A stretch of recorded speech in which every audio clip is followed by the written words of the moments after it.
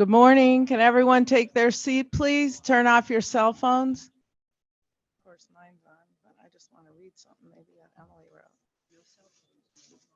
Well, I just might need to read something that somebody wrote. That's all. It's right here. I'm not.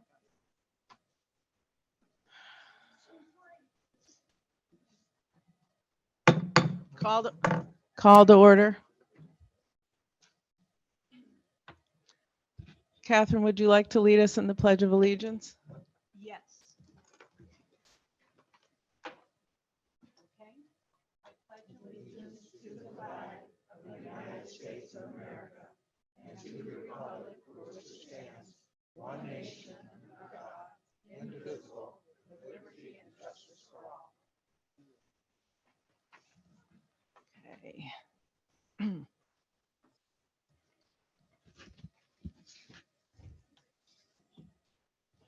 I need a motion for a flexible agenda. I'll make the motion, flexible agenda. I'll second.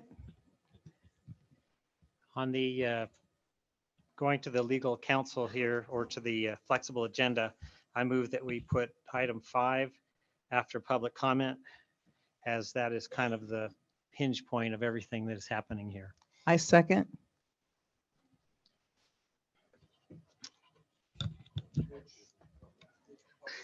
Five is going to be, Well, it'll there be shows a public comment at public 10:05. comment, then we're going to do item 5, item 4, item 3, in that order. Okay, so just a reminder that the public comment is for any item that's not part of the agenda. Right. So I you still understand. want that I'm going moved. to talk about that right now. So you have back-to-back public comments. No, don't we have one at the beginning and one at the end? Yeah, so which ones are you wanting to move? No. We're moving. Hang on, Sorry. it's Okay, my sorry. motion. We're going to do public comment that's stated here at 10:05, Okay, and then we're going to do number 5, and then 4, and then 3, and then public comment again is my motion. And I seconded it. so I guess I have a question. How do we do 5 before we take care of 3? Because we have board action on the table, which 3 takes care of. So it would seem that we need to do 3, at least 3 first. I don't agree because it doesn't matter. This is my opinion. All right, let me read my little statement. So good morning. In public comment, there will be no disparaging of staff. There will be no personal attacks. And you only get to go one time at each public comment and one time at each agenda item. You'll have 3 minutes. Good morning. I'd like to thank all of you that have come to this meeting, as well as those of you that have taken the time to write letters to the board. I have read all of your letters and I take all of your concerns very seriously. As a member of this board, I assure you that the priority of the board is to ensure safety, welfare, and the best interests of all students and staff. I do not feel that our current legal counsel has acted in the best interests of our district, which includes the Board of Trustees. I would encourage all of you to listen to Mr. Gilbert's presentation with an open mind. Give him the opportunity to respond to your questions and concerns. Thank you. So it's time for public comment. No, we have a motion. We have a motion made, right? So now it's time for discussion. Okay. I didn't, oh, we have to vote that? Okay, yes.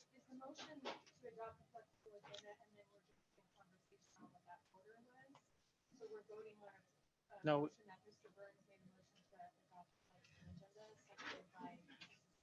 Yes.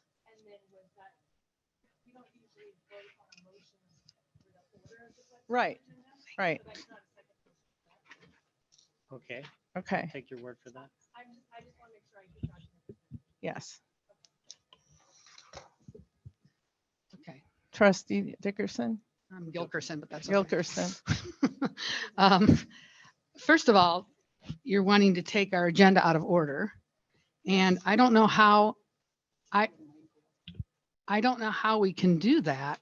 And I'm going to look at legal, how we can go ahead and move to 5 and select a new attorney when we still have an attorney. And item 3 is the RFP. So I'm confused, and I'm going to look at my attorney How does this, how can we go backwards like that? How can we listen to Joey Gilbert, hire Joey Gilbert, and then, or possibly hire Joey Gilbert, and then we still have an attorney. We haven't taken care of business. And the way it's listed, I believe this is the way we have to take care of our business. That's why it was written this way. Well, my comment would be, it would be foolish for us to fire current legal counsel until we've determined whether we have someone to replace that counsel. So if we don't hear from our counsel and whether we're interested or not, then firing current legal counsel would be a bad idea. Yes, Mr. Shu made mention about that we could actually have two legal counsels. So you can't say we can't do one without the other. So the order doesn't mean anything, because if we decided, we could have both, according to Mr. Shu on the last meeting. Well, I'm sorry, just to clarify. Thank you, Madam President, Trustee Burns. What I said last meeting was that one option that you had, which is not an option today based on your agenda, was that you could modify our contract to allow you to hire separate counsel for the board only. So, right now we have a contract in place. It's got a 90-day termination clause. On the other hand, you are free to move things around under the flexible agenda matter, and it doesn't make logical sense. I'll tell you that right now, but you have the discretion to move things around. And by the way, next to me is the managing partner of my law firm, Paul Anderson, who is your special ed lawyer, who's been doing that for 20 plus years. So. Thank you, Mr. Shu.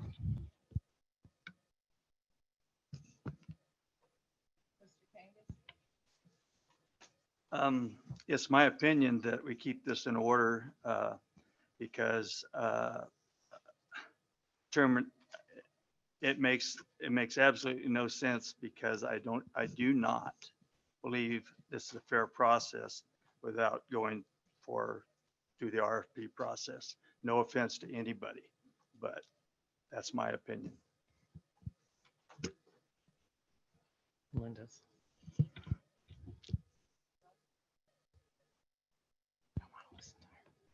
Are you not going to call him? Trustee being loud? Gilkerson? Thank you. I agree with Trustee Kangas that this process, again, is an attempt to, I don't know what the word would be, but is an attempt to move things around when we already had the agenda set. It seems a little sneaky to me to do it this way. I don't see any reason why we would not want to terminate first our RFP, then go to talk about if we're going to let our attorneys go, and then listen to Mr. Gilbert do his presentation.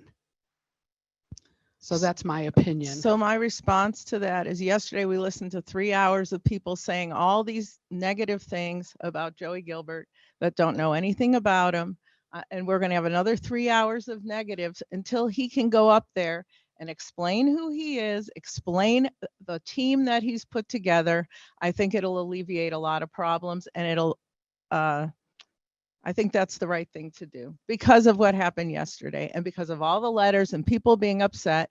I think we're going to hear the same thing over and over, but once he gives his presentation, I think people can ask him questions. And I think that's what needs to happen first. It's my opinion. I understand how you both feel, and it's all valid, but legal counsel said it was okay to do it this way. So I personally prefer to do it that way. I'd like to have him talk first. Everybody else, last meeting we had Mr. Shu spoke at length, and so I would like to hear from Mr. Gilbert. So, but thank you. Go ahead, Trustee Engelkirk. I mean, if we keep the current order, then we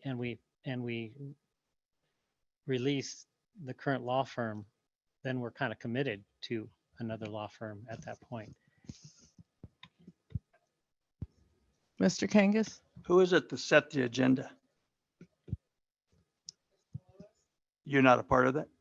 No, You weren't a part of the was a setting part this of- agenda? not the That's your order, job. not the order. Well, but I don't get to take part in that very much. Okay, thank you. Thank you. Mis- President Jansen, were you not emailed by me with the proposed agenda? I was. Okay, did you give me any feedback?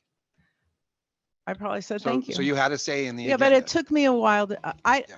whatever, to decide. Never mind. You caught me.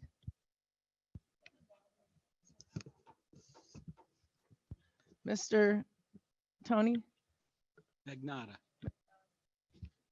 You know, this is a board, and the board is here to make decisions as a group, not as one person. And I think we need to adhere to that. That's the way it's supposed to work. Thank you.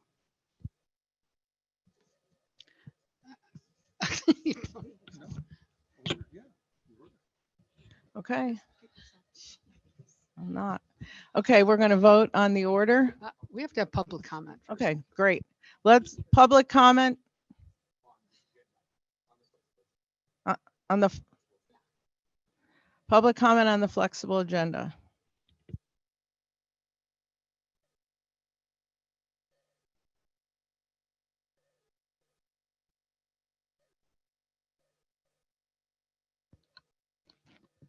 Leslie Hokinson. I think it's absurd that one person gets to seem to dictate what they're doing.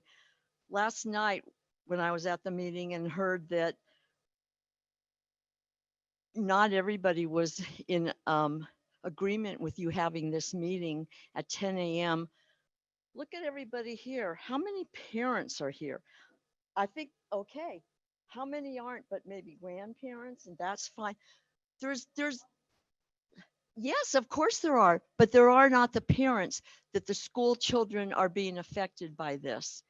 And the fact that you're having this meeting today at 10 o'clock when the parents of the students cannot be here is outrageous. And the fact that yesterday Tony was saying, you know, he didn't agree with it.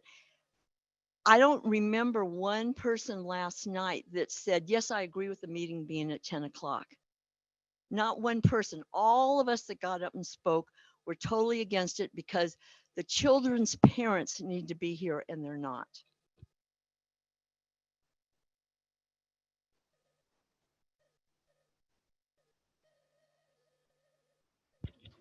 So only comments on the flexible agenda. Otherwise, you have to wait for public comment. Hi, Adrian Sawyer for the record. I do not think that we should move the agenda items. I believe those who are here, I think Mr. Gilbert should hear what everybody has to say. I don't think he should get a pass to hear our concerns. Thank you.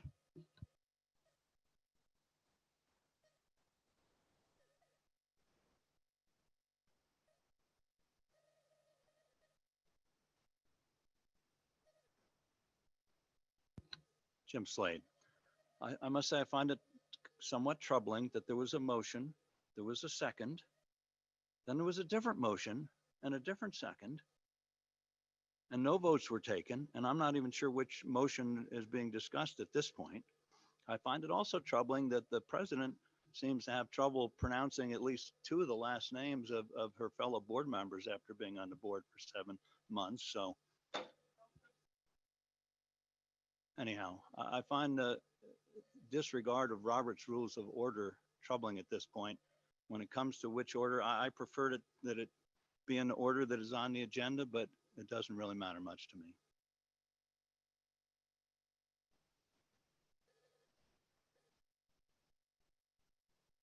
I'm Shep Curtis. I'm very disturbed in the fact that there is no parliamentarian. And I'm also concerned that the chairman is seconding a motion which is against Robert's Rule of Order. So I really have a serious problem with the way this board is operating. And this agenda item, I agree with this previous fellow, one motion at a time. And I have not heard any votes on either motion. And frankly, I think our attorneys especially need to be making comments on the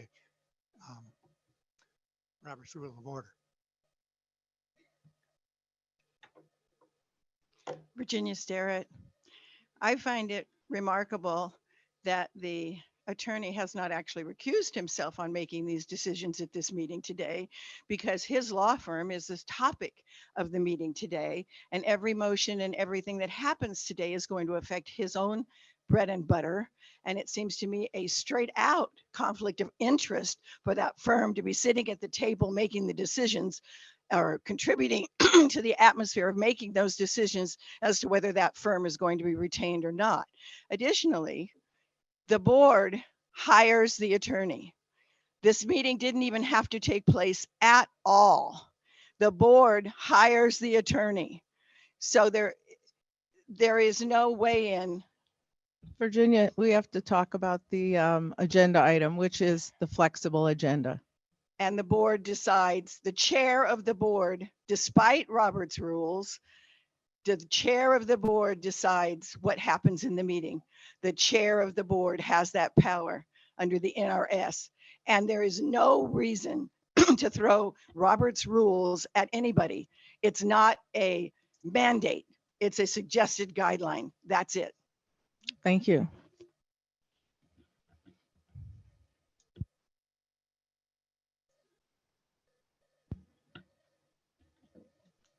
Morning.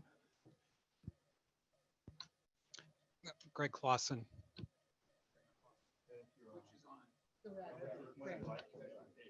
All right. So regarding the order, I'd be interested in present counsel. Who will be counsel if you're fired before Joey Gilbert is hired?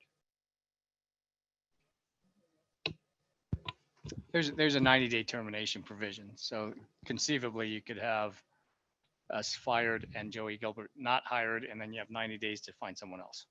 Okay. So that would have to be a separate motion? It's in the contract, but they'd have to have another process to hire someone else if they did not select Joey Gilbert. There's a 90-day provision. We're on here for 90 days. Okay, thank you.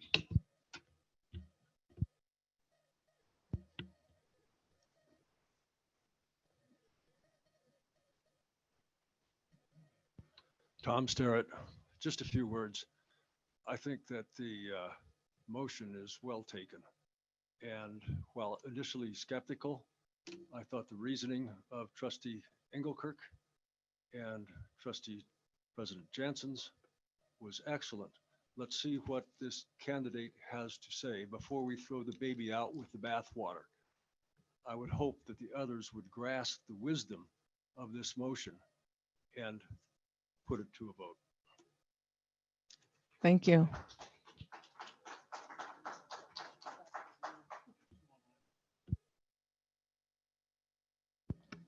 Aaron Miller, go ahead. Hi, Aaron Miller. Not sure if you can hear me. I do have a question. Okay. So you said that this is only allowed for the flexible agenda, but yet you let some other people talk about other items without interrupting them and adhering to your own policies.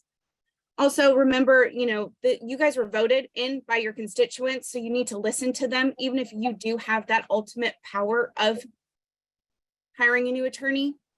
If you received the email in regards to the agenda, but only replied back, thank you, that means that you're not actually looking at your emails. So how are you able to make valid decisions?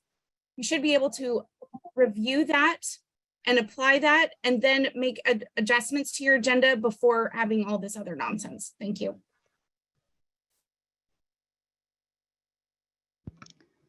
Shannon Friedman, go ahead. Hi, Shannon Friedman. I think you should stay in the order as the agenda was posted.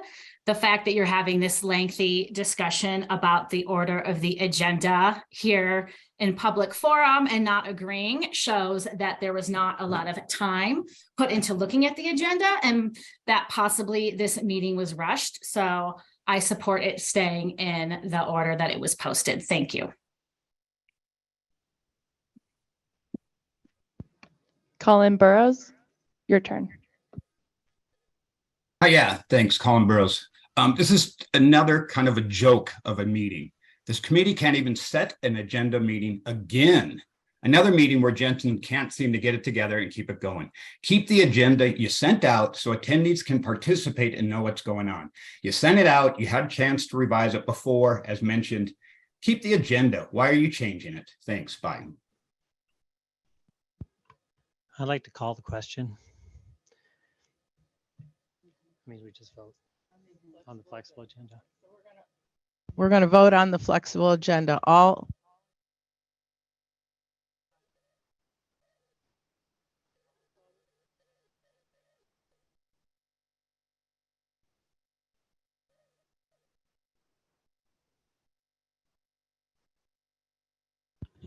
those that the motion passes: Burns, Dickerson, Engelkirk, and Jansen. Those opposed: Kangas, Gilkerson, and Magnata.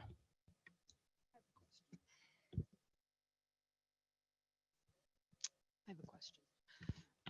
I'd like to take the vote on the second motion. I have a question. I'm sorry. I'm not sorry. So, What was the second? I don't know. I There have was- no idea. You have to vote on the change of the order. No? Okay. No, you guys have, essentially, that's what you did. That's what we just did. Okay. So my question is, so we're going to take selection of Joey Gilbert Law Firm as the district's legal counsel, and this is for discussion and for possible action. So at this time, what you're saying is we're going to listen to Mr. Gilbert, and then we're going to vote on whether we're going to hire him or not. Is that what we're doing? Or Yes, is it just for discussion? we're going to vote to hire him if we're pleased with what he says. Okay. Well, I don't think we even need to listen to him, but that's my opinion. Because we already know how the vote's going to go. Mr. Kangas?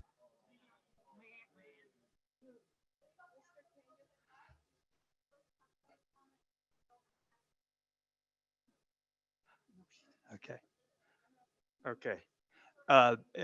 You might as well throw the rest of this agenda away if you do that first, in my opinion. Could I please have the lists for public comment so we could? Didn't we finish item number 1? Yes. So we're on item number 2. Yes. Just clarify that for the rest of the Okay, people that are in we this are room. now on item number 2, public comment.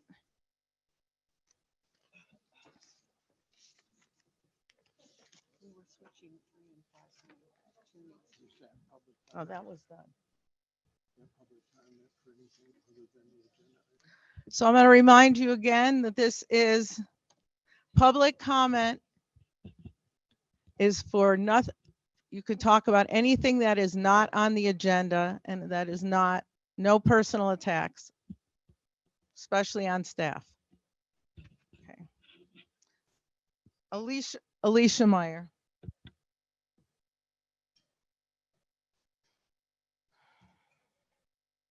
Or Alice Meyer.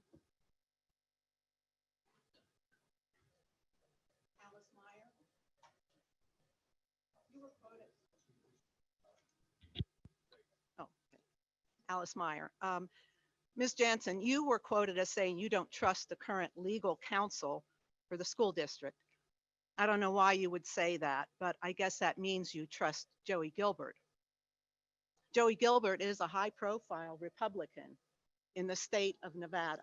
Excuse me, this isn't, we're talking about an agenda item. The agenda items have to do with hiring and firing I'm of talking legal about counsel. Joey Gilbert. That's an agenda item. You'll be able to do that after he speaks and he'll take questions. Then you'll be able to speak. Then we'll Okay, have. all right. Well, All right. I apologize. That's okay. Thank you. Jeff Church.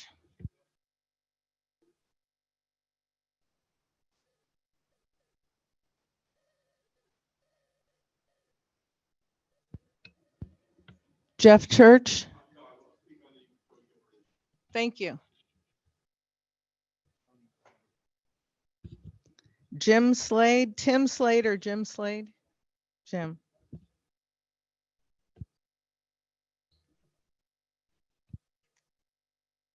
Jim Slade. I understand that this board has not addressed the issue of whether to hold Virginia Ranch to their promise to donate about 10 acres for a school site, or to allow them instead to build 8 homes to donate to the school district. First of all, I have an email for you from the previous DCSD Superintendent, Terry White, written to Tom DeLay, our Director of Community Development for Douglas County in August 2019, less than 4 years ago. The relevant sentence is this: if the Virginia Ranch site builds out, we will need a new school, period. Is there any reason to think that anything has significantly changed in the last 4 years regarding the need for a new school? Not that I know of. Also, 2019 was before the approval of the Buckeye Creek development with its 2,200 plus residential units right on the other side of Toller from Virginia Ranch and the proposed school site, which would make a new school all that much more necessary. And that does not include all the other 1,000 plus ongoing or approved projects just in the Minden-Gardnerville area, excluding Johnson Lane, Indian Hills, and the Ranchos. I'm providing the recent numbers of the as yet unbuilt dwelling units in those developments. It indicates there would be well over 4,000 new homes built just in Minden and Gardnerville, with more than 10,000 new residents, doubling the size of the towns. Current trends would show that at build out, you should expect more than 500 new elementary school students. I respect Superintendent Lewis, but I disagree with him on this issue. The superintendent recently told me that MES and GES can accommodate approximately 100 more students each. Do any of you really think that those 2 elementary schools can accommodate about 540 more students, a 70% increase? I would hope not. So what would be the plan? To bus students to Pinion Hills, Jacks Valley, Scarcelli, and Manili? That would certainly be contrary to the interests of the parents and the children. If you don't accept this land dedication, how will the school district pay for land and a new school in the future? Surely you recognize how reluctant county residents are to passing new funding issues, whether bonding or not. There is no justification at this point to amend the Virginia Ranch specific plan. The idea of having 8 workforce homes for teachers is not only a drop in the bucket, it is fraught with problems. Which teachers? For how long? At what cost? What about sheriff's deputies, firemen, nurses, or other deserving young families? Will the school district relish the idea of being landlords? Before too long, DCSD will need a new modern school to replace or add to the somewhat antiquated Gardnerville Elementary School in its current difficult traffic choke location. I urge you to hold Virginia Ranch developers to their promise to donate land for a future school. Thank you. Thank you.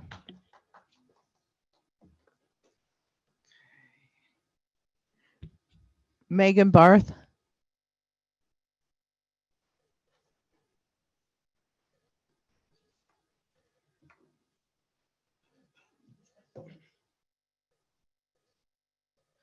Good morning.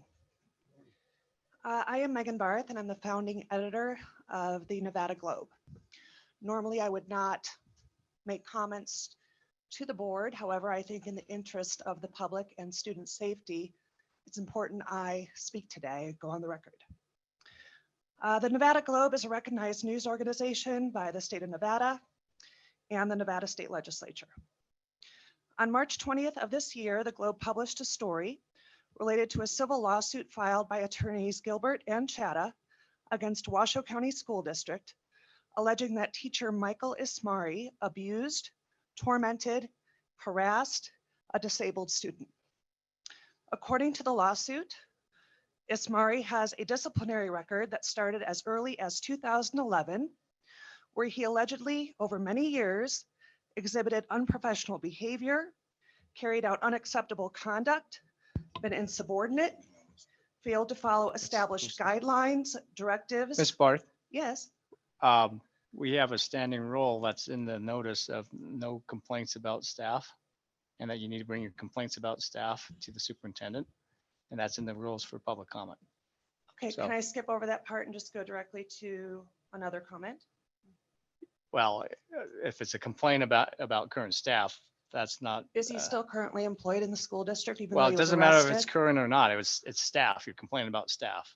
So Mr. Shu, even though this has been on Channel 4 News and in every local paper, we still can't talk about it? You're the one who wants to say no disparaging Right, people. right. And we have a rule that says if there's a complaint about staff, bring it to the superintendent's attention. And that's the rule that was in there. It's a facially neutral rule that this board adopted. I'm not complaining about the staff. I'm Thank you. simply just. He is a pointing out the staff. He was a staff But I'm member. not complaining. I'm simply pointing out public record of his lawsuit and what we have published and other news organizations have published. I'm not complaining about him. This is public record of which I'm reading. Well, you've made your point that of where to look at this article, but in terms of if you start going down complaints about the staff. I'm not complaining about the About- staff. I am Okay. reiterating public record. Okay. How much time is left? She never, Well, do I get my time back? she never mentioned a name. Sure she did. No. Did you mention his Yes. name? I did. That's the problem, I'm- trustee Dickerson. Okay, But this is I'm sorry. This is I'm sorry. public record. It's in a lawsuit. It's been Understand. published. So I'm not complaining. I'm just simply laying out what is already public record. Okay, It's not disparaging if you it's. got if what, it's about a minute public left? Record. Who's timing, Dave? How much was it? How much? She's got about a minute and a half? 2 minutes? Okay, all right, minute and a half. But again, if it starts going down the complaints about staff, whether Again, I'm current not or not. complaining. So I'd I like understand. to, I'd like to be very Understand. clear about that. All right. On May 1st, the Globe was contacted by a concerned Douglas County resident who informed me that this person was hired by the Douglas County School District. The concerned resident also informed me that this person had an active restraining order for stalking a woman who he had a prior relationship with. The resident was extremely concerned for the safety of Whittle students, where this person was hired as a teacher.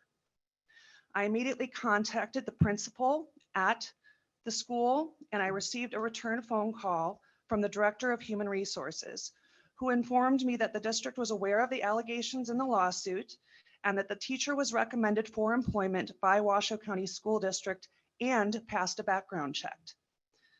In the interest of public safety, I then informed the Director of Human Resources about the active restraining order, and I asked him for the background check document.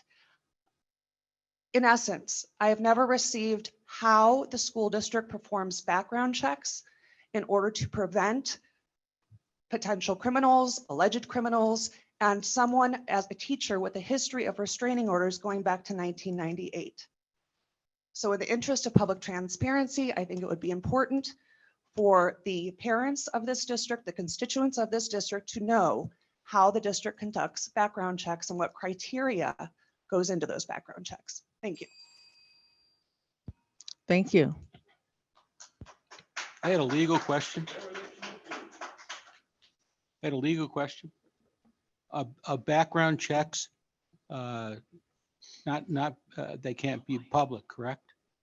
Because it might contain some health information. Well, yeah, personnel records, there's are confidential. There's an expectation of privacy that employees have in their personnel records. That would include the background checks. That's correct, Mr. Trustee Magnata.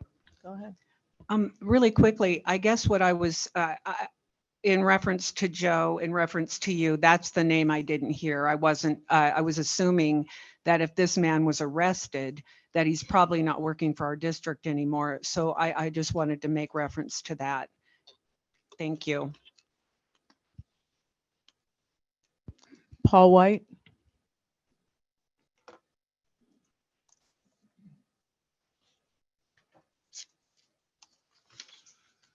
My name's Paul White. I've been teaching and as a principal in transforming schools. This is year number 50. I would suggest to anybody in the room, especially parents and grandparents, that you really want to consider the whole picture of what you don't know about your schools before you decide what to do with your legal counsel. For instance, how many of you in the room know that with a graduation rate of 93%, in other words, 93% of your kids were given diplomas? Do you know that about 50% of them test functionally illiterate who receive those diplomas? And I would think that creates a little bit of liability. How do you give somebody a diploma and tell them that they're qualified to go on if half of them don't have the skills to function? And so I would think you'd want that told. Are you familiar that you're heading towards 1 out of every 5 kids being classified for special ed, almost exclusively resource? It's the most, there's not a person in this room who couldn't qualify for special ed or to be on the autism spectrum. It's as subjective as can be. And so they're heading there. And that you've got to watch out that the trend right now in schools is, oh, well, that's no big deal. How can the fact that half your kids essentially don't have reading and math skills, how's that not come out? Where were your 11th grade test scores on your website? Why do they list 21 different ways to discipline a child if they're just supposed to be told, no, you can't do this? And the trend right now is absolutely turning schools into just social issue indoctrination centers, and to heck with the skills. And I would just encourage you, as somebody who's written, talked, taught, run schools nationwide for years, you want everybody from your board, your lawyers, to whoever. You want people who are going to be aware of this and tell the truth to this. And so when you're trying to make your decision today, you want to ask yourself, why haven't we heard this? And going forward, who would be best to make sure we don't stay so uninformed? Again, the fact that you look at this building right here, it's absolutely beautiful. Reno's got armloads of new schools. I think of one that costs $500 million. And it is so full of drugs and gangs and violence and extortion and robbery and abuse of teachers. But you look at the building and you wouldn't believe it. I haven't read a word about how Douglas County is dealing with the drug issues in their schools. And maybe they don't have any, but they ought to tell the rest of the country how they do it, if that's true, or is it just being ignored, and so on. Get somebody who's going to tell you the truth, whoever you judge that to be. Thank you. Ken Brown.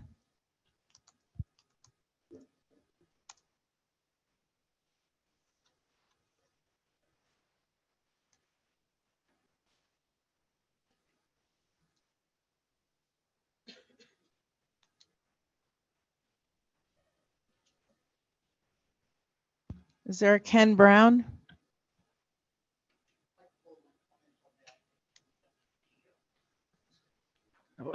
Okay. Thank you.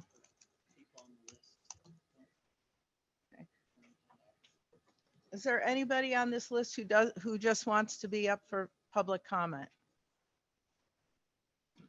On non-agenda items. A non-agenda item. Got 2 hands on. Okay.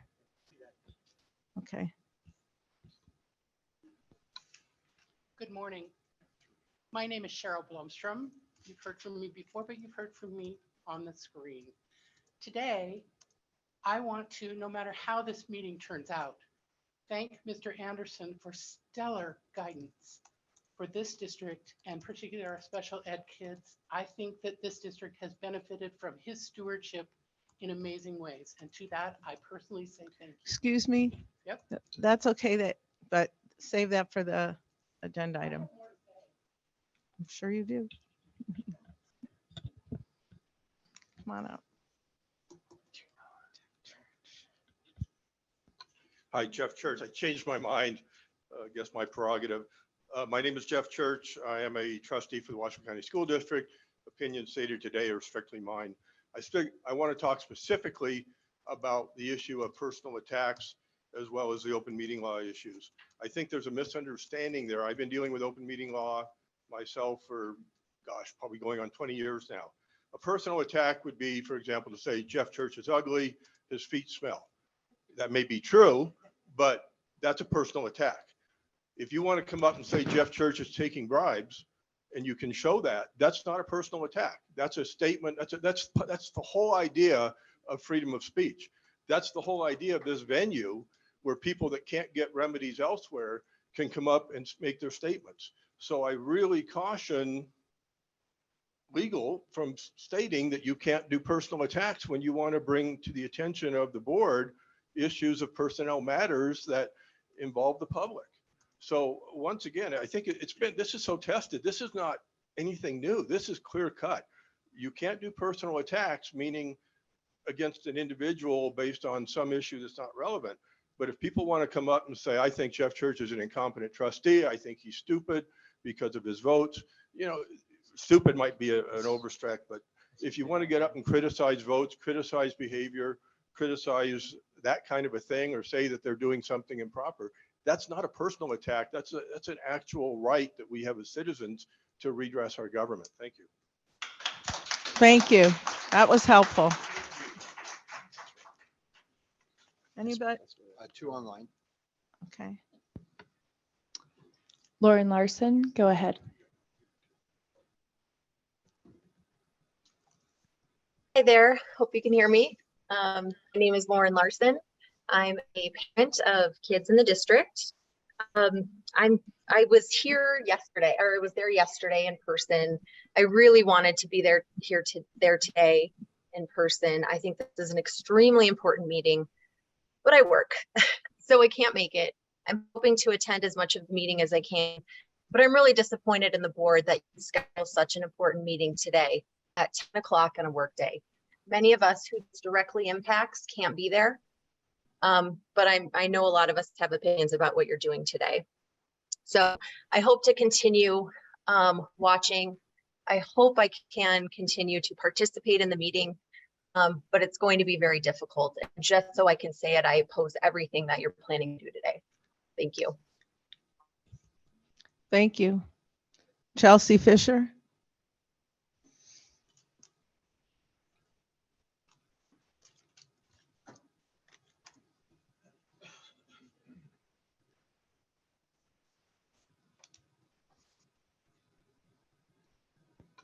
Chelsea Fisher for the record. I am also a school board trustee of Nye County School District, so I would like to disclose that comments here today are as my own individual capacity and not representative of my official capacity. In addition, nothing I am saying is legal advice, but I would implore you to ask your legal counsel this. As you are hearing today, they are silencing your constituents as they did last night. And I believe the attorney was trying to cite NRS 241.033.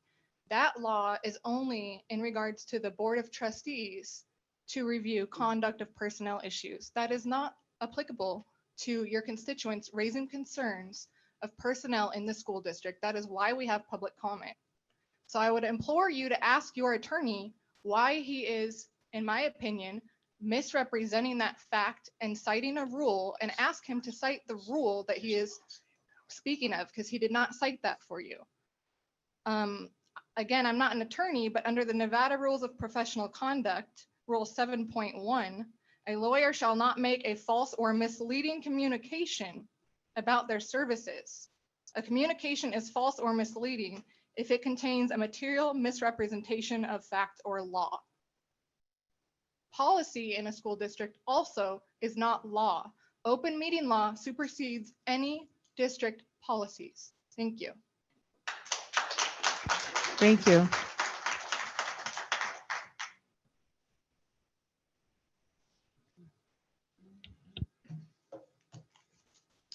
Greg Clausen. President Jansen, first, thank you for your efforts to encourage competition today.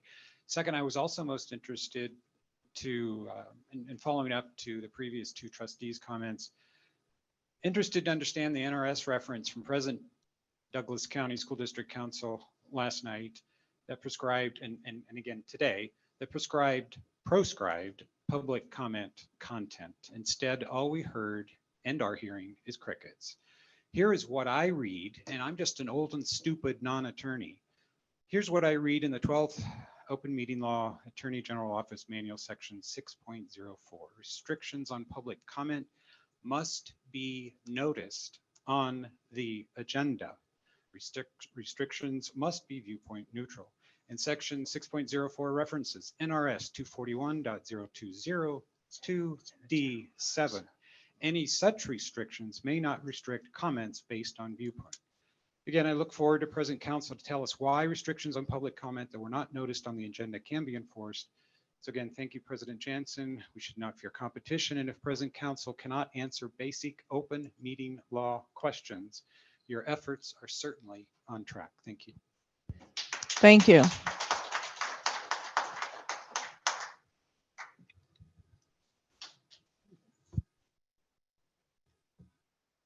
President Jansen, before we move forward, you have a public notice.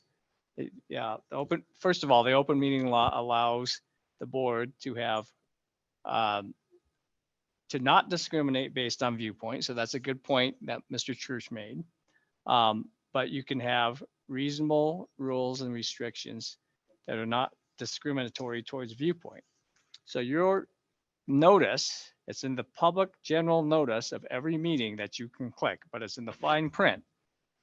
And it says no person shall orally initiate charges or complaints against individual employees of the district at a public meeting of the board.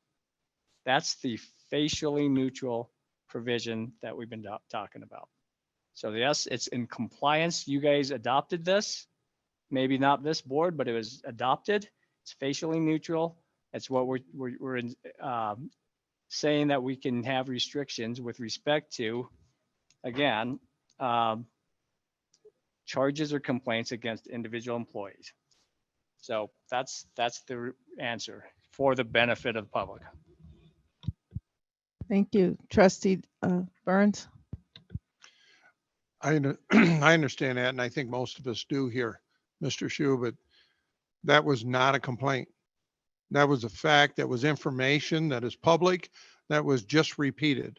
If you're referring to the lady that was up here, she made that perfectly clear. She was not complaining. She didn't file a complaint. She wasn't complaining. She was making a statement, and facts as information that's already public. She was allowed to continue, and she was given her 3 minutes. So thank you. Thank you. Any more public comment? Okay. Thanks. Hi, Adrian Sawyer for the record.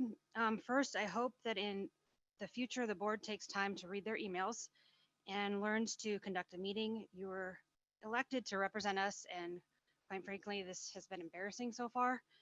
Second, we haven't heard about the things that the previous speaker spoke of because we are spending too many times on non-existent CRT, the transgendered issue, and here firing our lawyers. We should be spending time on things that really affect our students, like teacher retention, schools function, and construction.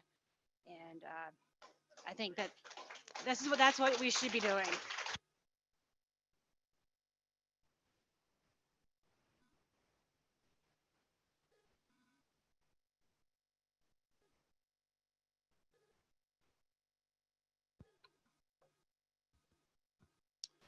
David Seat for the record.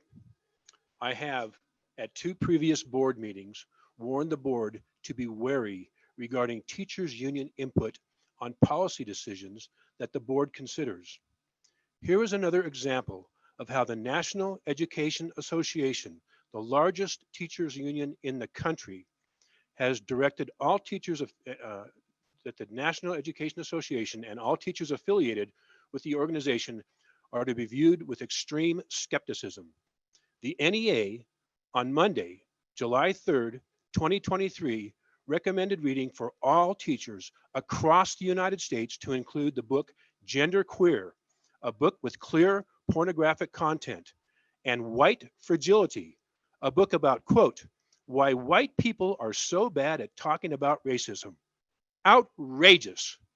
Board members, administrators, parents, taxpayers, and children, beware. Thank you.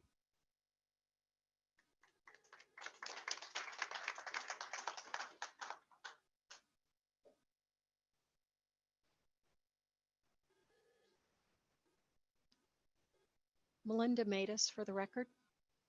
I just want to clarify what I was at the meeting last night. I understand that there were 60 some emails. One of them was mine. It was not a form letter. It was not taken with consideration of anybody but myself. Let me know when you can concentrate on me. I'm speaking. Thank you.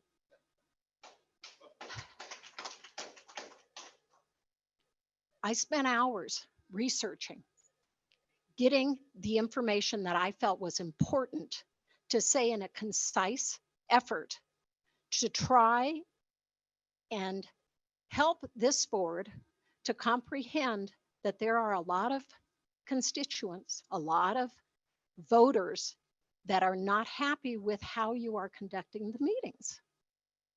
And I am concerned that you did not take our emails and actually read them and disseminate them amongst yourselves, all of the board members, because we're not important. You have an agenda, and it doesn't include our children. It doesn't include this school district. It doesn't include our staff.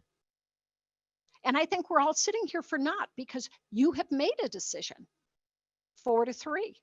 It's determined. And you're not listening. You're not hearing us. But I am certain there are ways that people can be heard. And I think it is important for you to understand that, yes, you ran on a certain platform, but we pay the taxes in this community, and we have a right to make sure our children are safe, that our children are educated, and that we are protected in this district against lawsuits that will cost this school and every school here money, and our taxpayers money. Thank you. Thank you.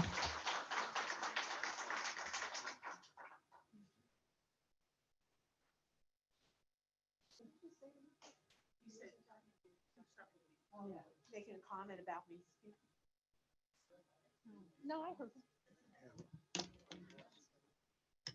Rude.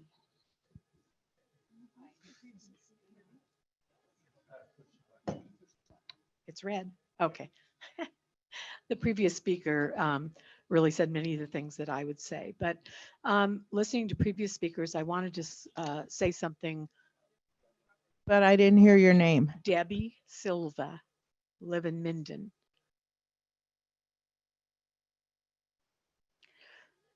I want to support the teachers. I think that it is wrong to attack them and their union. Teachers' unions and teachers' input to this process and to what they teach in the classroom is very, very important. To discourage them,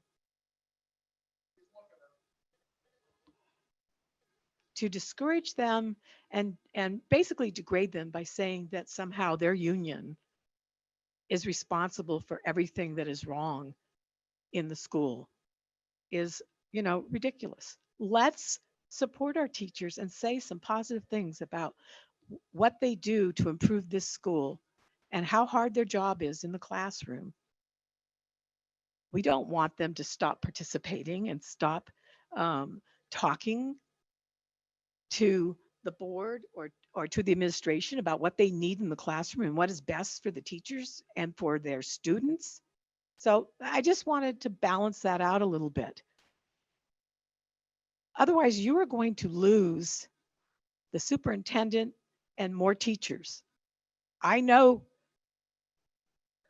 that the parents really support the administration at this school and they support the teachers. And I think this public comment that's somehow trying to put down the teachers is just not conducive to an environment, a positive environment in the school for our students. You think students don't hear about what goes on in these school board meetings? What does that tell a student?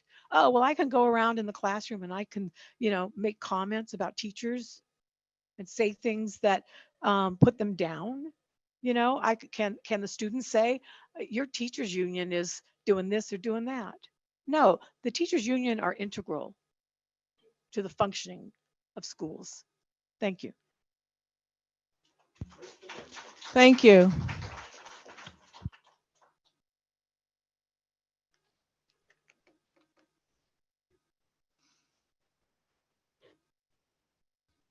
Is this on? Do I need to? All right, thank you. Maria Falconeri for the record.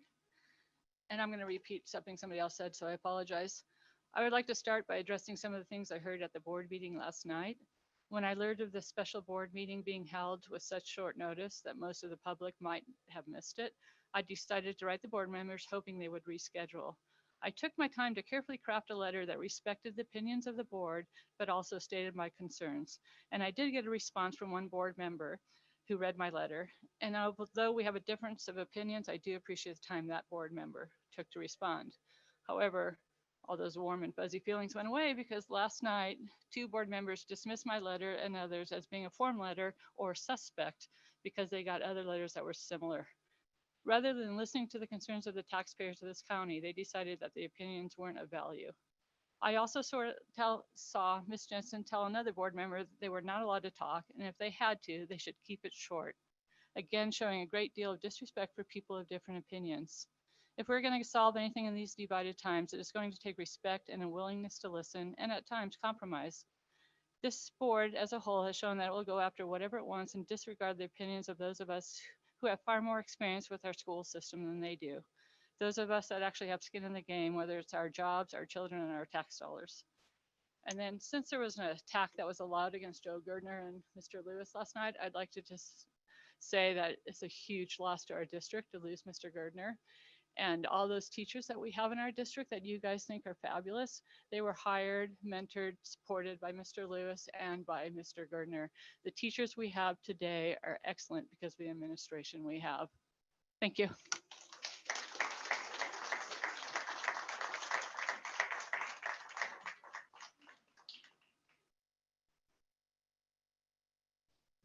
Hi, Lori McKimmey from Gardnerville. I just have a couple of questions with kind of the RFP process. I'm kind of shocked that we're here already with voting on a new attorney, considering it was just decided that the Excuse me, RFP honey, went that's out. an agenda item. Do you want? Well, I just want to kind of understand the process of the RFP. Maybe Mr. Lewis, Superintendent Lewis, can explain it to us. When that's an agenda item, Yeah, then we can Mr. better Lewis- explain at that agenda item, All okay? right, Thank you.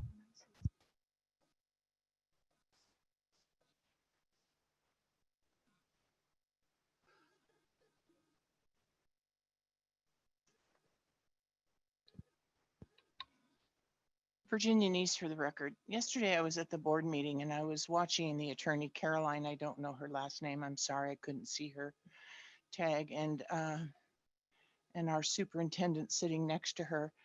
And during Mr. Seats' 3 minutes where he spoke regarding the discharged teacher, the superintendent was taking copious notes. He tapped the attorney Carolyn to get her attention and whispered something to her and conferred with her, and then she jumped into action with her objections on violating open meeting law. Otherwise, she would have just let these events pass. She was prompted. Another example of how we are not receiving good legal representation. There were 4 instances yesterday. That was just another one where we weren't getting our representation. This needs to be noted. Our legal representation is supposed to act as a parliamentarian as well. So it was our superintendent being uncomfortable with the subject that Mr. Seat was talking about, maybe possible culpability in the hiring of this individual with numerous restraining orders. Watch the video, it's all there. There was some uncomfort. He prompted the attorney to speak.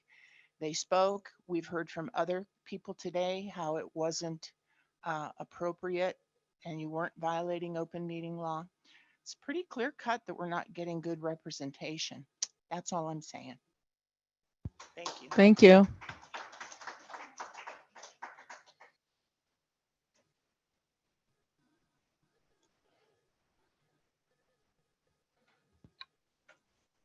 For the record, Laura Cadeau. I too want to stand up for teachers. I want to remind this board that you have an obligation to develop public trust. One way to do that is to set meetings where parents can attend. Another way is to set meetings where your teachers can be here. I told you yesterday that I rewatched all the meetings of 2023. I've heard how much you think our teachers are wonderful.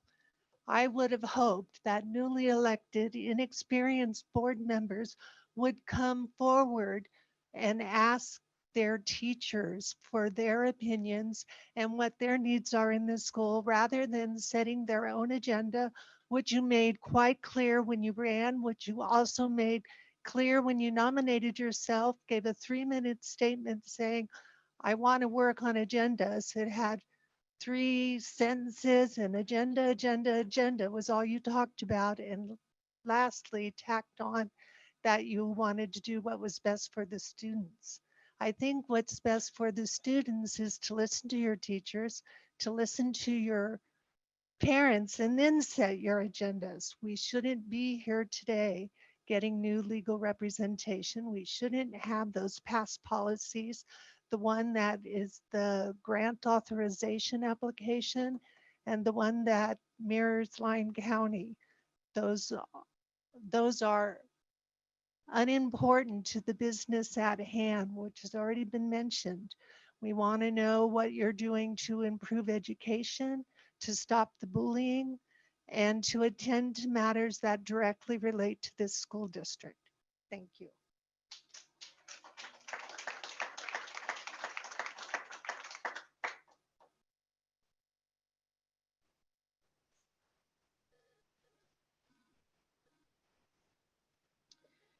Sophia Rusakis for the record. I wasn't necessarily planning on speaking, or whatever statement I was going to make was going to be a vastly different one. I am both a parent and taxpayer, and I only say that because it seems to be something important to mention. I want it noted that there are many community members, actually folks who have voted for you, who do worry about the backlash that they face when they make public comment here, whether it's from the audience members or from the board. And I find that to be something that is heartbreaking. That was part of the reason why I didn't want to speak today. I don't think that that is very democratic or a good example for the students that we are all supposed to be protecting and the ones that you're supposed to be representing. I also find it embarrassing that as a district, we end up with agenda items that bring down the news channels from Reno. Thank you.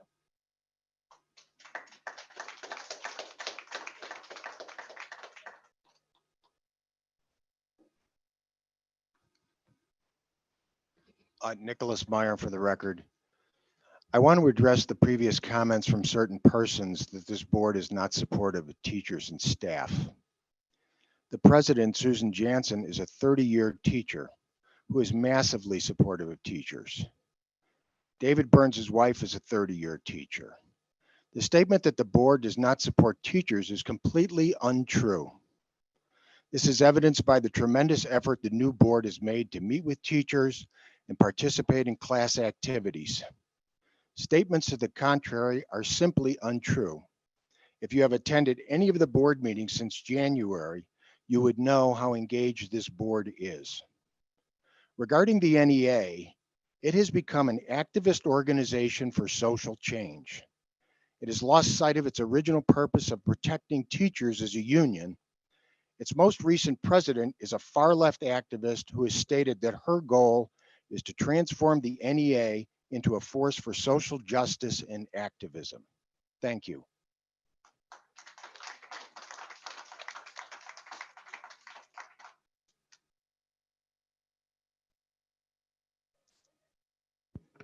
Melissa Roos, go ahead.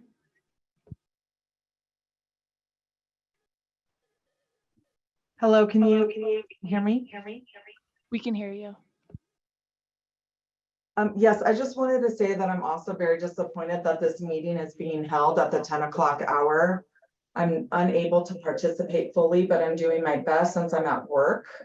I'm very disappointed with what is taking place here today. It's a distraction from what's truly important, which is helping better support our schools and teachers. I hope you'll listen to the outrage of the community and change what you're intended to do today at this meeting. Thank you.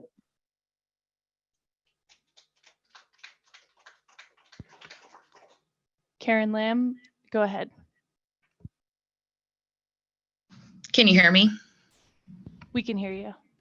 Hello, my name's Karen Lamb for the record. Hello to everyone there. Most of you know me, but I will introduce myself. I'm a teacher at Douglas High School and I'm a graduate of Douglas High School. I also, under ridicule today, am the president of our teachers union, and I would like to speak to that. I want to say I apologize for not being there. I'm actually currently in Santa Barbara at a student leadership camp, which is one of the many ways I work to support students year round. And most of my students, parents, and colleagues would speak to my dedication of that. But more than that, I want to talk about this agenda that keeps coming up. And I don't disagree with the public comments that the NEA has some agenda. And I'm not at all saying that's untrue. I know in previous board meetings where I've also been able to not able to attend because I was at student events, that there was this, that I didn't know that, or that I'm uninformed or unaware. I'm not. I guess my point would be that, yes, there are national agenda items. They've been dressed in this board meeting for the last 6 months, the threat of national agendas and different things that we don't want. I guess I'll ask the same question I asked then. Where's the evidence that you've seen it here in our district? When we talk about this and we talk about them losing sight, and yet that's your opinion, that's okay, fair. Where have I lost sight? That's what I want to know. Where have we as a union lost sight? A couple of examples that come to mind. First, there was talk about masks and keeping kids out of school. Whereas a district, our previous president and their board worked tirelessly with the superintendent and their office to make sure our schools stayed open and that our kids were in school. They fought against that agenda. So I'm not sure, again, where's the evidence that our union did not represent that? Second, the suggested readings you just said. I've never suggested those readings. We've never discussed them, and it is not something we plan on doing in the future. And so I'm a little confused as, while we can be wary of national agenda items, I want us to make sure that you know that as a president of this union, I am focused on our teachers, our certified staff, and our students. Because as a graduate, as a teacher here for decades, as a lifelong Carson Valley resident, I believe in protecting those people. I believe in what they do. And I agree with you. I do think some of our board members have emphasized that these agendas they don't see in our classrooms. And I have invited every board member to come to my classroom. And I'm proud of my students. I'm proud of what we do. And I think that's the part where support comes in. We keep getting attacked. We keep getting this, but we never get the benefit of evidence. And that's where it's difficult to feel supported. That's why I'm sitting in Santa Barbara and taking a break from my students to make sure people hear from me that I'm here not as a national agenda. I'm here as a Douglas County lifelong resident who believes in the kids and our staff and what we do for kids. And I'll just end by, I apologize. Thank you so much.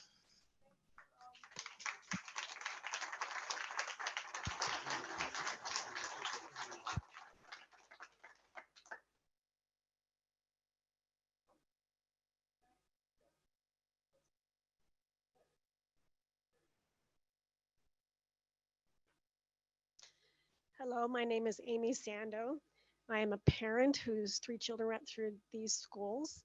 I am a resident of Douglas County and I'm a teacher for Douglas County School District. And one of the first things I want to address kind of piggybacks on what Karen said. Yes, we belong to the National Education Association. The books that were mentioned, those come out in a newsletter. We can choose to read the newsletter or not read the newsletter. For me, it's what I have time for. And there would simply be, here's what this book, a summary of this book. We are intelligent thinking people. My book club read Right Fragility because as a book club, we want to learn other perspectives. And as a teacher, it is very important for me to understand other perspectives, including our LGBTQ+ community. So I feel very attacked with those kind of comments as a teacher in this county, and I don't feel supported by several current board members. I run the drama program at this school, at Douglas High School, sorry, and no board member has recently been in and supported or come to our productions. That used to be something that happened, and no one's ever come into my drama classrooms. The other thing I would like to address is the ACT. I'm a junior teacher, so I help prepare students for the ACT, and I also proctor the test. These tests are reading tests. They have to read multiple passages in order to answer the questions. Yes, our students can read. 50% of our students are not going out into the world unable to read and do math.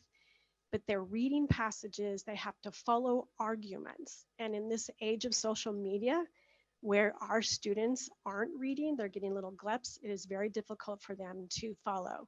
Also, because it's not high stakes for them, they don't get anything out of it. More and more students I see as a proctor, and again as a teacher, hearing from students that they're not taking the test seriously. And they won't. Scholarship isn't what's attractive to most of them if they're not going to college. And so they do more and more simply do this and then sleep. So, but I do want to stress also that our scores are very high in the state, which was not stated. And across the nation, our scores are also very high. And our teachers work really hard. And I want that to be noted. Thank you. Yeah. Now I'm going to say, Miss Sano, Miss Sando, anytime a teacher invites me to their classroom, I always come. So please invite me next year. I promise to be there. I would love that. Thank you. I'd like to just say something for the record. I hear a lot about money and how we don't support teachers. My husband's a teacher. That couldn't be any further from the truth. And for the record, I care about one thing, and that is what is downloaded into our children. That is my focus. So thank you. I have something else.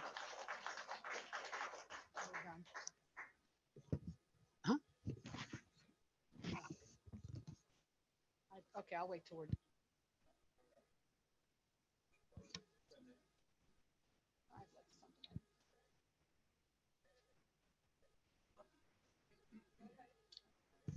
Thank you, President Jansen. Okay, I'm going to close public comment first. We have no more online, nobody else. Thank you all for your comments. Thank you, President Jansen. I would like to say something. I am sitting here afraid. I am so afraid you want to take our agenda out of order. And I have to tell you that what's going to happen, you don't even need to be here. What's going to happen is we're going to listen to Joey Gilbert, and then they're going to vote him in. So we'll never get a chance to talk about the termination of the RFP. We're never going to get a chance to even, I guess, talk about our lawyers. It's going to be already done. I am afraid because I have things I'd like to say to item number 3, the termination of legal counsel. And I'd like to have my voice heard before we hear Joey Gilbert's voice. I feel I have that right as a school board member. Not that I mean, we've been here an hour and a half already. People are going to start to leave. Once we vote him in and it's a done deal, people are going to go. And I would like to have my voice heard as a board member that has been on here for almost 7 years. I think I have that right to be heard. And I'd like to take number 3 first.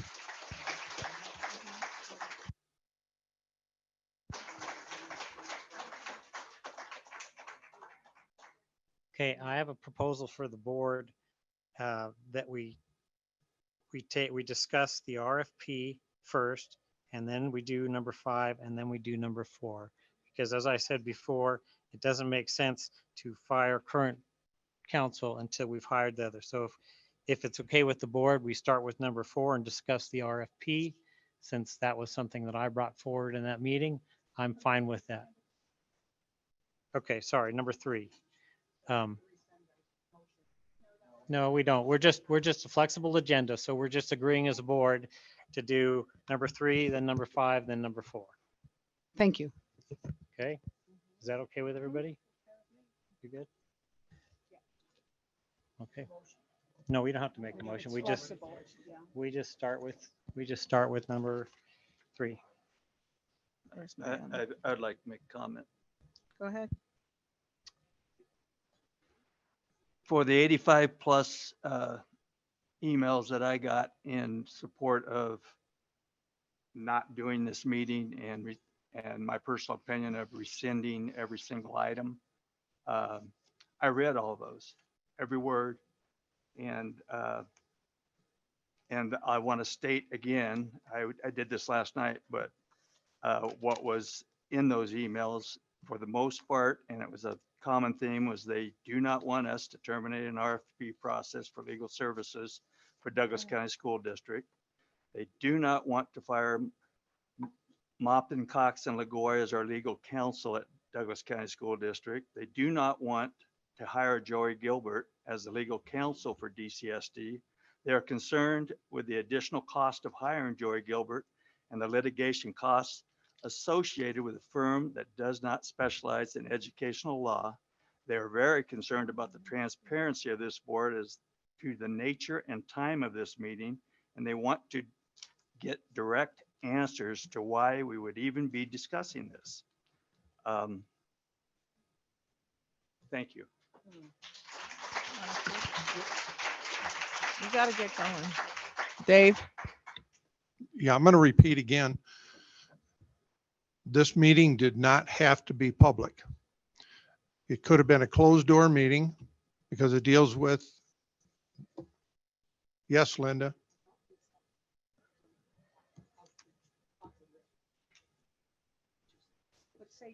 It's funny that we've talked to 4 or 5 different attorneys, and they've all said that this is could be a closed door meeting. You can take no action in closed session. That's what the open meeting law manual says. That's what the open meeting law. The Attorney General says you can talk about things, but you can't take any action in closed session.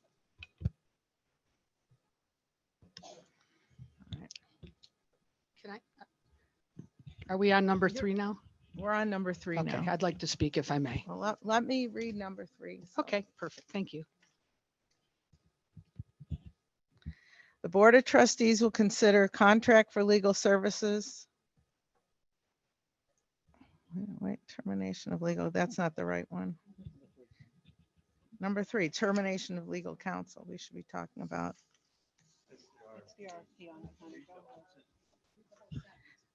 Okay, termination of legal counsel RFP. The Board of Trustees will consider a contract for legal services with its current firm, which will include discussion and possible action, whether to terminate the RFP process for legal services of Mopin, Cox, and LaGoy. Thank you. Okay. Am I recognized? Thank you, President Jansen. Okay, first of all, I'm also wondering why we are here today. Last meeting on 6/13/23, we had voted to put an RFP process, one that was fair and transparent. I went back to look at our minutes from 6/13 to see if I missed something. I wasn't really sure. So one of the things in our that was stated by Mr. Burns is he said we have a right to fight things, and I agree. He spoke in support of finding new legal counsel, but is not comfortable with 2 legal counsels and suggested putting out an invitation to hear from other legal counsels. Mr. Engelkirk said he would like the opportunity to hear from potential law firms before deciding one way or another on this issue, and said firing or agreeing to 2 different legal counsels, he didn't think that was the best way to go.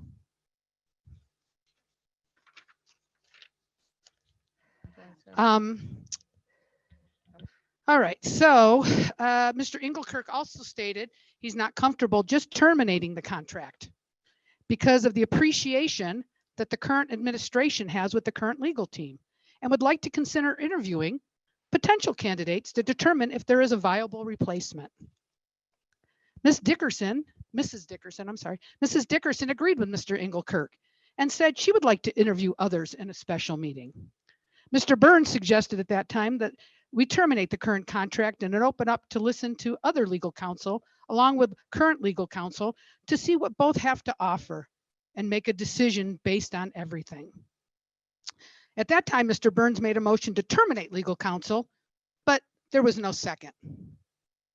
Mr. Magnotta made a motion to retain the current law firm under the same contracts that the district had with them. And I happen to second that. Mrs. Dickerson supported postponing for a special meeting to look at other legal counsels to interview, to which Mrs. Jensen and Mr. Kangas agreed.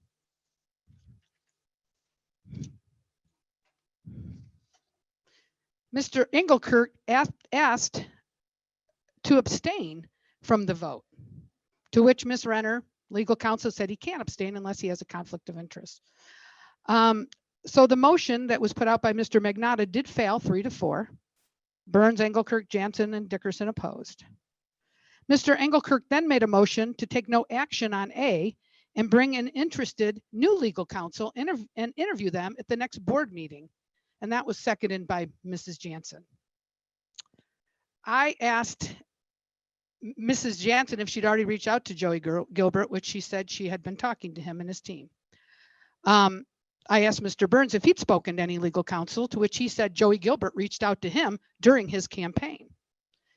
Mr. Magnotta asked who was going to interview them, to which Mrs. Jansen said the board is going to interview them and they have somebody they are bringing in. And if the superintendent or any of the other board members wanted to bring another counsel, they may do so. Let's see. Almost done. Mr. Engelkirk amended his motion to say at a special, oh, I know, there was a motion made that they said that they wanted to have it happen during, Mrs. Dickerson said she wanted to have it happen during our board meeting, to which Mr. Engelkirk amended his motion to say at a special board meeting to be determined, which was seconded by Mrs. Dickerson. A new motion was made by Mr. Engelkirk to take no action on A and bring in possible new legal counsel and interview at a special board meeting to be determined, seconded by Mrs. Dickerson. That motion carried with Gilkerson, Kangas, and Magnotta opposed it because we did not want to fire our current superintendent or current legal. Okay, let's see. The board engaged in discussion regarding an RFP. Mrs. Jensen stated that she thought we should keep it open and see the quality of whoever comes to the interview. Mr. Engelkirk suggested the RFP and qualification list and what each firm specializes in could be part of the RFP. Then interviews with the board and make a decision to change or keep legal counsel. Mr. Lewis stated that he could take some time due to staff vacations. This could take up to 6 weeks. Mr. Engelkirk made a motion that the district put out an RFP with a list of qualifications required in order to be considered as a candidate to become Douglas County School District Legal Counsel, seconded by Mrs. Jansen.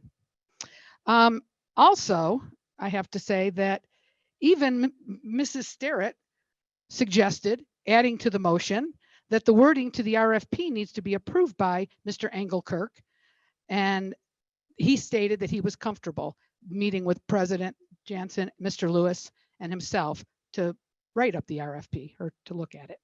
Again, this motion carried 4-3 with Kangas, Gilkerson, and Magnotta once again voting no. Let's see, one more thing I have. And then, okay, so I'd like to make a motion that we do not terminate the RFP process, that we keep in place the motion Mr. Engelkirk made June 13th, stated we put out an RFP with a list of qualifications required in order to be considered as a candidate to become Douglas County School District Legal Counsel. Thank you. Okay.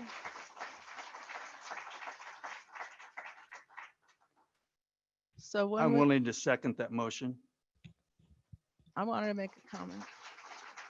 We're going to vote against it. Okay, so I received this RFP. I read it. I showed it to several attorneys and they agreed with me, and I could read one attorney. There's several here that might speak on this issue, how biased and exclusionary it was. And it was written by Mr. Shu, who has an interest in doing what's best for him. And I believe it's written to totally exclude many other law firms, including Joey Gilbert.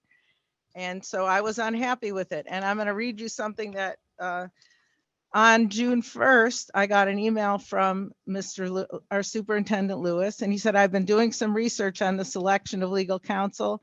Attorneys, auditors, consultants, sped contractors, etc., are all considered professional service and do not require bidding by the NRS. So the board is not required to go through a formal process and could select legal counsel as long as it's properly noticed on the agenda. So after being so disappointed in this document, the officers went in and made these arrangements according to the NRS. Thank you. Go ahead.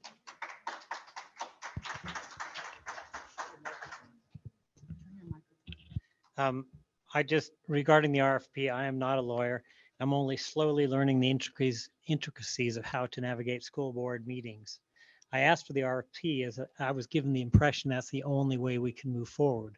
When I would learn later that that was not required, I was no longer interested in the RFP process, since I personally don't have a lawyer that I was interested in. I was aware that Ms. Jansen has been talking with someone, and I wanted to hear what he had to say. And that's what I'm hoping we're going to get to today before too long.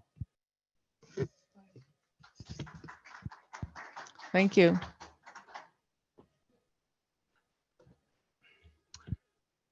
Doesn't everyone think an RFP process is fair and transparent? To hire one lawyer that comes in as designated by others on this board, it's not the way to do it. There's got to be fair competition.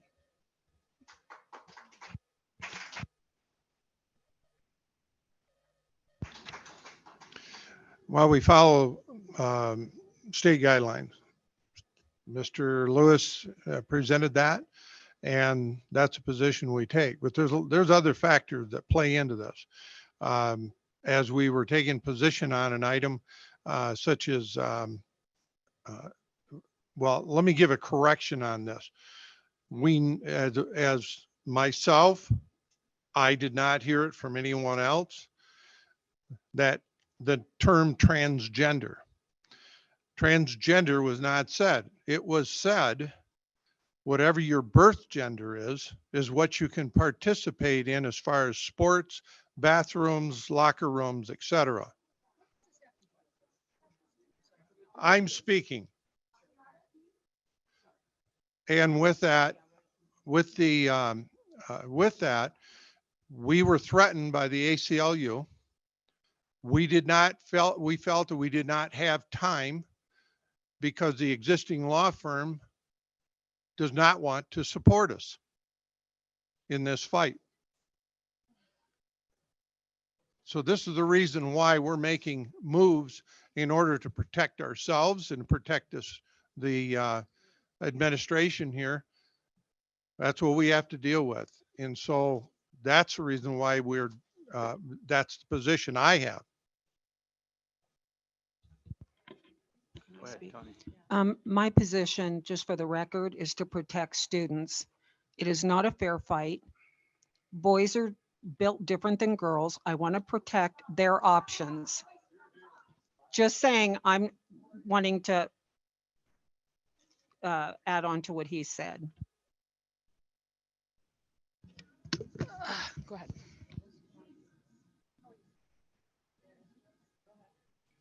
I just want to say something. We want to hire a law firm or lawyers that have their expertise in the type of law that we have as a school system and as a school board. So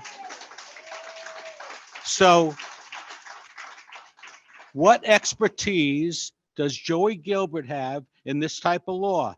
Zero.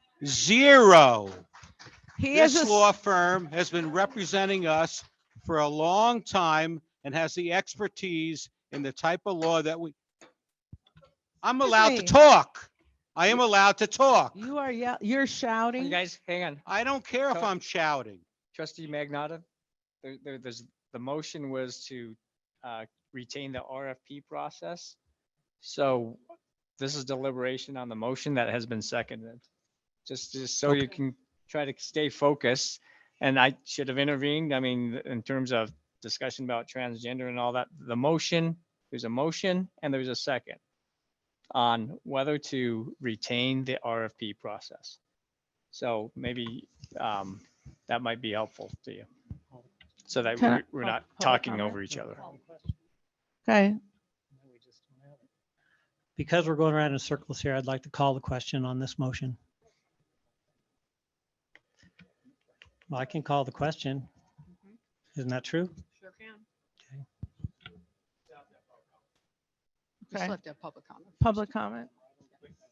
Yes, it is. Yeah, we're still deliberating. Yes.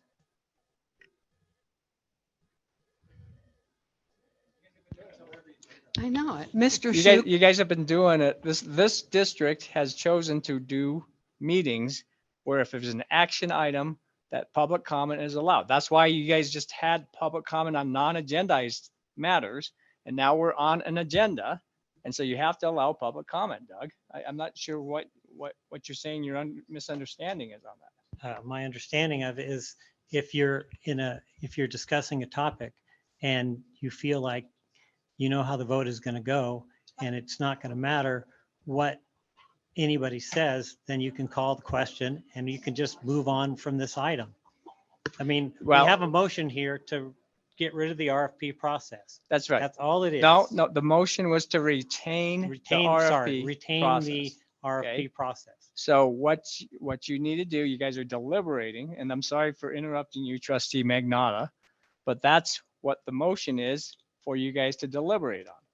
After deliberation, you chose to do the process where you let the public provide input on the motion, and that's the process. So it's not where you can skip the public comment part of it. That would immediately void the vote if you had a vote. I guess my reading of Robert's rules then is, Well, I didn't understand it. I'm sorry, trustee Engelkirk, it's governed by the open meeting law.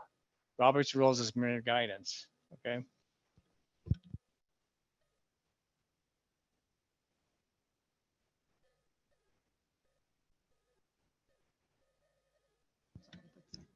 Okay. And I know this may be, I have to respond to what trustee Burns said about the ACLU. They have not filed a lawsuit. Let me just be clear. They've not filed a lawsuit. There's no urgency to push somebody in quickly. If we don't do anything to break the law, they have nothing to sue us for. So there you have it. And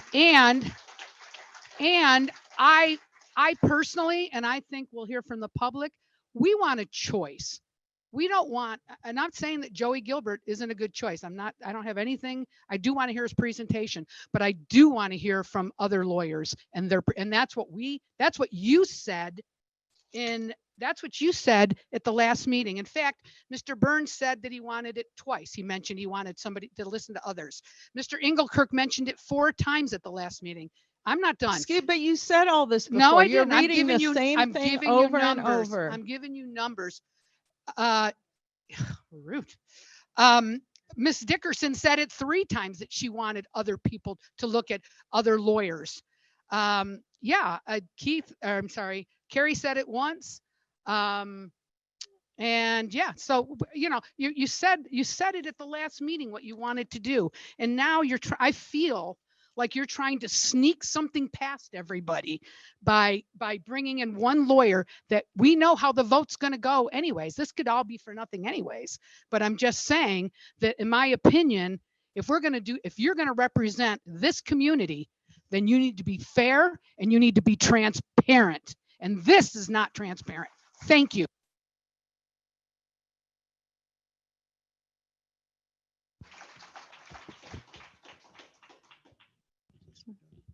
Public comment?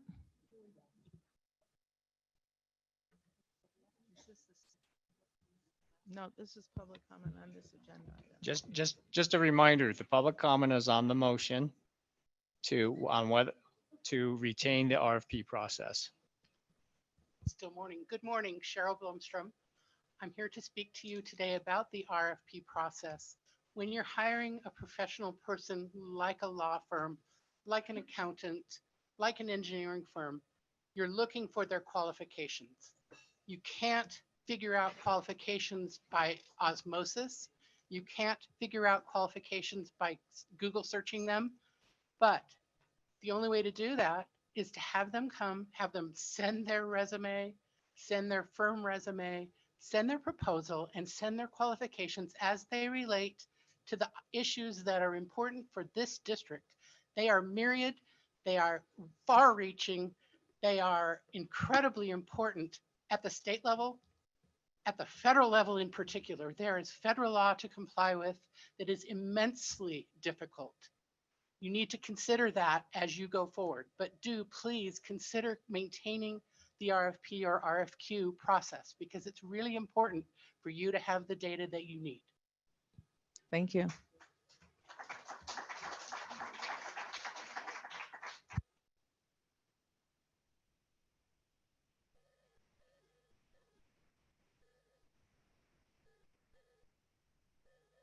My bad. Is that better? I'll start over. Good morning, trustees. My name is Cynthia Mohuden. For the record, I live in State Line, Nevada, here in Douglas County. I come to you as a resident of Douglas County, but also as a parent of 2 young adult children, as an attorney who practiced family law for 30 years in the state of Oregon. To clarify, I'm not a Nevada lawyer. I have to say that. But I practiced law for 30 years and I raised 2 kids, and damn, those were hard jobs. Let me tell you, both of those jobs were hard. Being a parent was harder. And I worked with a lot of teachers and administrators because I have a special needs child. He's a young adult now, but he's on the autism spectrum. So I've been through it with my school district up in Oregon where I raised my children. And I have to say, this process is just shocking and appalling to me. And I know what it is to be a good lawyer. And what it means to be a good lawyer is sometimes you have to tell your clients what they don't want to hear. Sometimes you have to tell your clients what the law is, what they're doing is harmful. And that's what I saw when I watched the meetings in May and June that the current law firm did. And I'm not always a friend of school district law firms. I'll be the first to admit that. I've been on the other side of them, not this particular firm. So I know how they operate. But this firm seems qualified and dedicated to this district. So I support them as a citizen of this county. And for this board to just throw them out because they didn't like what they said without really looking at why and what their purpose was. What they were doing was their good, righteous, and ethical duty. So to go to a lawyer that's going to tell you what you want to hear may make you feel really good in the moment as a client. Wow, that lawyer agrees with me. The problem is the Nevada Constitution, especially question 1 that was recently passed, does not agree with you. And for your lawyer to advise you as such is your lawyer doing their job, and they deserve your respect and your thanks. Not for you to treat them the way they've been treated. And it's frankly, I'm shocked that this law firm's still on board. I thank them for sticking around and doing your duty.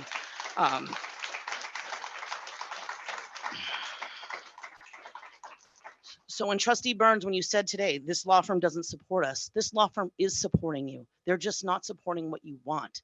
And as one of the other speakers at one of the last meetings said, if you don't like the law, run for the legislature, not the school board. Thank you very much.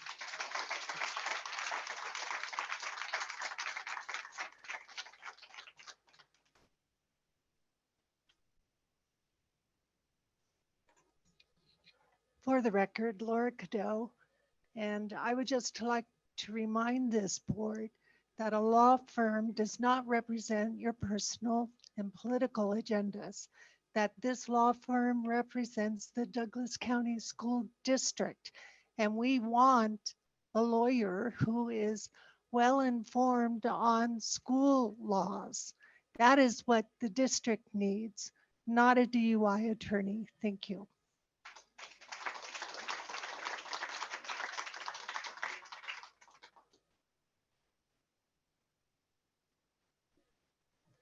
Ken Brown, thank you for postponing my comments till now. I had a little trouble following your agenda. But I'm totally in support of keeping our local attorneys that we have here right now. I've researched them. They've done tremendous work for you. It appears that some of you do not like some of their advice, but most of you probably have not read what they're governed by. And I'm not saying anything good or bad about the counsel you want to hire, but I don't see anything in his resume that would support him to be a good counsel for this board. It might be a good counsel for individual board members, but not for the board in general. I would encourage the board to look at this administrative organization for school districts and get a parliamentarian to help you get through your board meetings. Thank you very much.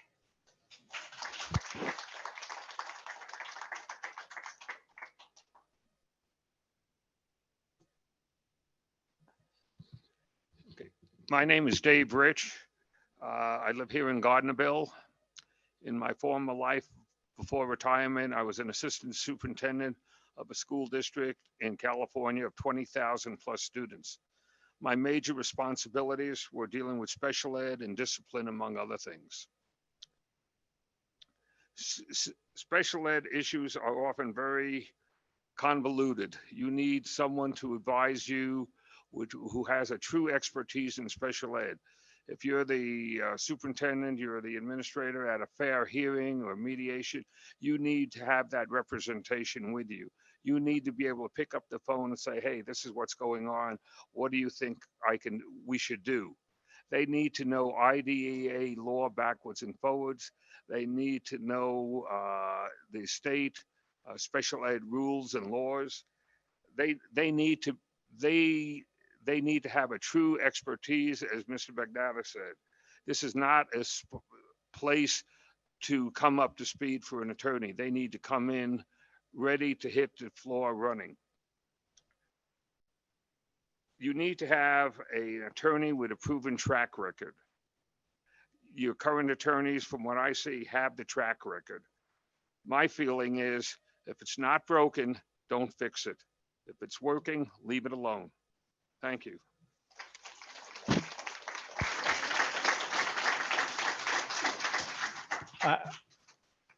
I'm going to interject. Thank you for the comments, but I want to remind that the public comment should be on the instant motion on whether to retain the RFP process. So thank you very much. Dave Brady, for the record, I will speak to the process. I kind of suspect that the reason why we're here is because of me. 20 years ago, as president of the school board, I spearheaded the retention of Bob Cox as legal counsel that apparently stood the test of time 20 years later. Now, what I have difficulty with is the fact that it appears that you're fast tracking Mr. Gilbert at the expense of what I call due diligence. Multiple RFPs were used when we selected Bob Cox. That exercise should be done here as well, because you're leaving yourself, I think, exposed when you have an attorney that hasn't clearly demonstrated a history of education law. And I think that for you, the best thing to do is drop back, revisit the RFP process, and bring multiple candidates forward. That way they can all compete. But it certainly appears that this is not transparent, and that it looks like you're fast tracking Joey Gilbert and not having heard what he has to say. I just am contesting the process, and I think you need to step back and revisit multiple RFPs. Thank you.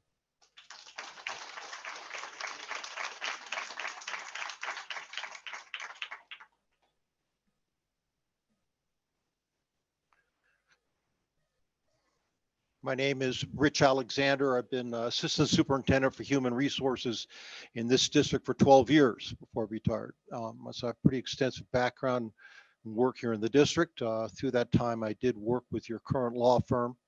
But as Mr. Hsu rightfully pointed out, this is not time for me to advocate which law firm. I do wish to advocate for the fact about a fair and open process for determining counsel. And the RFP process is the process this district has always followed for years, and it should continue to follow. To skip that is a disservice to the employees of the district, the people in the community, and our students. So please, I hope you consider reinstate the RFP, go through a process, let the firms compete, and then as a board, you have a right to choose whoever you want.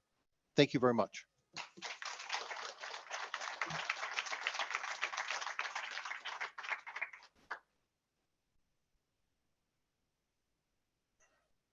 Marty Swisher, Gardnerville resident. I asked that this board return to the process agreed upon at the May 13th meeting. Seriously, you do not have to put yourself in a position of not making a great choice. Take the time to consider if there are better law firms available than our current one. That's a fair process. You do not need to rush this decision, and you will provide transparency and the opportunity for the best process to occur. So I encourage you to vote yes on the motion that's on the floor. Thank you.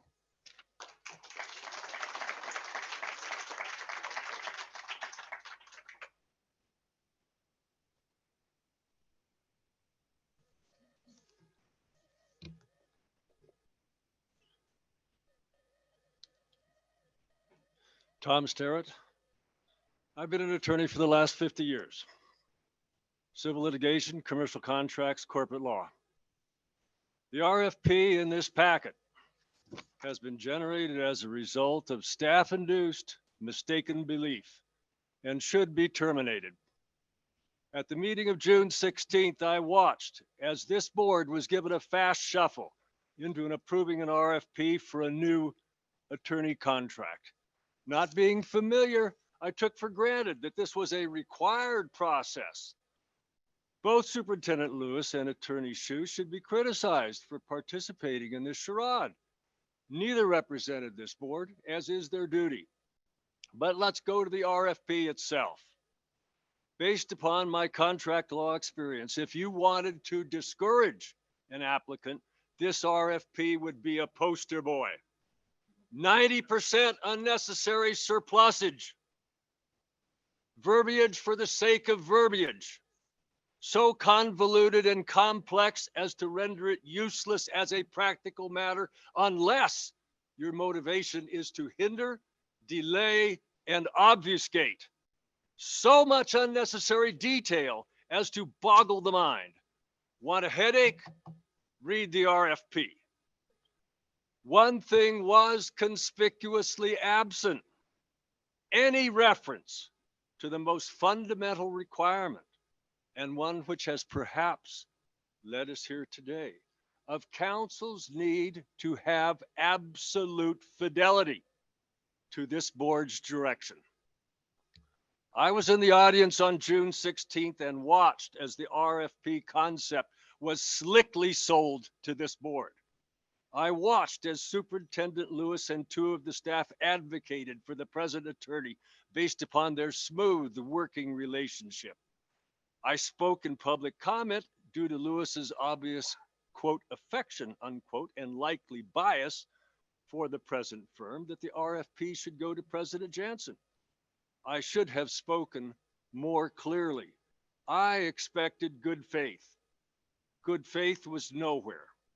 Superintendent Lewis should be criticized to have orchestrated this parody, as should Attorney Shue for participating.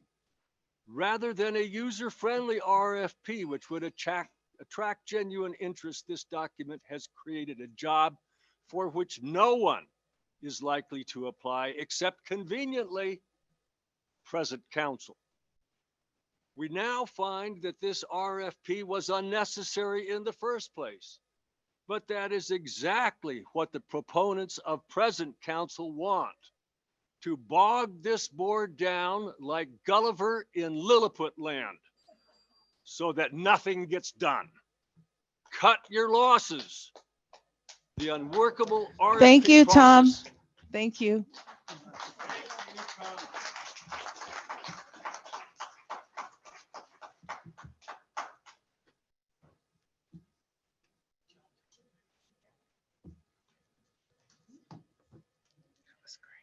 Virginia Needs for the record. Historically, RFPs have been written for hundreds of years in government and business, and in this case, to be custom tailored to a certain individual, as was done by our superintendent.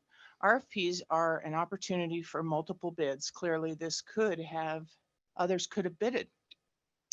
As all business and governments know, the process is perceived and supported to be We're supposed to be fair.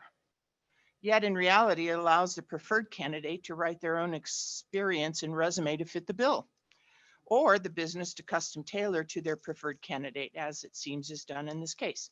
If the current board has a bias in the RFP for Cox, Maupin, and LaGoya, they have the authority to, according to NRS and according to what David Burns was saying, to not have to adhere to the RFP.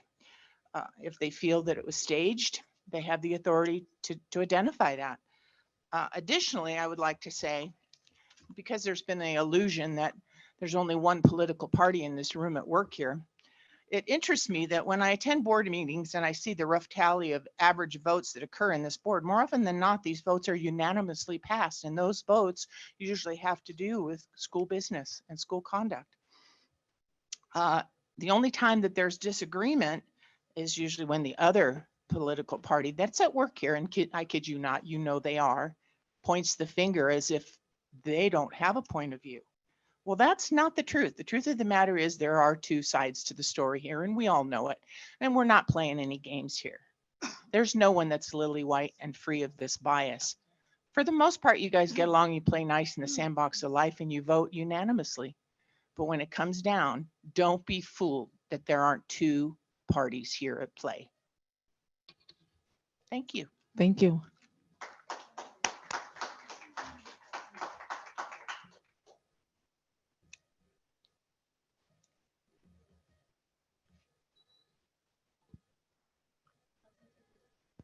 Chelsea Fisher speaking as an individual. I wanted to share some opinions during public comment on this matter. As most of you have known by now, NRS 386-410 allows the board employment of private legal counsel.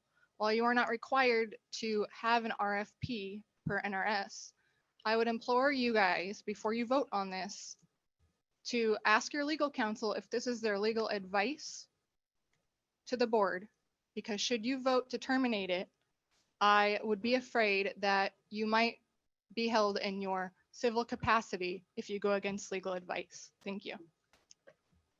Thank you.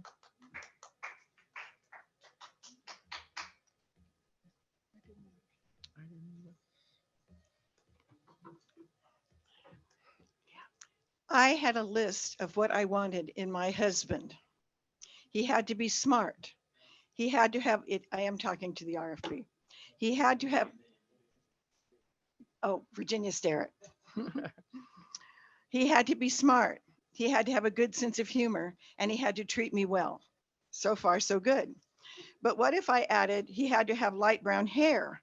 He had to have blue eyes. He had to be 6 feet tall, and he had to be a lawyer. And then I added, he had to graduate from SC Law School, and he had to drive a Datsun 240Z, and he had to be named Thomas, and he had to have Clark as a middle name.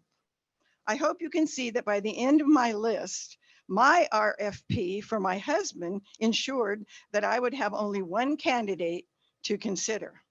That's how the RFP originally issued in this process worked. It catered to the firm that was under threat of being fired. I want to add that another factor played a role in how we got here today. Not being very helpful as usual, no one, not the superintendent or any staff or any attorney from Maupin, bothered to check out in advance of the June meeting what was required for the board to fire the district's legal counsel, even though that was an agenda item. So it was assumed, and nobody knew any different, that a process that involved an RFP would be necessary. Then the joke of an RFP was created, and only then did the fact that the board had authority to fire legal counsel without any RFP or formal process or even a public meeting come out. Because a trust relationship between a client and his attorney is of the highest importance, hiring and firing the district's attorney is solely in the hands of the board. They are the client, the board, period. No staff, community members, students, superintendent, or parents have any standing to sway the decision of the board. In fact, because the trust relationship between the board and who is hired as the attorney is the premier and essential thing that has to exist. Whatever angst or inconvenience the screw up in handling this matter has caused should be added to the long list of ways the new board members are being undermined rather than assisted. Thank you. Thank you.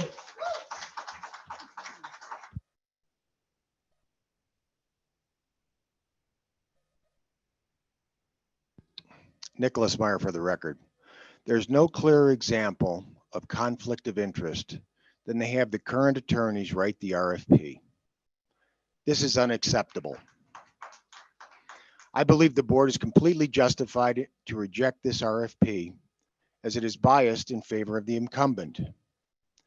It's the board's prerogative to hire and fire the attorney at their discretion without an RFP. I urge the board to reject this motion.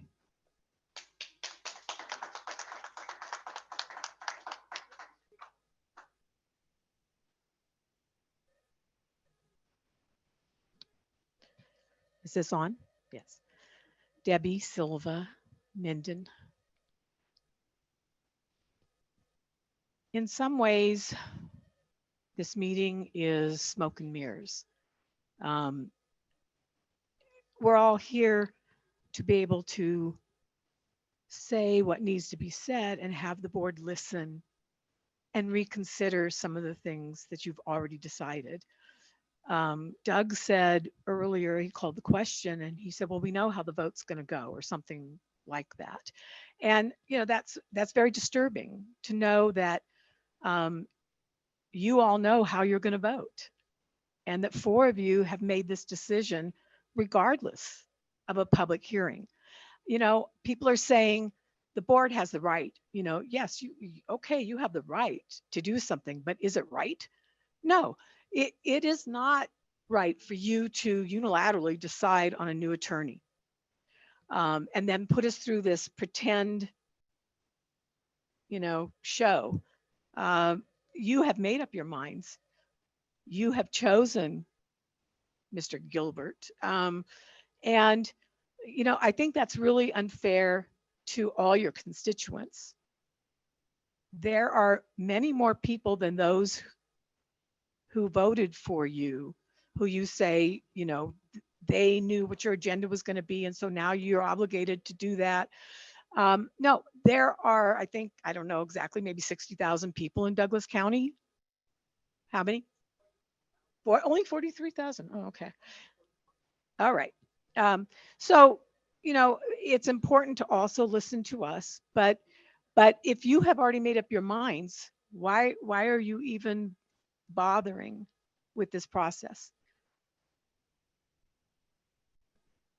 I know they can't. I know, Virginia. I know.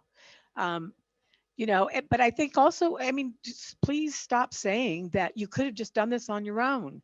And, you know, it's like it's some kind of, you know, presentation that you're a dictatorship or something, like, oh, well, we can just do this without you. You know, I really want you to consider what we're saying here. The RFP, if you really feel that it's biased in some way, then you could rewrite it and put it out again. That's pretty simple. I mean, I can understand you have some objections to it, but don't throw it all out.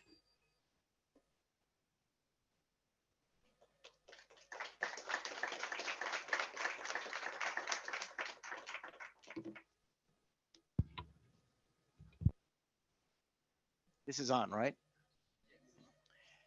Hello, my name is Ed Andrews, longtime resident of Douglas County. I was not going to speak on this aspect, but I have to say I'm just stunned that we would do away with an RFP process entirely. The fundamental principle of that is to have a transparent and competitive search for a good law firm in this case. And to do this just by dictate of, we're going to pick one person, somebody is going to pick one person for reasons unknown without any competition, it just flies in the face of good governance. It's just an atrocity. It's a there's about as much good governance here in this single move as you would see in Excuse a me. Russian courtroom.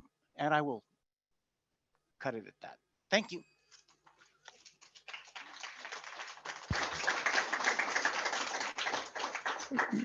Madam President, may I speak real quick? For the record, what happened was you guys voted to begin the RFP process. You directed Mr. Lewis to prepare an RFP, and he sought legal counsel input. You only have one counsel.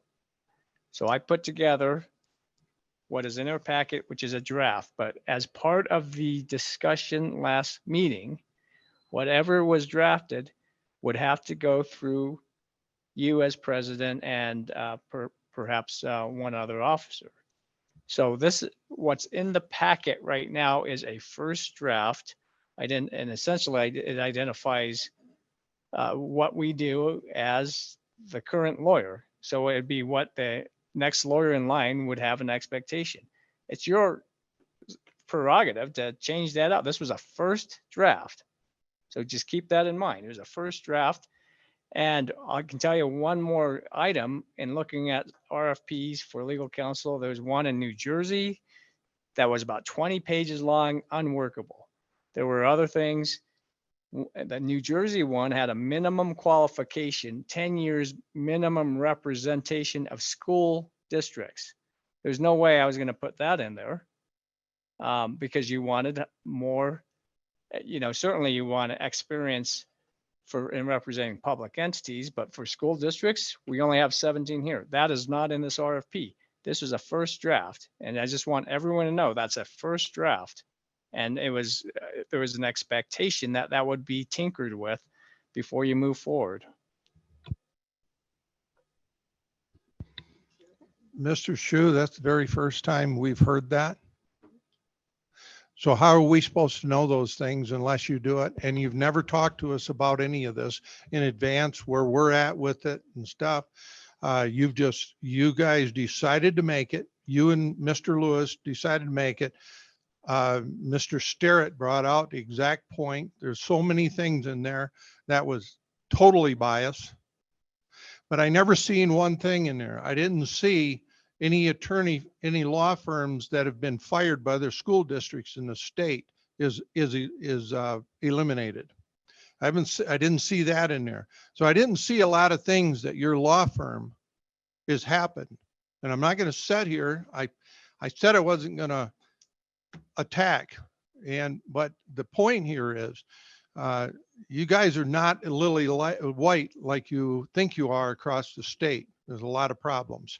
And in fact, I believe in January you were released from Ely, Nye County. So there's a lot of things that you avoided putting in there, and that is the reason why I'm against it.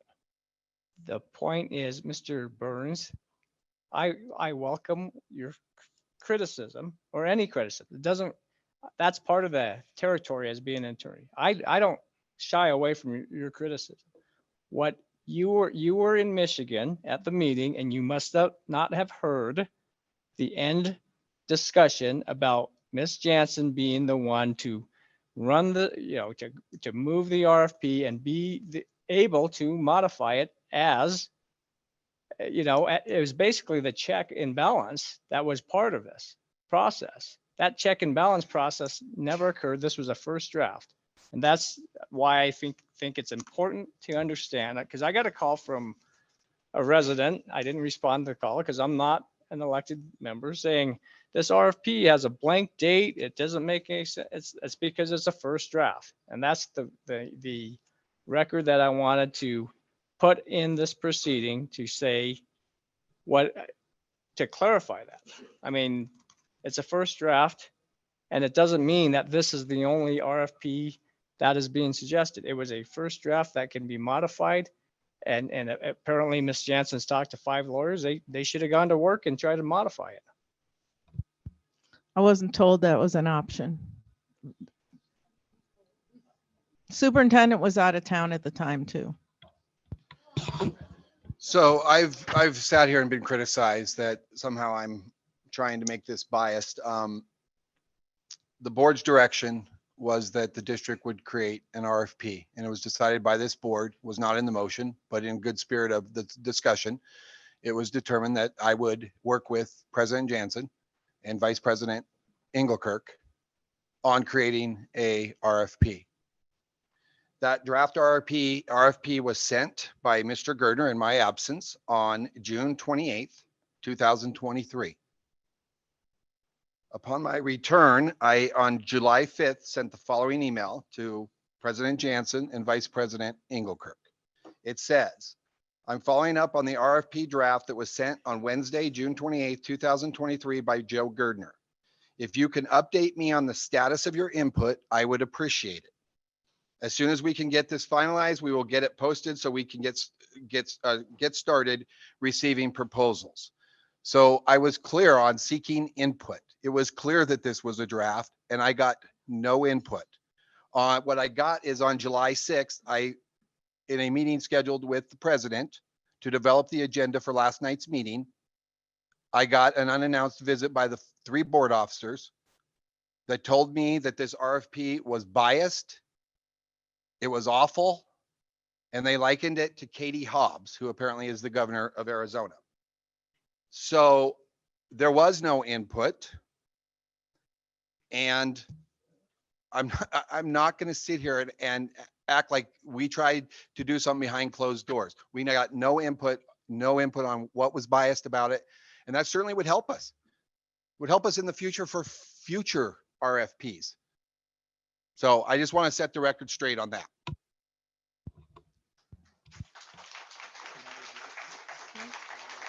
Sure.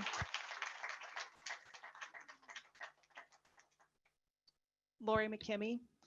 I just want to express my support of continuing the RFP process.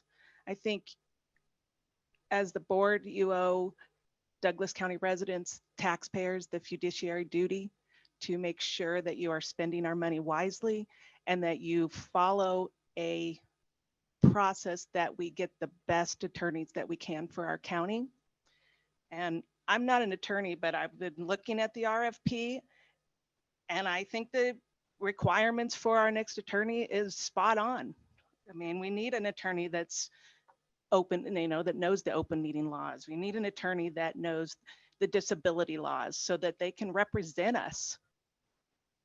And so I think you continue with the RFP. If you want to make it better, that's great, but continue with the process. It's there to protect you guys. It's there to protect our county. It's there to protect our kids and our school. And we need a competent attorney to do all of that. So please continue with this process.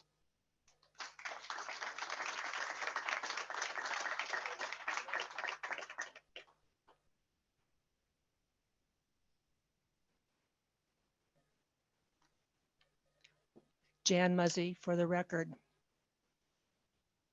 I find it interesting that the document associated with the item 3 on the RPF, nowhere does it say draft. How convenient that council now says that it is a draft, and how convenient for our superintendent to say that it is a draft. I find that outrageous that he did not keep the public informed that this was a supposed draft. So I am taking this as the actual RFP. I would also like to say that I'm further that at the last meeting, legal counsel was not honest in how the RFP procedures are. So how can we trust the representation from this council that we have now? I would also like to say that my understanding is that legal counsel is the parliamentarian for this district or in this sessions. So whoever talks about we need a parliamentarian sadly does not understand what legal counsel does. Members of the audience are denigrating a potential new counsel without even hearing what he has to say or offer. So much for their claims of wanting to hear other candidates. I find that very disingenuous of a number of comments. They have absolutely prejudged who the person listed on a subsequent item on this agenda. So I ask that this board terminate the legal counsel for RFPs based on what my outline just was. Thank you.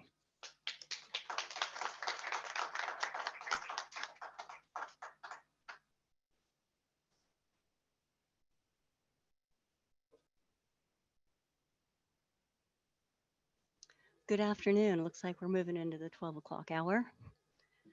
For the record, my name is Dana Engelkirk, and these are my own comments. First of all, why are we even here? My husband Doug and I ran for office because no one else would actually get on the ticket. We were concerned citizens. We have family in this area, and we wanted to make a difference. And we are not in any way professionals. I was elected for the Skyline GID board and he for this. There was a whole period of time when Doug and I and my mom were the only people in the audience. This simply didn't happen. We were concerned and we tried to find out what was going on, and we were both unanimously elected. As the Skyland GID current vice president, I was tasked to do our RFP. It was simply a few sentences. An RFP is not needed to have a legal counsel. There's no reason for that at all. We just simply stated for our purposes, a few sentences, put it in the newspaper, and voila.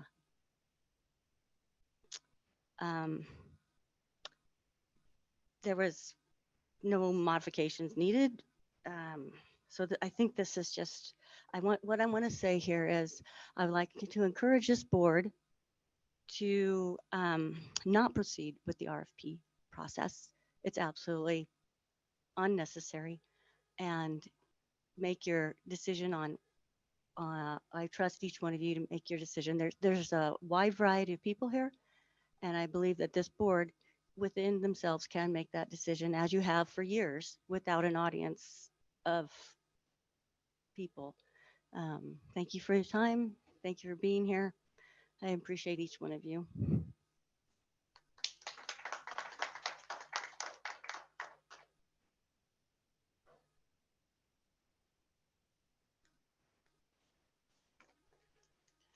Good afternoon. My name is Jackie Smith. I'm a 25-year resident of Douglas County. I have 3 children who have been through the school system. Many of the people sitting here at this table know me and can attest. I probably have, I don't know, 1,000 volunteers hours dedicated to this school district besides being a parent, as a parent. I'm also an educator in Carson City. And prior to I have a master's degree in English language development. I have a bachelor's degree in K-8 education, as well as a bachelor's degree in political science. I'm appalled by the way that this board and elected officials in my county run a public meeting. I would urge you, the newly elected members of the board, to attend a Carson City School District meeting to see how a meeting runs appropriately. I find it odd. I'm here about this process. It's not about who's being chosen. It's about giving other people the opportunity to have a choice. Prior to being a teacher, I was a human resource professional for 10 years at Harvey's Resort Hotel Casino. We would never, ever in human resource law think that we're going to choose one candidate according to the beliefs without giving fair choice to other candidates available. Regardless of what my political beliefs are and what I stand for, I have full support of the administration of this school district. I have disagreed and agreed with some of them sitting around here at the table many times, but I urge you to look at this process and not about the people who you're choosing. Thank you.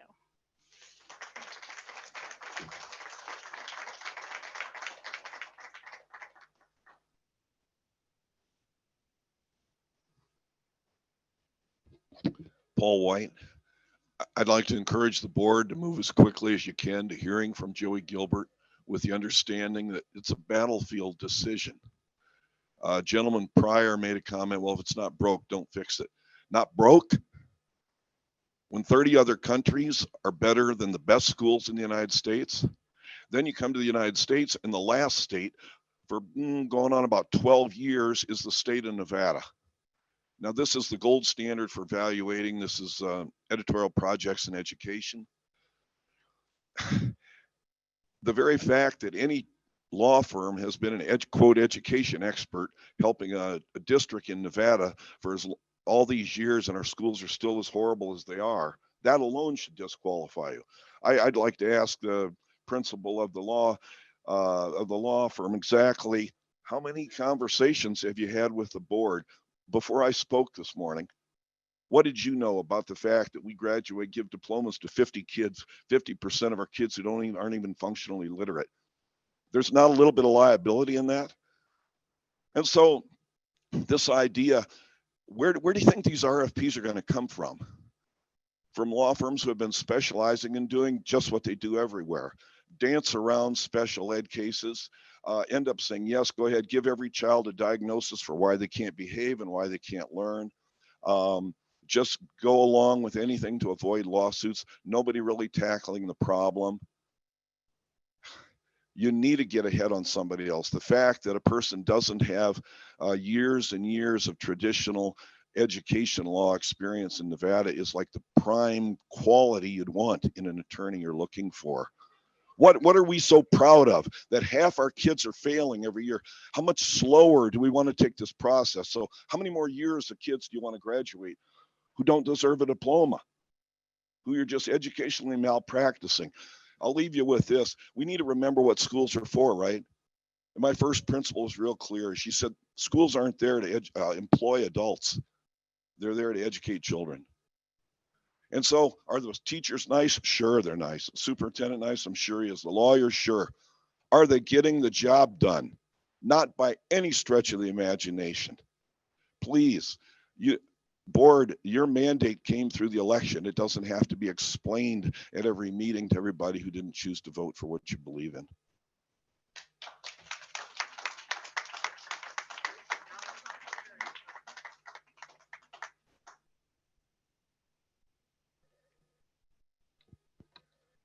Adrian Sawyer, for the record, parent of 3 DCSD students. I hear that the board has lost trust in the current law firm, but what about the loss of public trust in this board? You ran on transparency. Where is the transparency here? If you do not like the RFP, rewrite it, send it out, let people bid on it. But by being shady, you're destroying the public trust. Can we fire you?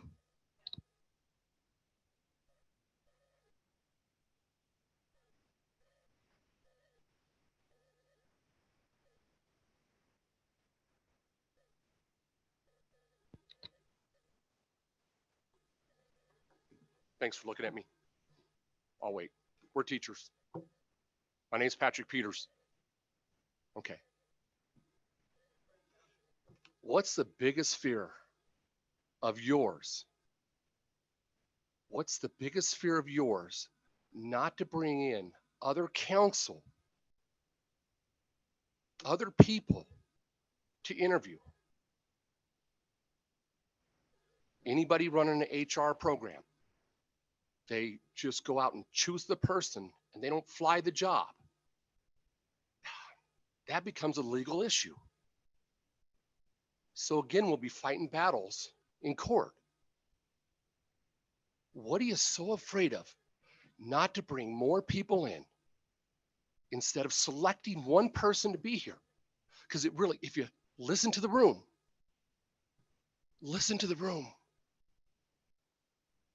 you can hear the room say, bring in more people. do an RFP.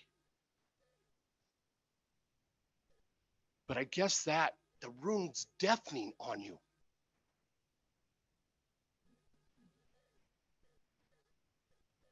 So what are you afraid of? Bringing in other people to interview.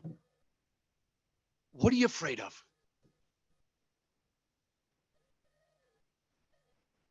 This is teaching right now. This is wait time. I'm waiting for a response. Okay. Okay. Thank you.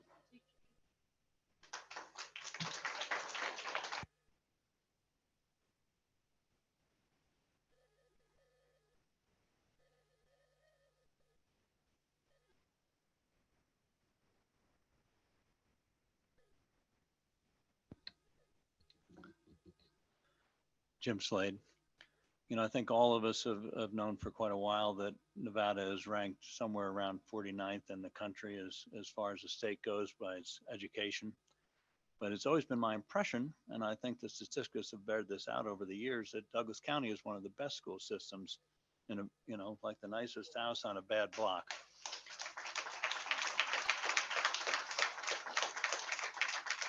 So I think that says some good things about our school system here and our superintendent and the past history here.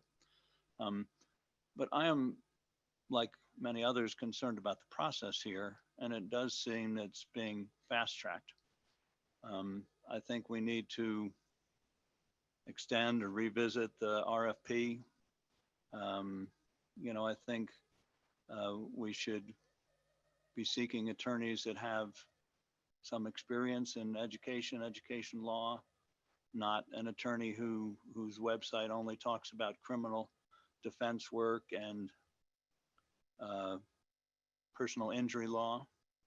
You know, I think we should be looking for a civil firm rather than a criminal firm, because most law firms focus on one or the other. So I would like to see the RFP continue, more research, more application, and a broader group to choose from. And I think that's in the best interests of the county and our students. Thank you.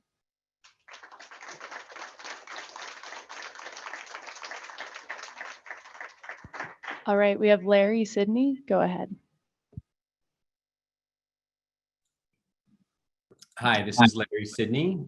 I'm a Douglas County student parent and a former employee and a former teacher of 15 years. I've sat on and led boards.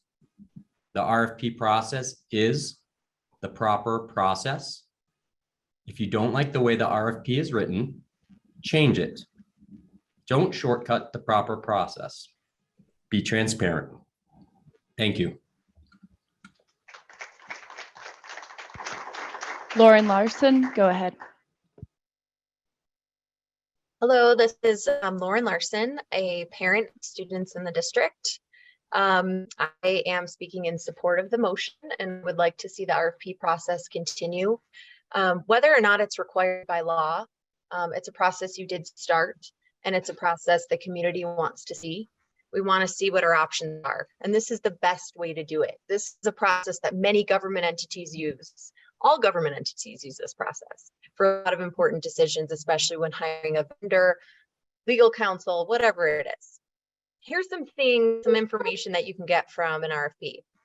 The proposed services that they will provide you, which you would then be able to compare across the law firms that would submit proposals, their experience. I would think that would be a very important part of your review of those proposals. You don't get to look at everybody's fees. So you get 5 proposals, you're going to see what everyone's going to charge you. Finally, what I think is most important, and what I would recommend including in an RFP, are references of similar clients. If there is a law firm that cannot provide references of similar clients, for example, school districts, then they are probably not the appropriate law firm that we should be doing business with. But those are the items that we can find out by going through this RFP process. By canceling this RFP process, you are opening yourselves up to scrutiny, especially if you are now potentially going to hire a single law firm that has not been appropriately vetted, and one that certainly does not have the experience needed. Thank you.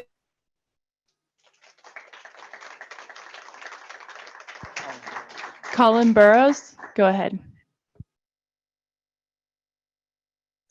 Hi, thank you, Colin Burrows, for the record, parent here in Douglas County. Once again, this board is just a complete joke. You seem utterly incapable of settling or sticking to an agenda. McNaughty wants to skip basic rules of public comment because he knows how the vote will go.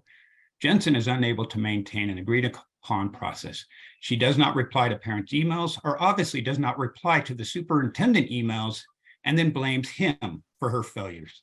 It's frustrating. It is crucial to maintain the transparent RFP process. Rewrite it if necessary. It assesses and rates the qualifications of candidates properly. You should always conduct interviews with multiple candidates rather than settling for a far-right political lawyer who has been recently sanctioned by a judge. Let's ensure a fair and thorough evaluation.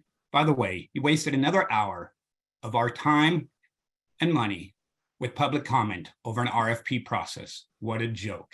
Thanks. Next, we have Todd Poth. Go ahead. Good morning, Todd Poth for the record. I just want to say, I think most of the problems that are created are quite honestly self-destructive on your own. This board seems to have a problem with how to run a meeting, how to do anything, and this ties back to this RFP process. It was stated in the last meeting that you could review it and you'd rewrite it. Even I was able to follow that through the meetings, as confusing as they were, with motions and things taken back and everything else. Stick to the RFP process. Make sure you get a good law firm. I understand that you may not like the one that's here now, you know, just because they're telling you what you're doing is illegal, but stick to the RFP process. Find a good law firm so that everyone knows what's going on.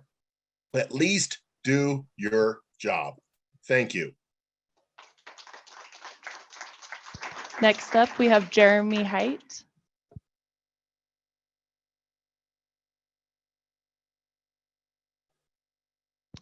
Go ahead and unmute Jeremy.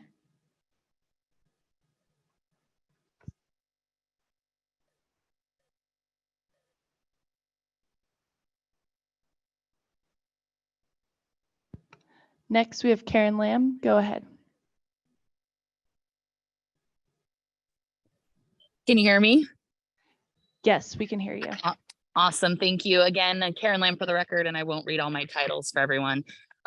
What I will say is, though, that when we go to hire a law firm, whomever you want to hire, which I hope that we'll go through a process, I think that part of my concern today is that we base our choice on facts. And so I've heard a few people in public comment saying that 50% of our students are illiterate based on test scores. And I feel like that's being said as fact when really you're looking at a test that you really have to discern that test that was given. And earlier a teacher did say that that test that you're looking at is a test that is not required to pass. There's no minimum test score. Most students have to take it as a graduation requirement just for participation. And we often take that same test in 2023 and we're comparing it to tests from, say, 2010, where we had high school proficiency exams where every student had to pass with a minimum cut score in order to graduate. Yes. Ms. Lamb, can you Yeah. focus on the motion at issue? Oh, please? I am. I'm focusing on the allegations that we need a new lawyer. And we need to do that because we need to follow this RFP process because that our current legal team is failing us because of our 50% literacy, which two people have talked about. Right. But Right. Just please. I try will. to- I'll get there fast. I promise. Okay. And so what I'm saying is this is what we lead to with that distrust of teachers. And I agree that this process needs to be followed. This is how we build trust with each other. We show up. We don't just say we support each other. We don't just say we follow process. We don't just say we're going to be transparent. We actually do those things. So let's follow a process and work together to do what's best for students, teachers, and our community and families in Douglas County.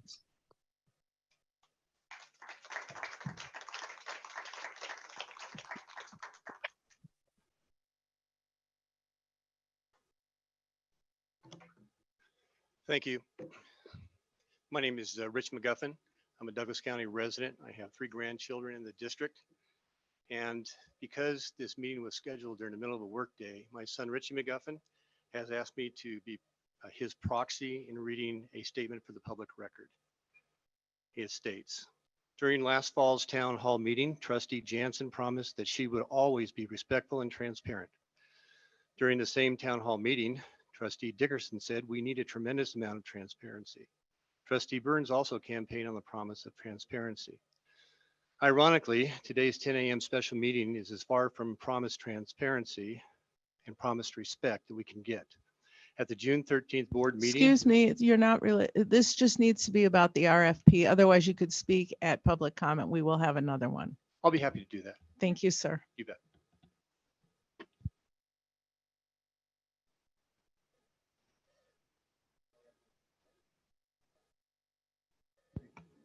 We have Jeremy Height. Go ahead, Jeremy. Jeremy Height, 15-year teacher within the district. Sorry about the issue before. I was dealing with the crying baby and wasn't able to unmute my phone. I heard a lot of people complaining about bias within this RFP, so I looked it up. It's about 5 pages long. First 2 pages are kind of like cover pages. And it's shorter than our current requirements for a special education teacher within the district. It's very straightforward in terms of requirements. It talks about needing to understand special education law, needing to understand employment law and labor laws. Everything that seemed kind of straightforward.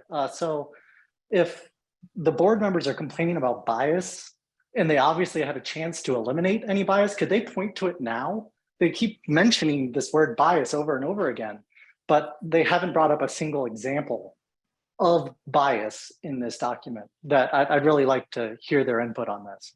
Thank you.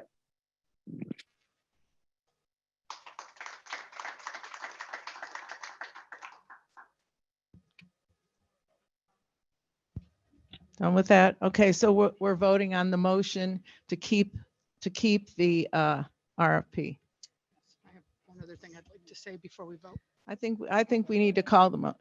I have one other thing I'd like to say before we vote. What does that mean? Can I? Oh, okay. I was waiting for your okay, President Jansen. You're running the meeting.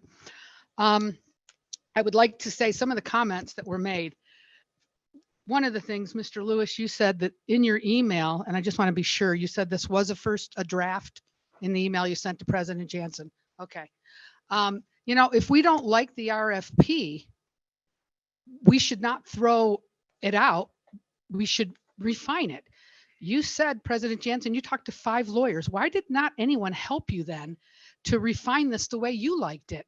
You had a chance. It was your duty to talk with Mr. Lewis. When he reached out to you, you did not respond to him. So by not saying anything, and then you came into his office on a Friday with the board members and attacked them, basically, from what I understand, is you kind of sideswiped them.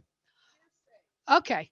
Anyways, it's okay. Anyways, I'm just saying that if you don't like this RFP, let's not throw it out. Let's not throw out the process. We've heard from everyone. The process is the way it should be. That's how to be transparent. That's how to be honest. I have nothing against Mr. Gilbert. I haven't heard him, but I want a choice. Personally, I want a choice of a lawyer. I'm not saying we keep what we have. If they've broken your trust, then hey, it's not going to work maybe. But I think we deserve, and our community deserves, a choice, that we don't get something crammed down our throat because we don't have a choice.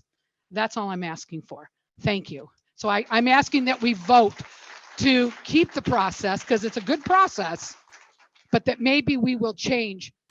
We will work on the RFP. And this time, maybe you can feel more comfortable or whatever to have input on doing. Dave, I see you shaking your head no to her.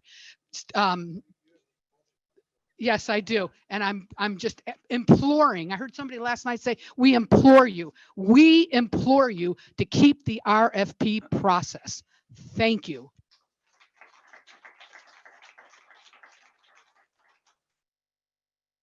I think you need to talk to me. I'm a trustee. Thank you. I am 110% positive we need to go through this process. The RFP, maybe it is crap. I don't read a lot of RFPs, but I read this one. I didn't think it was. So let's rewrite it. Let's do what's fair. I'm sure Mr. Gilbert would agree that he would love the competition and earn the job. Thank you.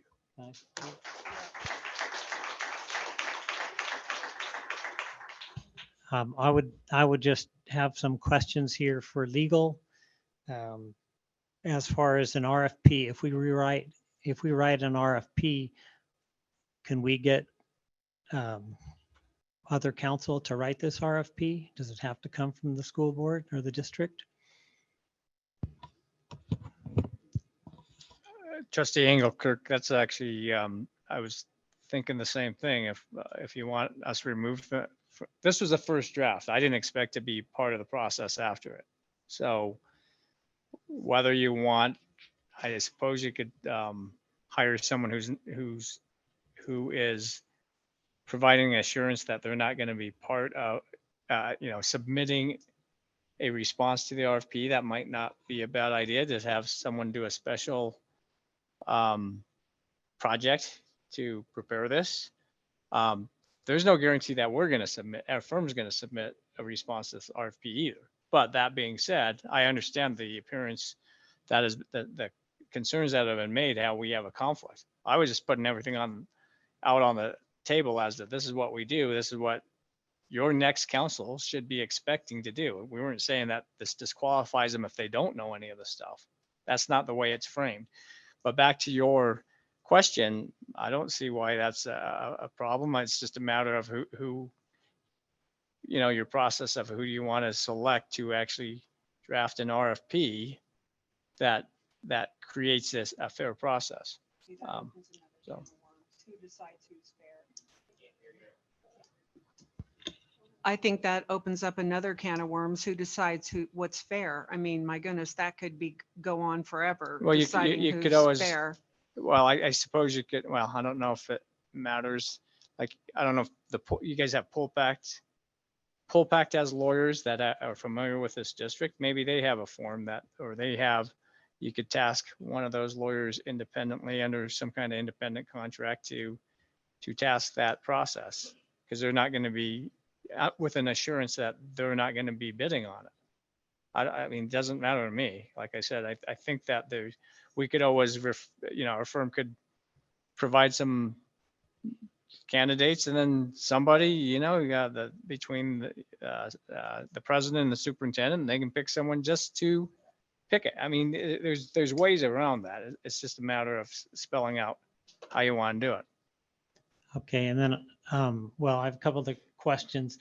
Do you have, with the lawyers you've had look at these RFPs, do you have someone that you think could write up an RFP? Actually, I'm sorry, Mr. Anderson had a great idea. You guys have Mark Jackson. You could have the district attorney just put together an RFP, ask them to do it.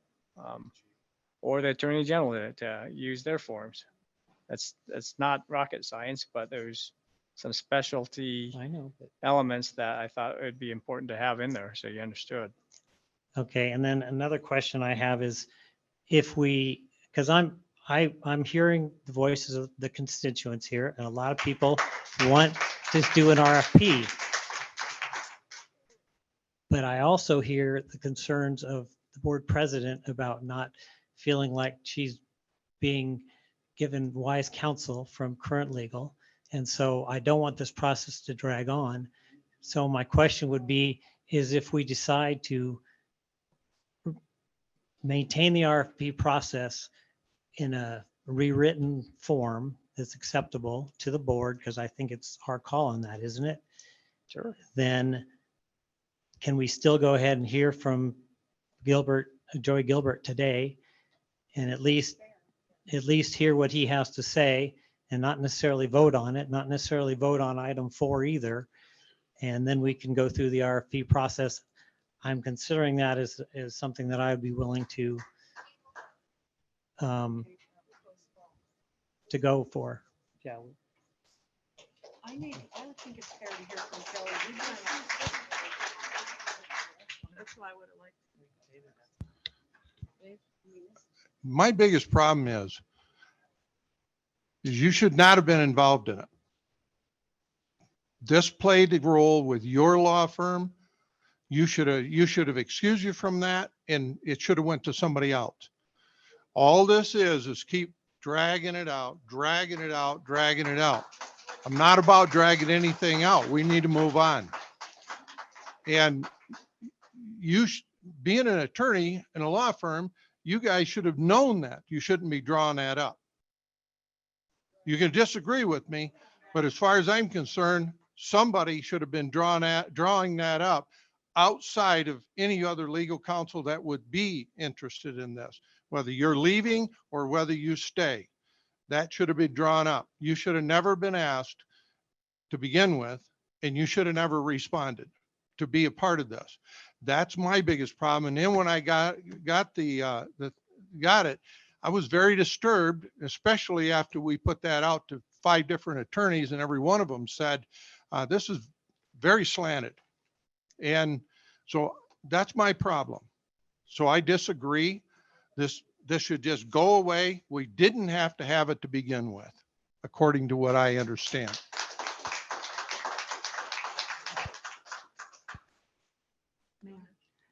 You know, through it all, there's a lot of stuff going on and some really kind of icky things that have been said about this potential lawyer. I mean, can we hear from this man so that he can defend himself, for goodness sake? So we have some ground rules. Can you raise your hand and acknowledge a person that raises their hand and then tell them they can speak? Can you please talk in a civil voice How instead can of I talk screaming? civil when you don't scream. adhere to these rules?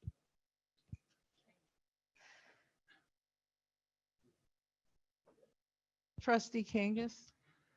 Listen, there is no rush. This is a process, should take time and should have competition. There's no question in my mind or the question of this community, the school district, the children in our school district deserve it.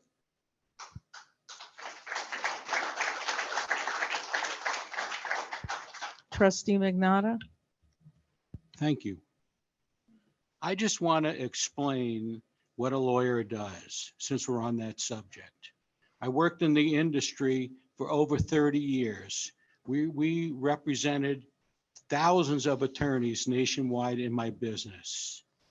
What a lawyer does is he takes you through the process, and then he gives you an opinion, not a law, an opinion, and he tries to limit your exposure. That's what a lawyer does, and that's what they have done.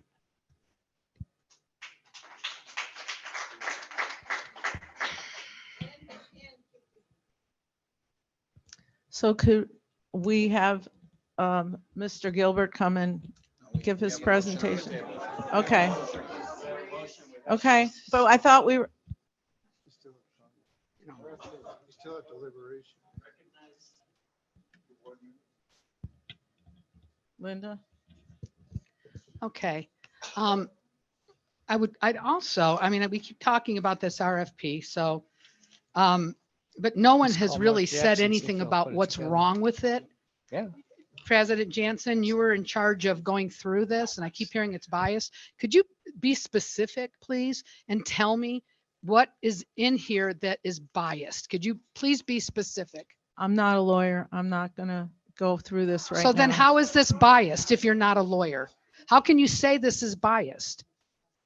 President Jansen, I'm asking you a question. How can you say this is biased if you're not a lawyer? I've had other attorneys tell me. I can read something from an attorney if you'd like. You know, you mentioned you talked to 5. For transparency, could you give us their names? I'm going to give you one name. No, I'd like Well, transparency. That's good for you. Woo, okay. Emily Mimoff from the Justice Institute, Pacific Justice Institute. Where's she from? Pacific But Justice where Institute. where's that from in the country? Reno, Nevada. Okay, thank you. And she wrote this for me to read. Okay. As president of the board, I questioned whether the RFP drafted by MCL is an objective document our board should rely on for this process as authoritative. It's facility obvious that there is a conflict of interest in asking a candidate to draft the application for the job to which they themselves will be applying. Moreover, the RFP proposes a lengthy, specific, and detailed list of the areas of law which any potential legal counsel must be familiar. That 7-page list of required skills, however, seems to be at odds with the 5-page board pack MCL has provided for today's meeting to pitch its services. 20% of that document includes glossy photos, which, while nice, do not make it clear that they're claiming in the remaining 4 pages to have the manifold areas of expertise it took 7 pages to describe in the RFP. I would also question whether, if it were to look at the history of MCL's service to our board, we could actually go through each of the areas outlined in those 7 pages and check off every area of law the RFP claims is necessary for legal counsel. Finally, on a related note, I'd also add that a recent public comment to the press by MCL about its representation of the board read as critical of an entity it's supposed to represent. In my mind, this also creates a present conflict of interest our board should consider. At the minimum, I propose that the board keep these conflicts of interest in mind and consider the RFP as the best, a rough guidepost rather than an authoritative document that binds our decision regarding legal counsel. This is a more flexible approach. It will ensure that the bidding process is equitable, inclusive, and competitive. Thank you. Thank you for that. So basically what I heard, and I could be wrong, but she was saying a couple of things. One, this was not, that this should not have been drafted by our legal. Yes. Right. So that's biased, right? So if we take that out of there, then we can have a RFP that's not biased. If we can agree to do that and find people that you feel like they made some suggestions. The other thing that you, at the end that she said, is that this was a draft. And it sounded like she thought it was okay, that it was an okay draft from what you said. So that's what I heard. Anyways, but those are her words. I want to know what your words are. You said you're not a lawyer. So how can you say and throw this out that it's biased if just because she told you? That's my concern, is you're listening to other lawyers too, which is fine. I think I commend you for reaching out and trying to educate yourself on this.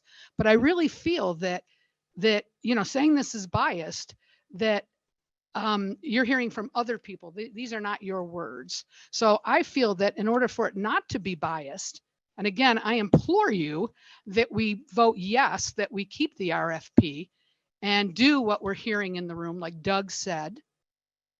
If you want to listen, that we vote yes on this.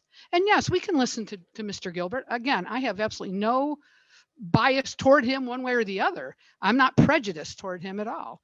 And I don't think we should be prejudiced either about this process. So thank you.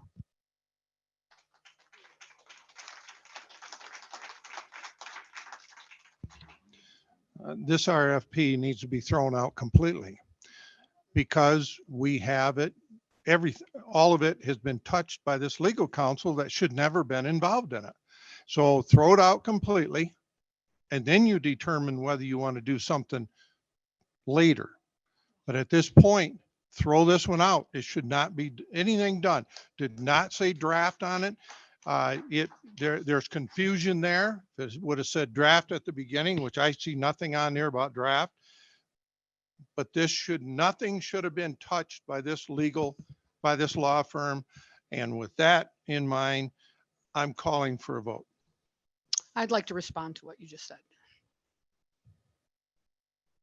Go ahead, so maybe Mr. Lewis can forward that email where you stated, and it'll have the date on there, that said draft. This seems to be a point of contention for some reason, that she didn't know it was a draft. I say maybe it was lack of attention to detail in reading it, correct? So I can say, yes, I agree. If you don't like this, we don't have to use this, but let's not throw out the process that is fair and transparent.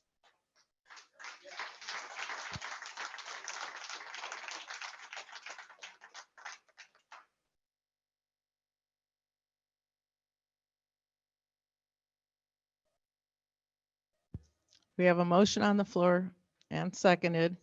So all in favor of keeping. Can you repeat the motion, please? All in, yeah, you are going to vote either for or against the RFP process. Hang on. That the motion was that we not terminate the RFP process, keep in place the motion of what Mr. Engelkirk made, second by Kangas. So not terminate the RFP process. Made by Gilbertson. Yeah. Well, it was a continuation motion that that was trustee Gilkerson, we not terminate the RFP process and keep in place the motion of what trustee Engelkirk made. And that was seconded by trustee Kangas. So Dave, that's going back to the June 13th motion that trustee Engelkirk made that got us to the RFP process. So the motion is to keep that in place. That's why Doug's coming in, if you're wondering about seconds or motion. All in favor of not terminating the process? Raise your, all in favor of not terminating the RFP process, raise your hand and say yes. Okay. All opposed, raise your hand. The motion fails.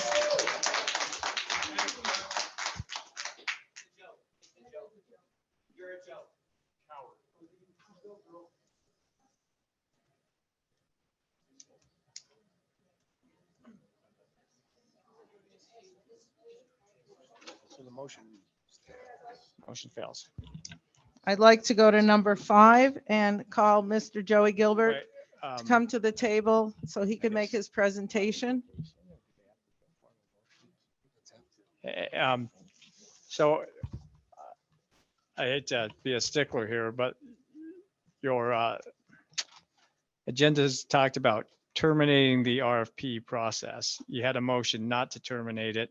So logically, it would make sense to just do the opposite, a motion to terminate it. Okay, I'd like to make a motion. No, just solicit it from somebody else to do it and then just get it done. I make a motion to terminate the RFP process. I second that. Okay, take a vote. All those that No, are, hang on. I'm sorry, you got to do public comment all again. So you don't have to, I mean, people don't have to come up and speak. So. They have a right. Catherine, Dave. Oh, Dave, sorry. Doug and Dave. See, this is about just Motion second. torturing us. Okay. No public comment? Okay, since there's no public comment, I'd like to call the vote. All those in favor of terminating the process? RFP process, please.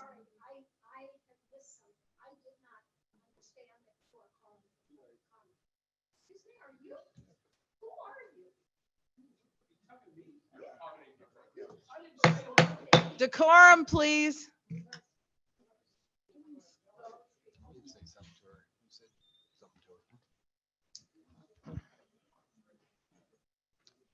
For the record, Melinda Matus. I am totally confused by everything that has gone down, but the fact of the matter is Trustee Burns and Trustee Jansen had conversations with Joey Gilbert during the time that they were in the throes of being elected to the board. You admitted it in June. I did not speak to him until after, I would say. Yeah, that's part of the public comment motion. You.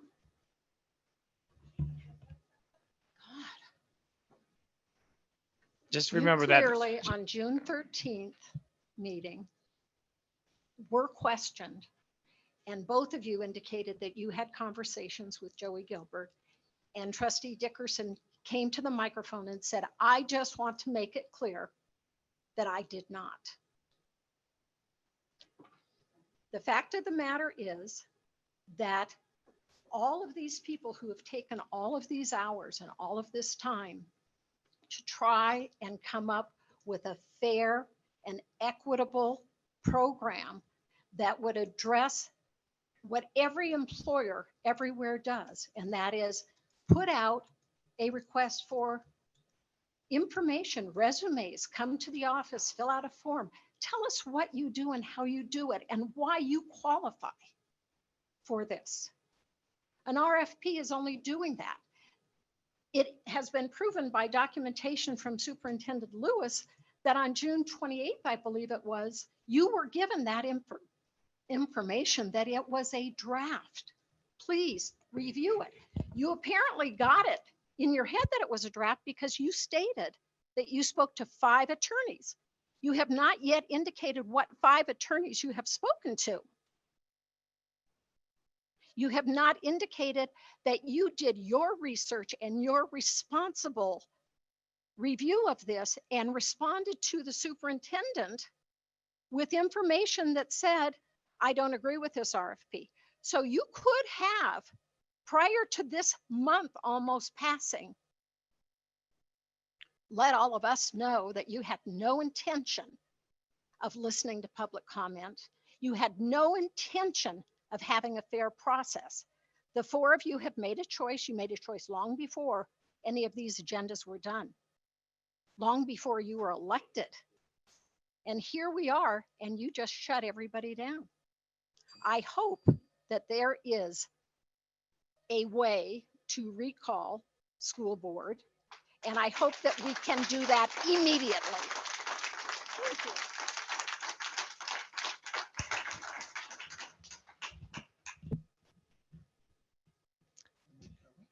Can we call anybody else? Public comment? We have Colin Burrows online. Go ahead, Colin. Hi, boy, what a joke this has turned out to be. Burns obviously is incapable of listening. It was clearly stated that Jensen got a draft of the RFP. She was asked for feedback. She did not respond, Mr. Burns. Let's pay attention, Mr. Burns. Get the hearing aids, turn them up. How about a simple process? It's called Google. I could write an RFP, basic Google RFP for this position. It's not a new thing. It happens all over the country. There's thousands of examples. The ability of you to say, I don't know how to do it. Oh, they tried to boondog me into doing it is ridiculous. Jensen, Okay, you're competent. thank you. Thank you. I am also for re-election. Next, we have Jeremy Height online. Go ahead, Jeremy. Hi, Jeremy Height for the record. I'm just wondering what part of the current RFP the board members have an issue with. Things like labor law, again, legal counsel would need to know. Special education law, it seems pretty straightforward. They need to know the IDEA Act, things like that. What part of the RFP do they not actually like? They just seem to keep throwing out these blanket terms, but they can't actually pinpoint anything. And they keep bringing up, oh, a lawyer or somebody said that it was biased. Well, that doesn't mean the entire process is biased. That just means they need to do the edits on this draft that they were unwilling to do back in June. So that is all.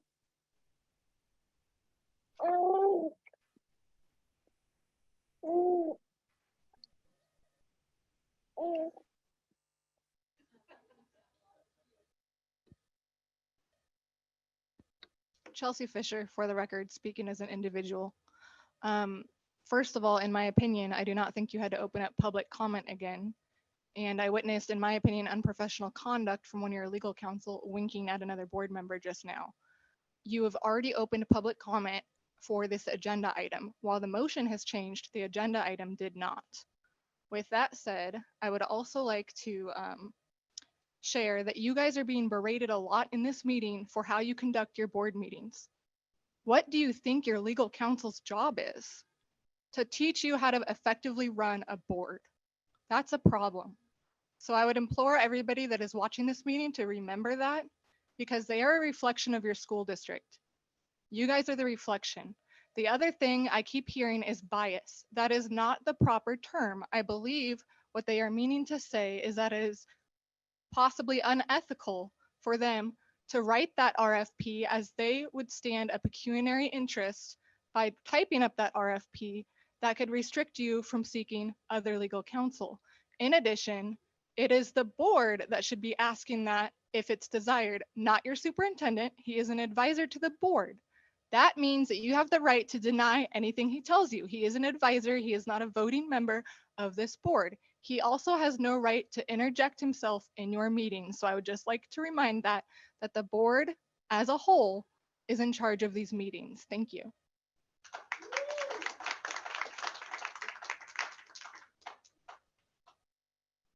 Can I call for the motion? Okay, we're going to vote.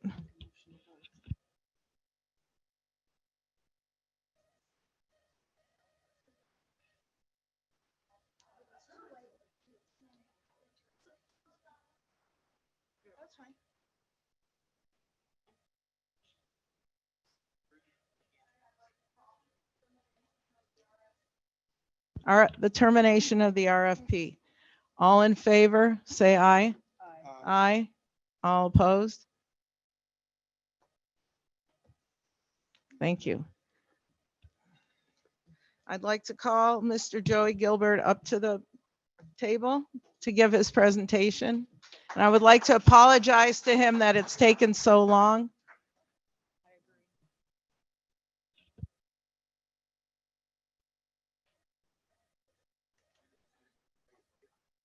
We are on item 5. Let me read it. I put the glasses on. Selection of Joey Gilbert Law Firm as the district's legal counsel for possible action and discussion and presentation. Excuse me, Mr. Gilbert. I just want to clarify one thing so people don't get confused here. You contacted me before I was elected and just offered your service if anything questions come up. Our conversation never went beyond that. As far as I'm concerned, it was something that I didn't even know I was going to be elected. Go That's ahead. correct. Thank you. I have one comment too, please, if you don't mind. I spoke out of turn about how you might feel about this, but if you were elected to be that our representation, do you feel it's unfair not to have other representatives of other firms have that chance? Let me first put on the record, Joey Gilbert, a lawyer. First, I want to say thank you, Madam Chairwoman and trustees, for this opportunity to appear in front of you. Before I answer that question, I also want to take some housekeeping issues. First and foremost, I have been working professionally as colleagues with Mop and Cox and LaGoy almost my entire professional career. They have always been most above board, highest integrity, always, been, consummate professionals. I've never had anything but the highest, regards for them. And that remains to that fact today. And I just want to first say that because they're a tremendous firm. They've done a lot of work.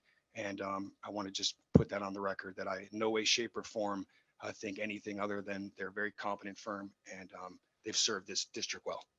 That being said, so with regards to your question, I think that at the end of the day, an attorney's trust with their client is what is the most important, imperative, main issue that is of most relevance, in my opinion. As being an attorney now almost 20 years, if their trust is not there, and if for whatever reason, whether that trust is not, is not correctly, questioned, if there's an issue that the current board has, that's the way it is. So I believe that if that problem is there, then you've got an issue automatically with your attorney. I probably didn't state the question properly. The RFP process. Sure. Again, I'm going to just follow Nevada law. It's not required. I don't believe it's necessary for the simple fact that if the board is confident with my abilities, and again, it's not like I'm some no name, not to sound out of place, but I've made my name in taking on the toughest challenges. And again, I don't take this lightly. This is an incredible opportunity. And at the same time, I've had many people texting me and asking me the last couple of weeks why I'd even want to do this, to be completely candid. But at the same time, I want to protect our children. Let me be very clear.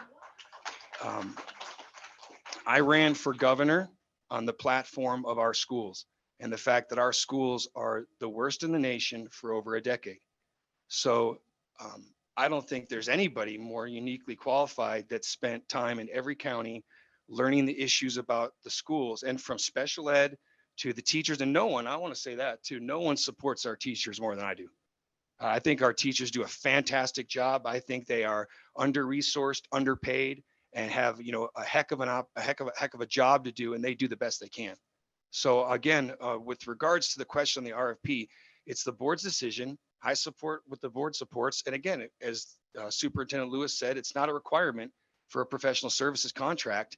They're going to hire me based on, I think, my qualifications, number one. Number two, I think, which is most important, is my ability to be trusted and my ability to bring integrity to this process. And again, I've been watching these meetings for the better part of 5 months, and they've been a circus.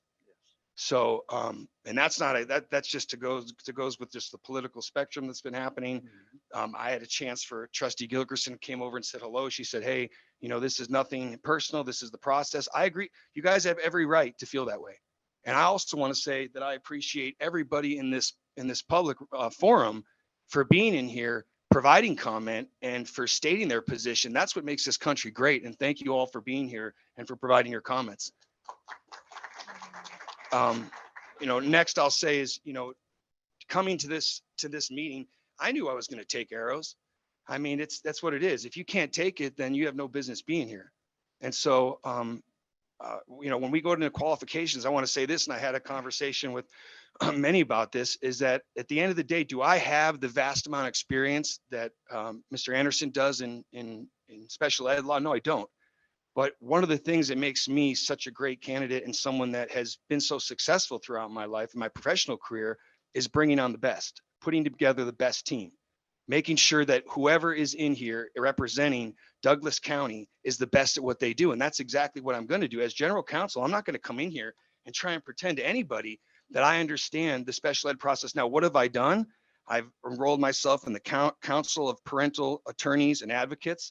I've started taking classes on special ed to familiarize myself with what I would call issue spotting. And I've also identified the top special ed attorney in the nation out in New Jersey, and Hillary Freeman, who I called. She's the one that won the big case down in Las Vegas for Lori and Sig Rogich. And so I got a hold of her, and I asked her, I said, "Ms. Freeman, if I need you, would you be willing to consult with me and with my team? Should we have issues in special education?" She said, "Absolutely."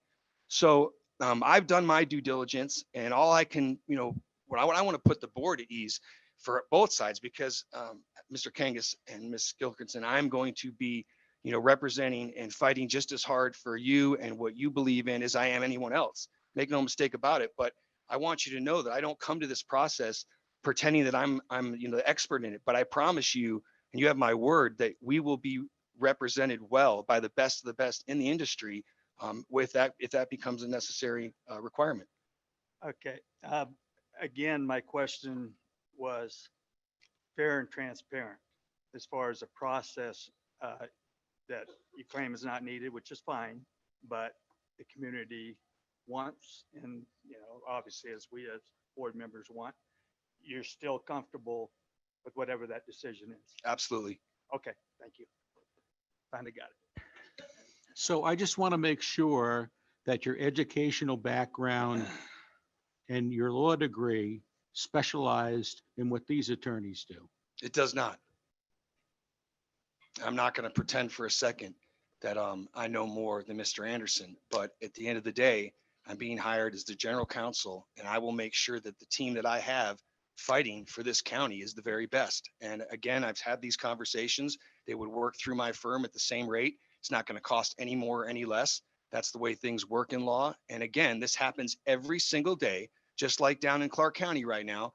The Clark County's general counsel has now hired another set of experts to go out and negotiate their teacher salaries, and they're paying them a boatload of money to do it. This happens every day in law because, again, good attorneys make sure that they have the best people working for them, and that's what we're going to do. We're going to be bringing the very best negotiators. And I'll say this: I'm not going to sell myself short. I think I'm very, very good in any type of negotiation, whether it's teacher salaries, collective bargaining, anything to do with that, selling school property. You know, those are issues I'm very comfortable with. But am I still going to bring in the best or inquire from the best, bring those consultants on if need be. Absolutely. That's what you do.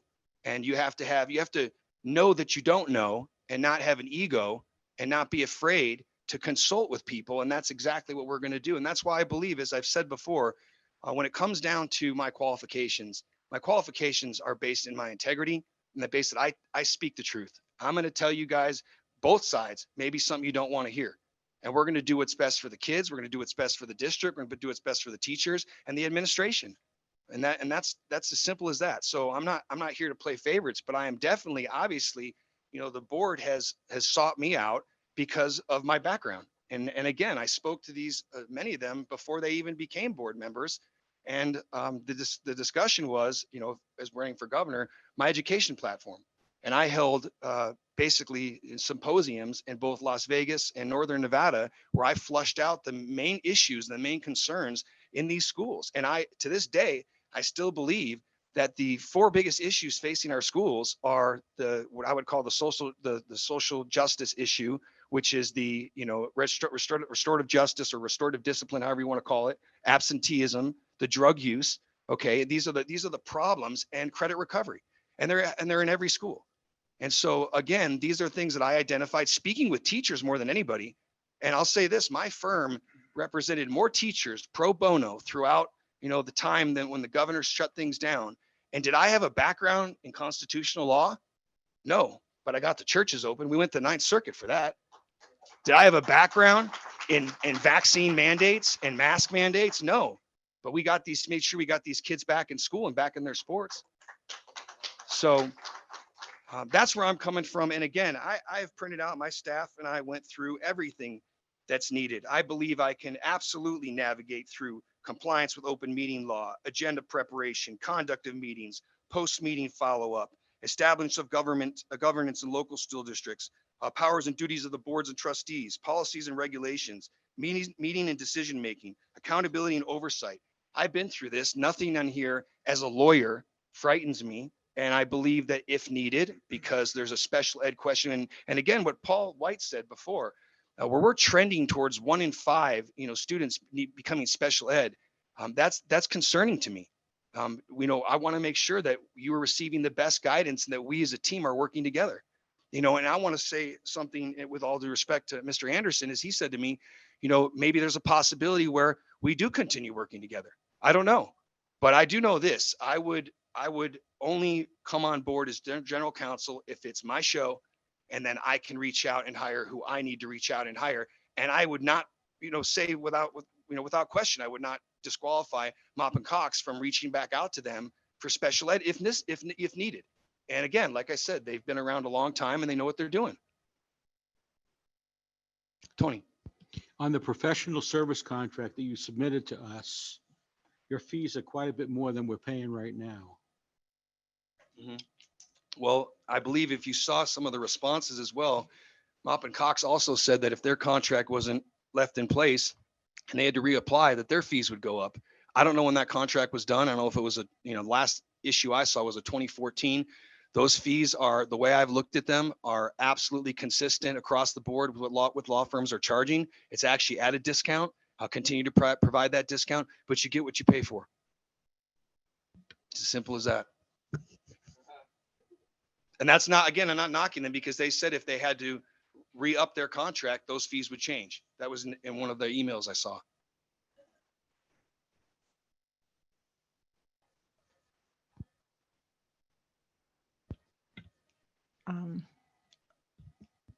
Did you want to talk about Brian Hardy, Segal Chada, Marquise Well, and Arbuckle? I don't really want to necessarily get it. I'll just say this, one of the things that I was able to do successfully running for governor was to reach out and establish contacts statewide.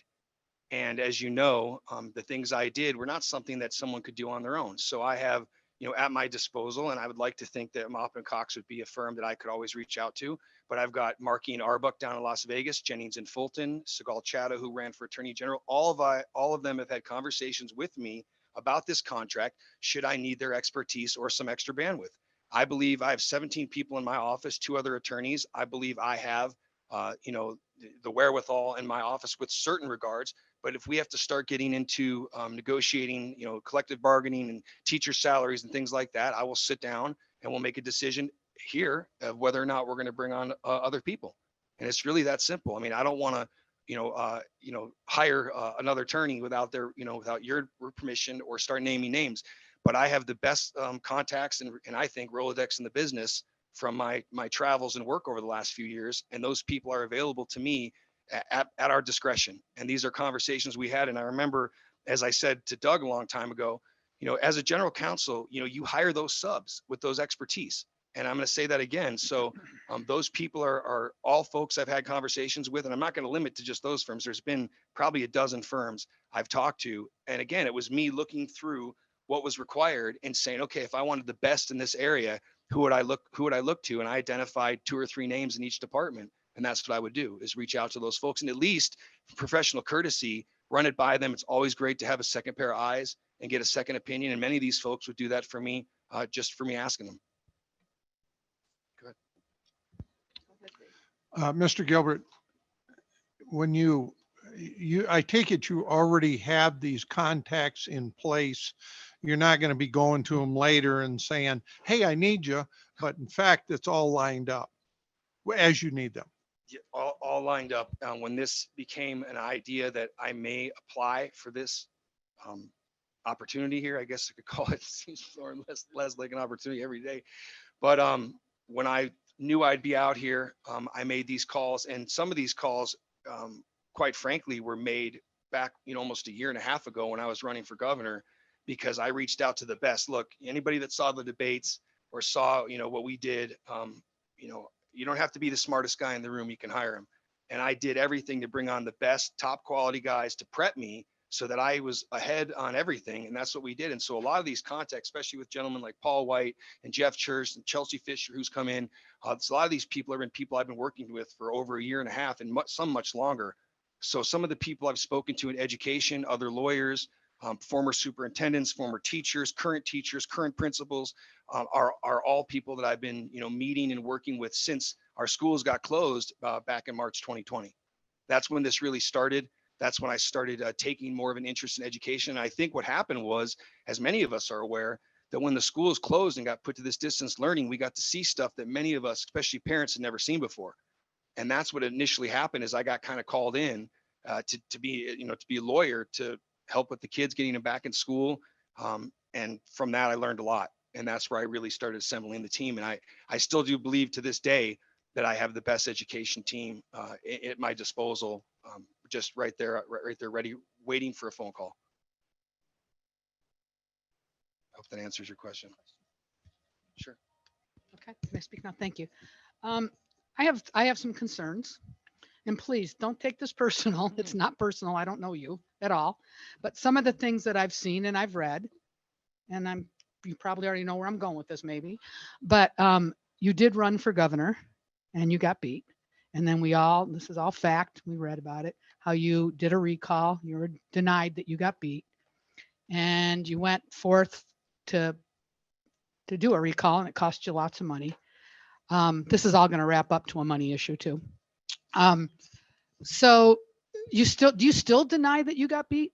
I do not anymore. I believe No? that we were not able to gather what I thought we had evidence-wise.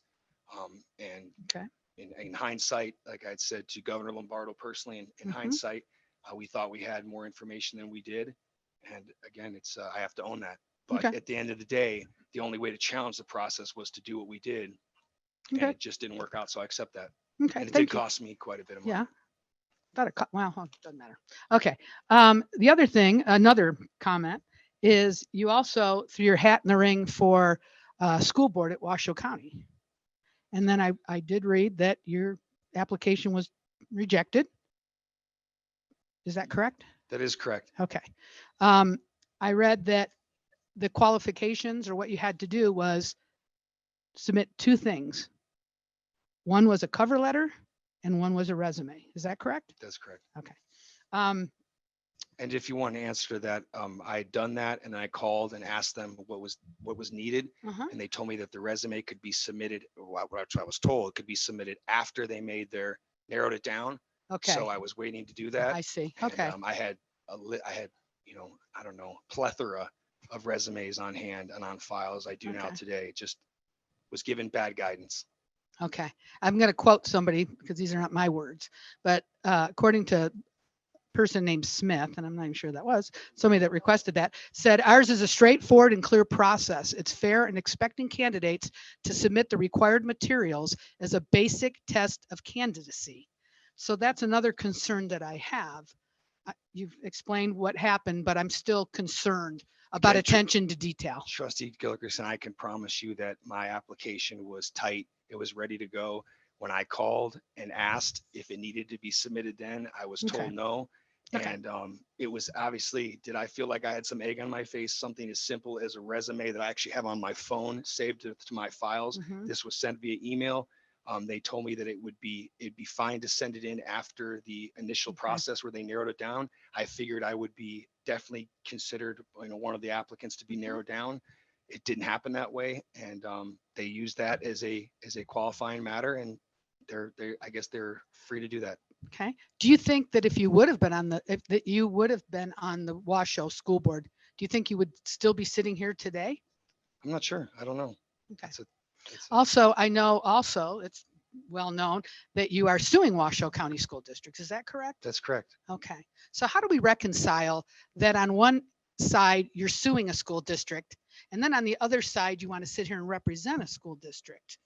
And I have a little bit of a problem personally with that because I have to ask you, have you ever been on this side ever to defend a school district?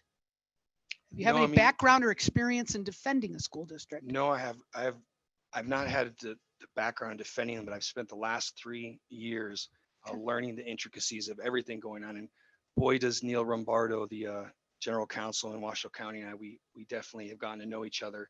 So I think I understand it. And I think one of the good things is at least Douglas County is then conflicted. I wouldn't be suing them for any reason. So that's a good thing. But I think things are different out here as well.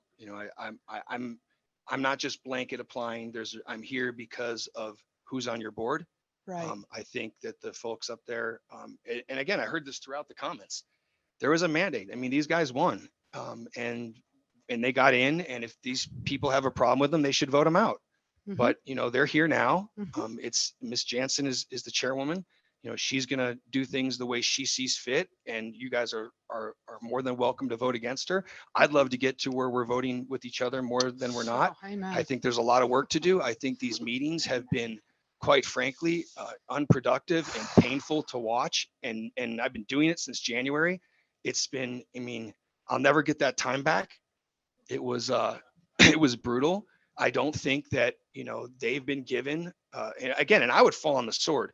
The way these meetings are run, that would be on me. I would be the first one to say, I'm sorry, I should have had you better prepped, Ms. Jensen. I'm sorry, Mr. Burns. I'm sorry, Trustee Gilkerson. That's mine. I own that. But I think that we need to do a better job in making sure these meetings run smoother and that someone steps up and, quiets the noise if necessary, and then takes the heat if necessary. But I'd like to see these meetings be more productive and again, focus on the things that are the main concern out in this district, which I do hear from the teachers, is education, and making sure our kids are doing better. They're protected in their schools and in private places. And that's what I want to see happen. Okay, I have one other thing I'd like to ask. I'm going to finish. I'll be done in a minute. I just have a couple more things. Thank you, Mr. Gilbert. Some other concerns I have. You made a comment that you're going to put a team together. That concerns me as well, because this brings in all different types of people, no one that we have asked for. When we hire a law firm, we like to have a face. We like to get to, they're our law firm, they're our lawyers. And that's concerning to me that you're going to pull from somebody in Las Vegas, especially somebody in New Jersey who has no background, doesn't know who Douglas County is, probably couldn't find us on a map. Maybe she can now. So I have a big concern about that. I have a big concern also that they're not really representing our community because they don't know our community. And then the final thing is the cost. I hate to throw money out there, but you know what? We're a business, right? We have to be fiduciary. I can't say that word. What is it? Fiduciary. Thank you. Fiduciary responsible. And I'm not sure, I have to be honest with you, I'm not sure that hiring you and your law firm is doing that. I'm very concerned about the cost. I'm very concerned about your prices are more, whatever. But I'm worried about when this gal from New Jersey, we have to use her. Is she under the same contract as you, right? If she has to fly out here, who pays for that? If she has to, who knows what I mean, I just feel like we're losing control of our board, of our law. That's why I really thought it was important. Again, no, I told you I have nothing against you, but I really think we need to take a step back. And as a community, we need to somehow figure out how we can get back to transparency and being fair, and how we can go back to the RFP process. I'm just saying that, that's all. But yeah, so I think that was, oh, I know. Well, yeah, because you said they would be available to you. You said they'll always be available to me. What I want to know, if I call Hillary or whoever, is she going to be available to me and to Mr. Kangas and everybody on the board? Because I know if I call Rick Shue or Carolyn Renner, I know I'm going to get a call back, and it's going to be timely. So I'm concerned. My concern is about, I don't know these people. I don't know who they are. Will we get to meet your team? Will they come in and we get to meet them? I mean, I'm just concerned about all of this. Again, I feel like it's a smoke and mirror show, and not to you, not that you're that, but I'm just saying that the way this whole thing's going, and thank you for waiting and giving a presentation. I do appreciate your time. Thank you. Tony. I would like to know, you're involved in other businesses, which is great. I'm a businessman. I was a businessman. And I would like to know what those businesses are, and if it's going to be influential on Douglas County and on this board. Well, yeah, that is true. I do have some other businesses. One of them is a junior mining company. I don't know how that would interfere in Douglas County. Outside of that, I don't really have anything that I think would present a conflict. I don't know what to tell you. There's nothing there. I mean, I have a real estate license. I probably need to renew, but I don't really use it. As a lawyer, I'm allowed to take a commission. So sometimes I help with purchases and do some transactional law. I kind of do a lot of different things, contacts everywhere, but I don't see anything that would preclude me or present a conflict in my business background. I have one more question.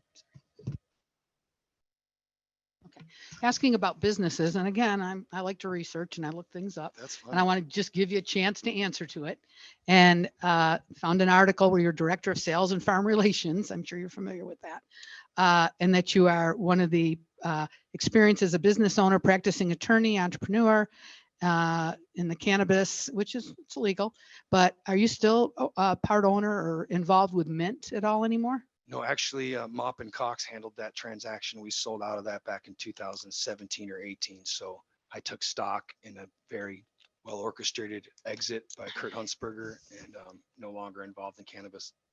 Okay. The reason I ask is because I worked in a prevention program years ago, and I worked very hard not to have dispensaries in our county. That was really important. So when I saw that raised I'm aware of that.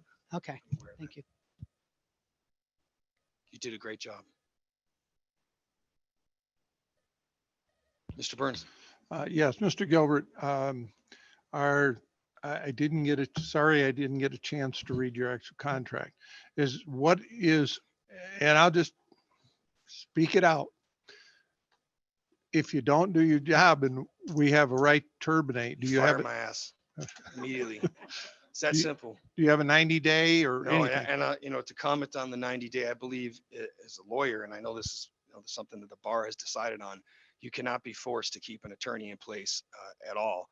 So I would call into question any policy that requires an attorney to remain in place once they've been terminated. The same goes for me. If you have any problem with me whatsoever, you guys bring me in here, you terminate me, I'm done. It's that simple. And I hope you'll hold me to that. If I don't do my job and you have an issue with me, there would be no requirement to keep me a day longer than this board says they're done with me. Can you put that in writing? Absolutely. Sure. I have one more comment. I'm sorry, I lied. Unless somebody else wants to go. Okay. Okay. So it's my understanding that our legal counsel is not to represent your personal beliefs. Our legal counsel's job is to represent the law. So we've had some issues here with our board that I'm sure you saw. And it went with wanting to write policies that went against the law. And I'm wondering how you feel about that. If our board comes to you and asks you, we want a policy on, I'll just throw it, transgender, okay? And You're we talking about the protecting women in sports. protect it. I'm not talking about the sports. I'm talking about protecting gender identity and those things. So my concern is, will you ever write a policy that directly breaks the law? I will research that policy thoroughly. I will work with the board. We will craft something that we believe is in the best interest of the board and the county, and we'll do what we need to do. So you will And still I'll break the say law. this, I've got this Arthur Hezbollah. This is today a text message. The extremist Douglas County School Board will hold a special meeting tomorrow to discuss naming new legal counsel that seeks to pass a policy discriminating against trans students. This meeting should lay the foundation for an eventual beatdown at the by the ACLU in court. And then it goes on to list Joey Gilbert, his assembly and education team. So they're already calling me out on this, or you out on this. And I think that they're wrong. I think that there's been numerous court decisions across the United States saying that the gender issues are a main concern. And the Fifth Circuit, Second Circuit, 11th Circuit, and even the Ninth Circuit just ruled on a disc golf tournament saying that gender is something that they can absolutely use on who can go and participate in certain sports. So I think it's an absolute flash button hot issue that we're going to all have to take into consideration. And it would be something that we would do thorough research and policy writing on. But at the end of the day, it's going to come down to what the majority of the board determines. And that's what we're going to put through. And that's what scares the hell out of me. I'm sure it does. It scares the hell out of me, Joey, because this is coming. We know this is coming, and we're going to get sued, and we're going to lose so much money is my thought. I don't know that for sure. I don't have a crystal ball, but I am so concerned about your stance on this. And this is what it comes down to. You can you're here to represent the community. You're not here to, like I said, you're here to represent, you're not here to represent your personal beliefs or their personal beliefs. Okay. You're here to represent the law because you're a lawyer. And that's what concerns me.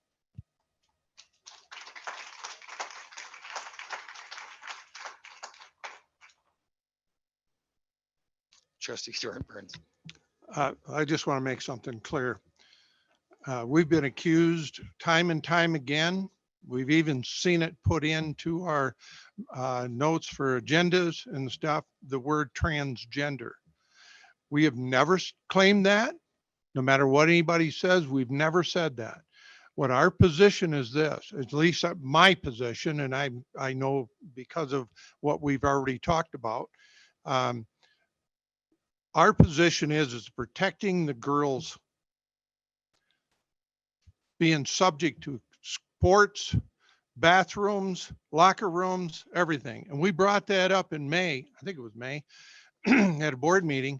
We had an overwhelming number of parents and students came in and spoke in support of a policy to do that.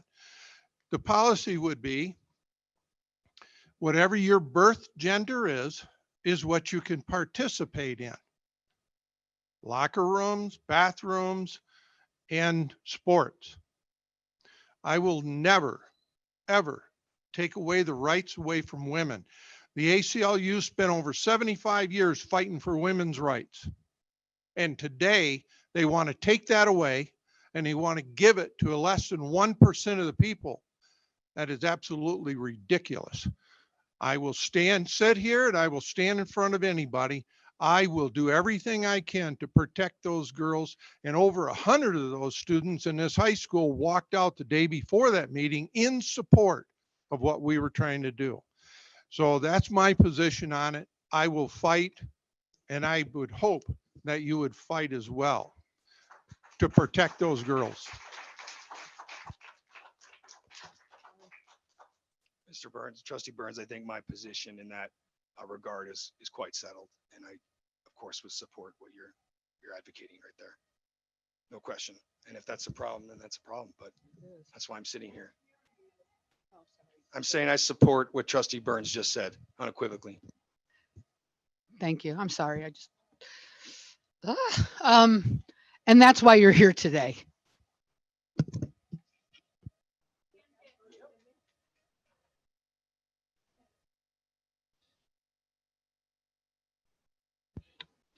You know, anybody can accuse me all they want for protecting the girls.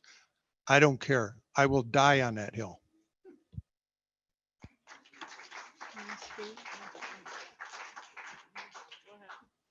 You know, for me, it isn't, it is girls. I'll fight to the death for that. Everybody knows my feelings on that. But I also don't want to put a young girl at risk if she's in a boys' locker room. These are, you know, it's a tumultuous time and how the puberty and the whole thing. So I'm looking out for both sides of this issue. Thank you.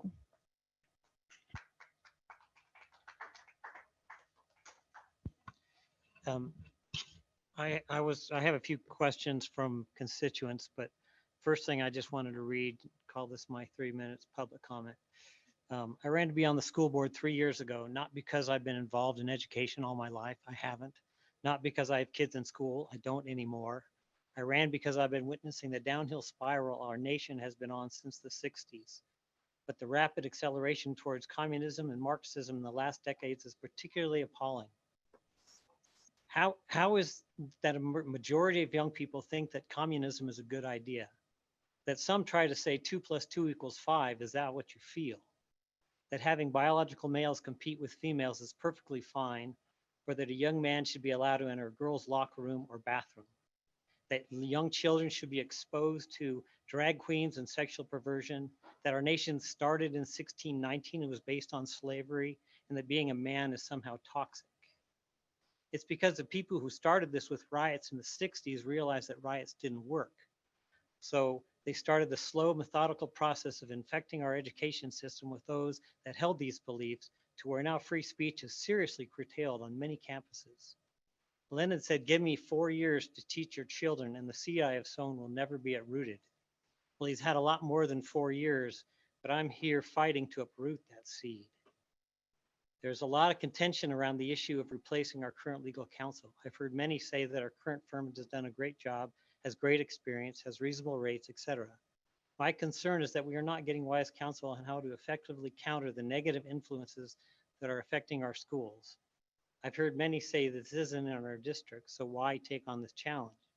We can bury our heads in the sand. In a few years, it will be like World War II Germany, where Martin Niemöller reflected, first they came for the socialists and I did not speak up because I was not a socialist. Then they came for the trade unionists and I did not speak up because I was not a trade unionist. Then they came for the Jews and I did not speak up because I was not a Jew. Then they came for me and there was no one left to speak for me. I'm not looking to get into lawsuits that could bankrupt our district, but I am looking for a way to protect our kids from the pervasive evil that is sweeping our nation. We need a law firm that is not only protecting us from litigation, but is protecting the values that this nation was founded on. Thank you. Trustee Engelkirk, I want to say one thing to you. Know, I'm often approached, obviously because of my profile, in between, Las Vegas, Reno. I can be in any county, and I have everyday moms and dads that are not political. They're Democrat. They're independent. They pull me aside. They say, "Mr. Gilbert, what is going on? I'm just a dad who loves his children. Why do we have to worry about boys being in the girls' locker room? Why do I have to worry?" And this has been happening across the board. I'd say it's in 75, 80% now. I tend to say, speak up, tend to say what other people are thinking. Sometimes that's gotten me into trouble. I think it's one of my best attributes. Some people may disagree. I couldn't agree with your statement more. I think that it's a time to stand up, and I'm not afraid to take that stance alongside you. I think that when you've got something like the ACLU lodged in Vegas threatening a county like Douglas County, that's something to be concerned with, because that's what they're doing. That's where they're putting their focus and their energy right now. I don't know why. I don't know how that works for them, from a business standpoint, but that's what they're doing. They're trying to threaten how folks here in Douglas County live, how you guys conduct yourselves. And again, it's very smart. Don't sit there and wait for the fight to come to you. Sometimes you got to take the fight to them, or to at least be first.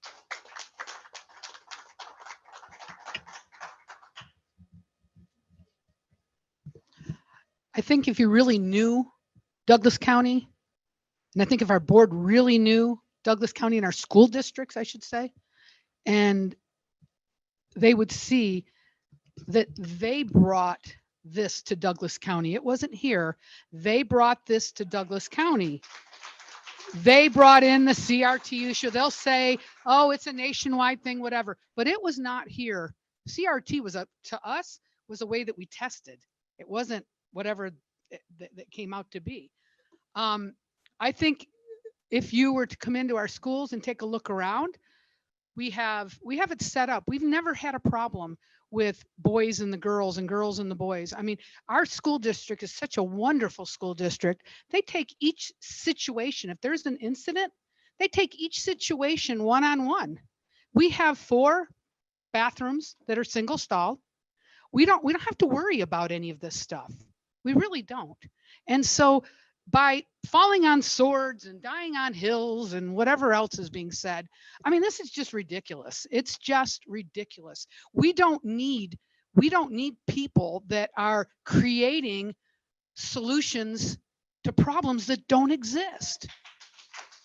And that's what's happening here, Mr. Gilbert.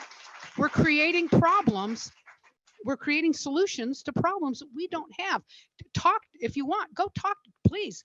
Come in, let's wait and let's get the teachers back in school. Let's go visit with them, talk to them, get their opinion. If you really, really, I'm not opposed to you being our attorney, but if you really, really want to know our school district, I mean, I know you have your own political agenda and whatever, but I'm just saying that you don't know. Miss Hillary doesn't know Douglas County. These people in the audience, the parents, there's hardly any here, like as we said, because of this meeting that was not transparent. This is not who we are. We are a great county. We are a great school district. And, if you get chosen to represent, great, you'll love it. But I'm just saying that, all of this is just ridiculous. That's all. Thank you. Well, I do want to say that despite what you feel, I spent a ton of time here in Douglas County. I actually held some of my biggest campaign rallies here. I spoke with tons of folks from all over. I practice law out here. I'm in the courthouses on both sides of the aisle. Many of my clients are not, Republican or even independent. They're Democrat. They hire me for my competency, and I think I have a good understanding of the county out here and what the majority are feeling. But again, I am going to absolutely spend time speaking with you and with Trustee Kangas, and we're going to get to know each other, and we're going to talk a lot about what it is that you see, and we're going to work together as a team. But at the end of the day, we're gonna follow what the board votes as. That's what we're gonna do. Thank you. I want to say that, this whole idea is stuff is sweeping through our nation. And to say that somehow Douglas County will be left alone out of it all is misguided. And I just spoke at the thing last night about the NASB board where I was offered training at MTSS. You can't get more critical race theory than that, believe me. So to act like it's just not around is, well, it's something that it talks about pipeline, school to pipeline to prison. And we actually had a little bit of it at a NASB thing when we first became board members, where they actually show a bunch of brown and black people with a board holding it up. I went to the training, I saw it. Anyway, let me finish, please. Yes, thank you. And there was another board with more brown and black people. By the way, my father's brown. He is a Hispanic. But anyway, then at the very top was a white guy in a suit. I mean, it's very clear what's going on there. And they talked about, you can't punish kids, restorative justice, because they're going to end up in prison. So it is here. That is nonsense. That's all I'm saying. Thank you.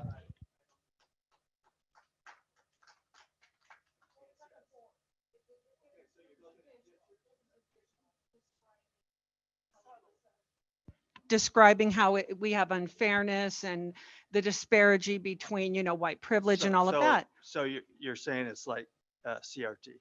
Oh, it is CRT. It's not like CRT. Okay, well, they're And I different- just different declined the acronyms. I training, just by the didn't way. Understand what it was. Yeah, right. So Okay. just if you look it up, I printed out the whole thing. You can get it online.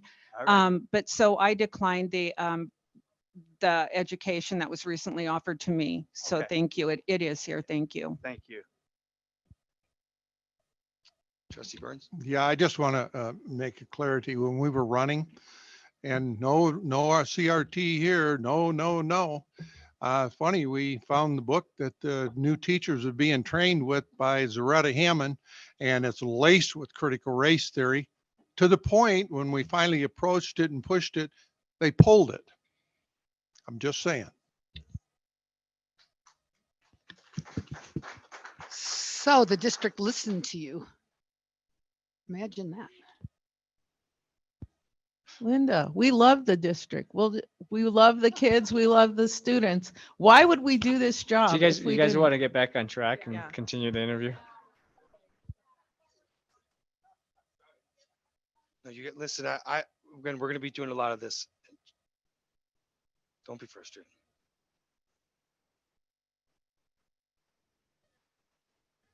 Would you like to make? Yeah, I would just close with this. I would just close with, these final comments of, to me, it has been an absolute privilege and honor traveling this state, getting to know folks in all these different counties. And I did spend a ton of time here, not just because, I love to be in Douglas County up at the lake and around here, but that was the number one issue statewide. Everywhere I went was our schools. It was the number one issue. And so, it can't be wrong. I mean, these were parents on both sides of the aisle that just said they want their kids to learn, and while the scores here are better than some of the other counties, they're still missing the mark by a lot.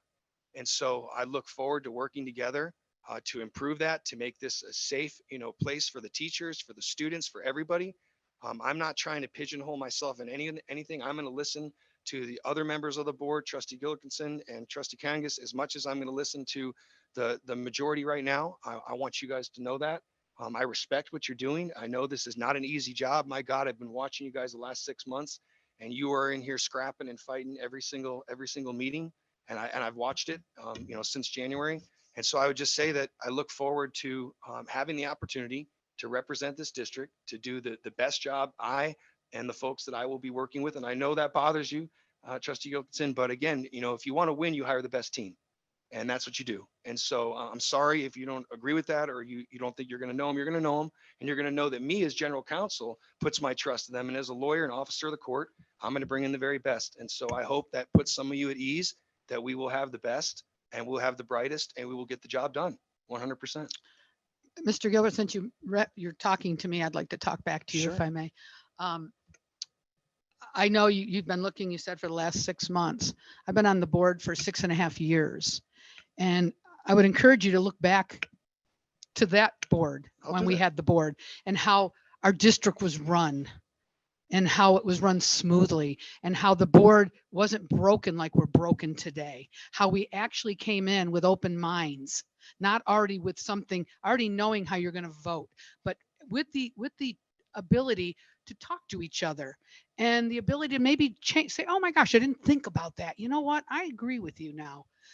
That's not what's happening here. We're getting things as this here is, I feel like it's being crammed down our throats. I don't feel like we're listening to each other, talking to each other. And I encourage you to go back a few years, go back 3-4 years, and watch how our board ran. And believe me, very conservative people on our board. The majority are all, I don't even know, but it's not about that. I'm just saying that we didn't always see eye to eye, but boy, were we able to work through and walk out together to the parking lot discussing and being fine. We don't always agree. Here, we never agree. That's the problem. It is so far, whatever happened to being in the middle, you know what I mean? Coming to the middle. Why are we over here?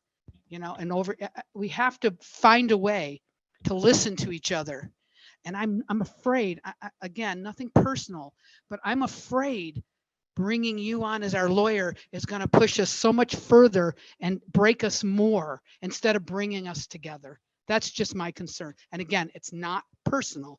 It's the way I feel. Thank you. Okay, go ahead. Trustee Kangas. Hi. One of the great things about America and freedom is choice.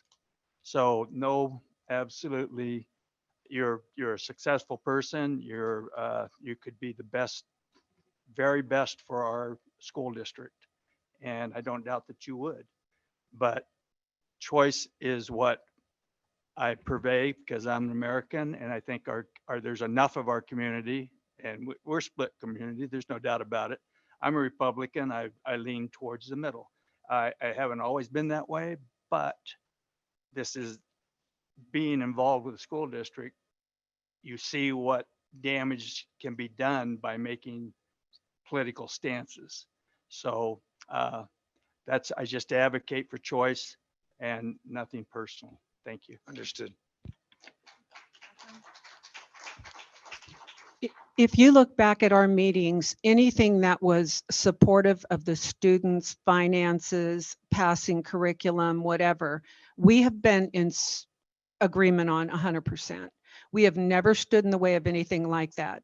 Now, when it comes to things that I think are inappropriate personally and deal with things that aren't what school was intended for, yeah, I'm going to take a stand on that. And these are hard things to work through. I understand that.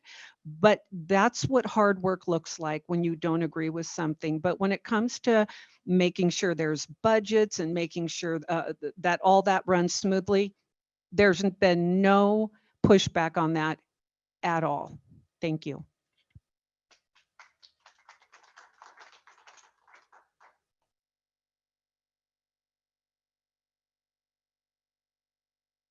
Any other comments? Okay. So we should make a motion, get a second, and then go to public comment. I'd like to make a motion. Find my stuff.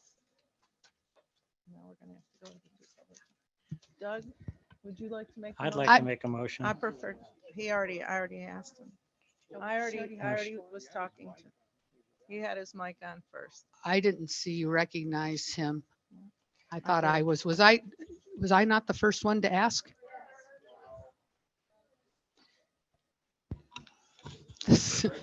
Trustee you wanna do Engelkirk? this? I make a motion to hire the Gilbert Law Firm as legal counsel for Douglas County School District. Second.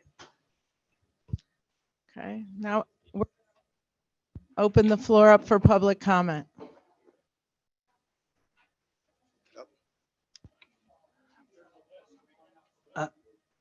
Well,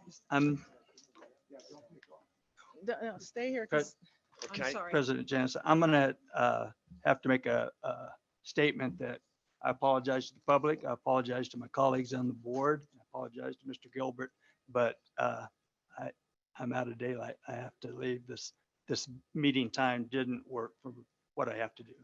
I Okay, apologize. I thank- apologize to you. No problem, I sir. apologize. Thank you for all your input today, Carrie. Okay, It well. was thank you. valuable. Thank you.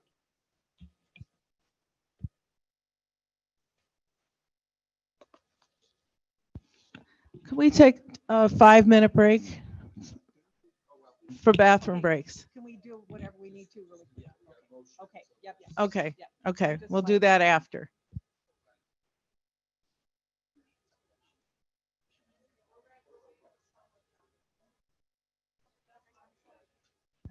Five-minute break.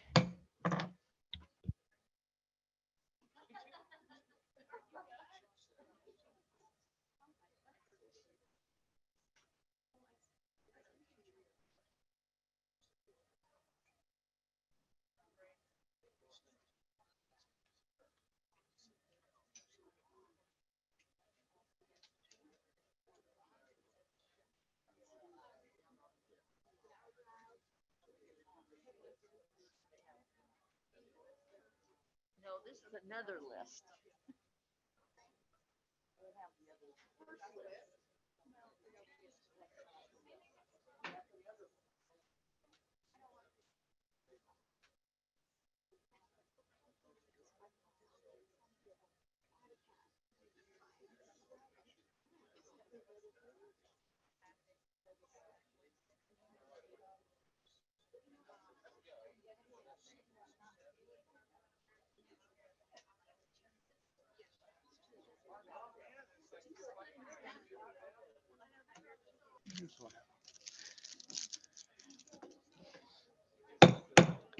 Call to order. I'd like the list for public comment so I can bring everybody up. Thank you.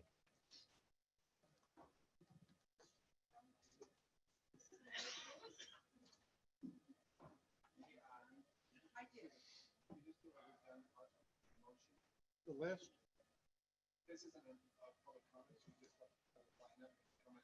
Oh, good. Just line up.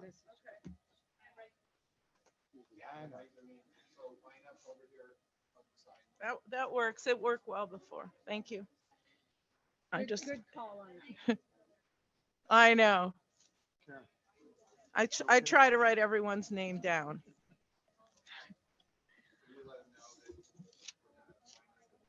Let them know that we're gonna have them line up and then write their name.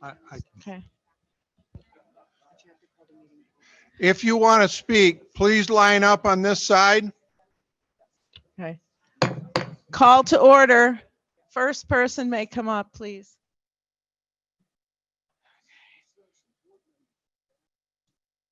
Oh, no. Just Linda.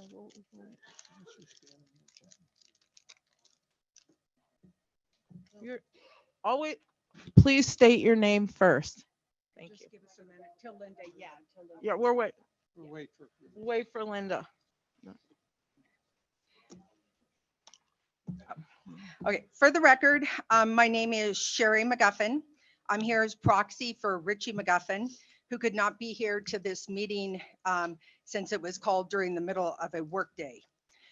So I will read his comments. During last fall's town hall meeting, Trustee Jansen promised that she would always be respectful and transparent.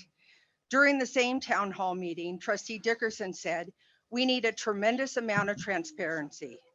Trustee Burns also campaigned on the promise of transparency. Ironically, today's 10 a.m. special meeting is far from the promised respect. Excuse me, is this gonna refer to Joey Gilbert? 100%. Okay, thank you. I'm sorry for interrupting you. People in the back, please use decorum. Thank you. So it's far from the promised respect and transparency that we can get. At the June 13th board meeting, this board voted to put out an RFP with a list of qualifications required in order to be considered as a candidate to become a Douglas County School District's legal counsel. Following the meeting, a decision was made to abandon the RFP process that was agreed to in a public meeting and simply hire an attorney the newly elected trustees have been courting for the last 6 months. I have spent a lot of time criticizing the newly elected board members, but I have acknowledged Trustee Engelkirk as he also lacks the courage and conviction to do what's right. Rather than pursue their purely political objectives through this political process, the newly elected trustees, together with Trustee Engelkirk, are improperly attempting to, if not hijacking, the Douglas County School Board to fertility pursue the same. Now these same trustees seek to terminate MCL, a well-respected law firm in the field of education law, in favor of a criminal defense attorney and failed gubernatorial candidate who shares their political view. This action and others will undoubtedly follow. Just their mere presence on the board is going to immeasurably damage our school district. The 3 newly elected board members have no connection to this school district other than the seats they currently occupy.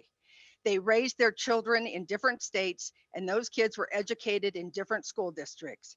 They do not know and obviously do not appreciate the gem of a school district that exists here in this valley. Because of this institutional ignorance, lack of familiarity with the community, and the arrogance that follows it, I guarantee we people lose good people, teachers, administrators, and other district employees to districts that are driven out by education, not politics. Districts that prioritize children, not campaign propaganda. If this board decides to hire Mr. Gilbert's firm, the district will hemorrhage money.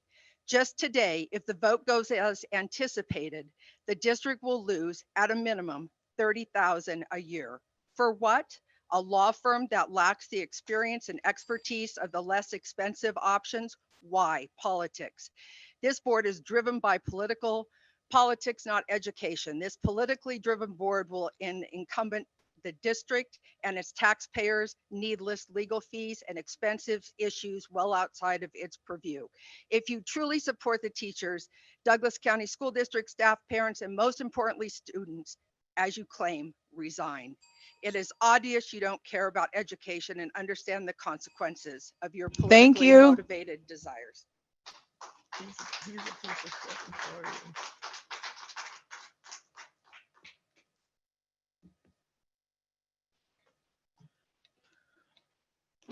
Alice Meyer. Joey Gilbert is a high-profile Republican in the state of Nevada.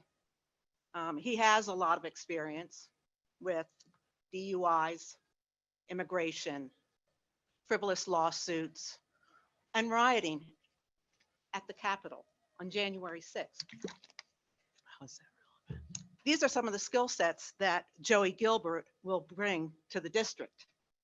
How this qualifies him for the job, I don't know. Education law is a specialized area of law, and Joey Gilbert has no experience with it.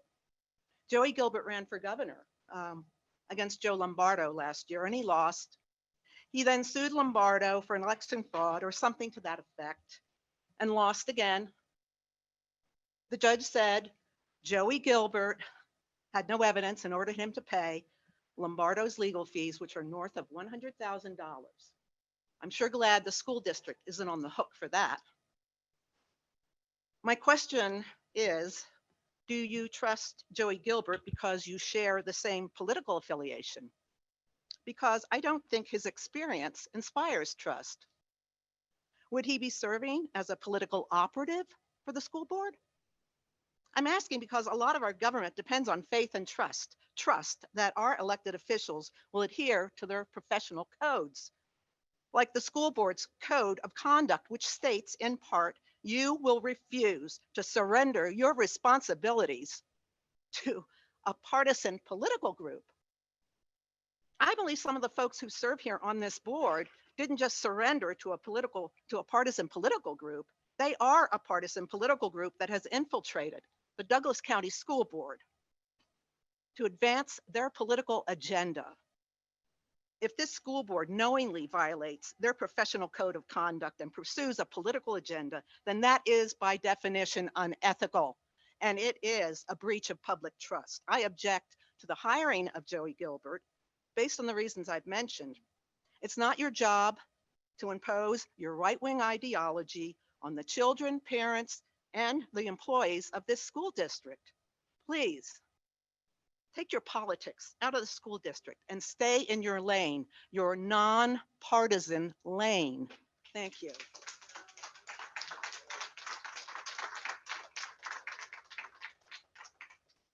My name is Peyton McGuffin, and I would like to personally say that I want a board that is more concerned about me and my fellow classmates' education and not so concerned on their own political agenda. And so I'm asking you guys to spend more time in the schools and with the students. And I would happily show you guys around. And I bet leadership or someone from the school could actually show you the issues that are coming up, because half of the issues you are bringing up in this meeting aren't even happening. I would love to see you guys more active in the school and listening to the students and the teachers. I am one of the girls that you guys are talking about protecting. I personally feel like the school is protecting us just fine and have policies in place already that are working. As a 15-year-old girl that is very involved in sports, I understand your guys' worry. But there has never once been a time that I've played against a guy in a sport or someone trans. So I don't see why this issue has blown up so much. Again, I urge you to please come to our school and get to know us. You've previously stated that you love the students, but you don't even know them. thank you for your time.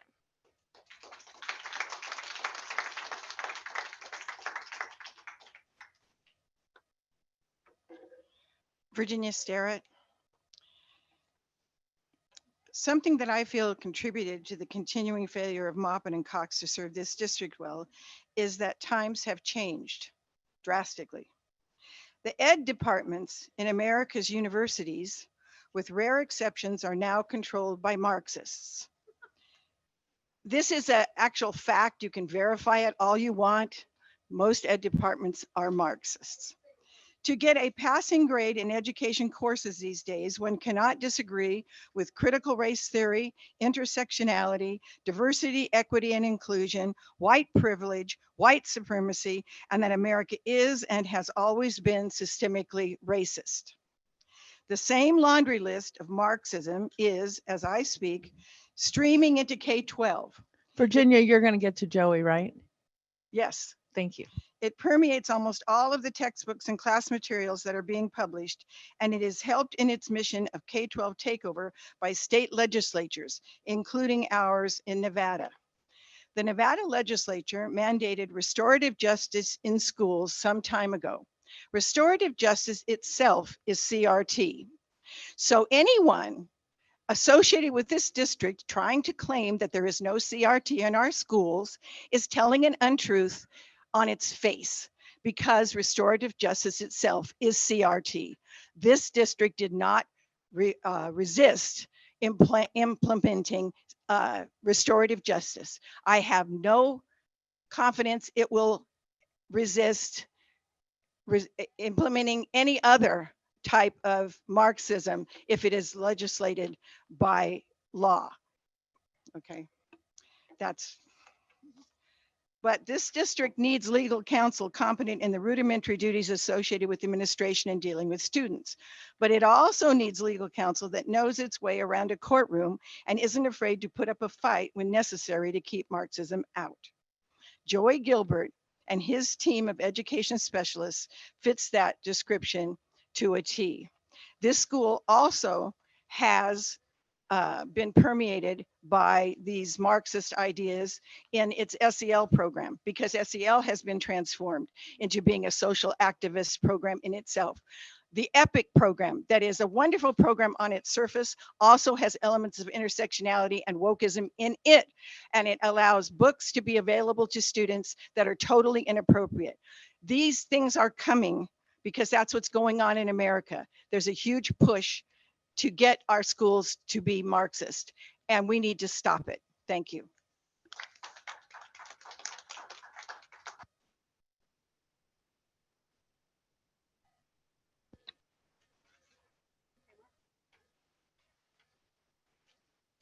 Hi, thank you. Jackie Smith again, for the record. What I forgot to say previously when I was giving my credentials was my expertise is, my expertise is in English language development, and Mr. Gardner would never hire me to teach mathematics here in this district.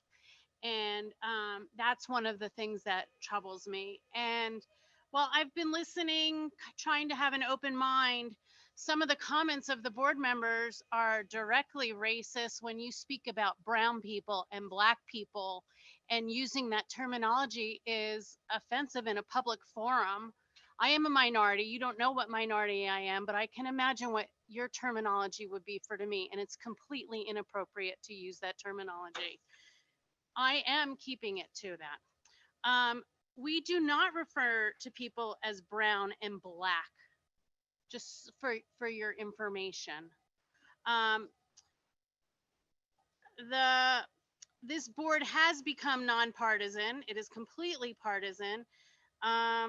My notes are just trying to be organized that to speak for the other teachers and parents that are not here when you hold a board meeting like this in the middle of July when most teachers are out and parents are gone. And I think it's completely irresponsible to hold this decision at this time. Thank you.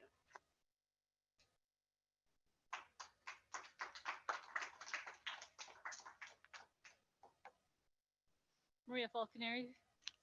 I'm a former teacher here. Now I'm a resident in the district. During comment last night and today, I heard a citizen say that trust was broken between the board and our current attorneys. The fact that certain board members were talking to Joey Gilbert before they were even elected tells me that they never planned to give our attorneys a chance in the first place. The fact that Ms. Jensen said today that when we vote Joey Gilbert in tells us that she had already decided that they were going to vote him in. The board has made it clear in their comments in the past that they want to pass a policy that limits bathrooms to basically so transgenders can't use them. You might not want to use the word transgenders, but that was what the policy says. The ALC, and that's against the law. And the ACLU has said that they have a lawsuit ready to go against us, and they plan to file it immediately upon the passing of this policy. And it sounds like Mr. Gilbert is okay with you passing that policy.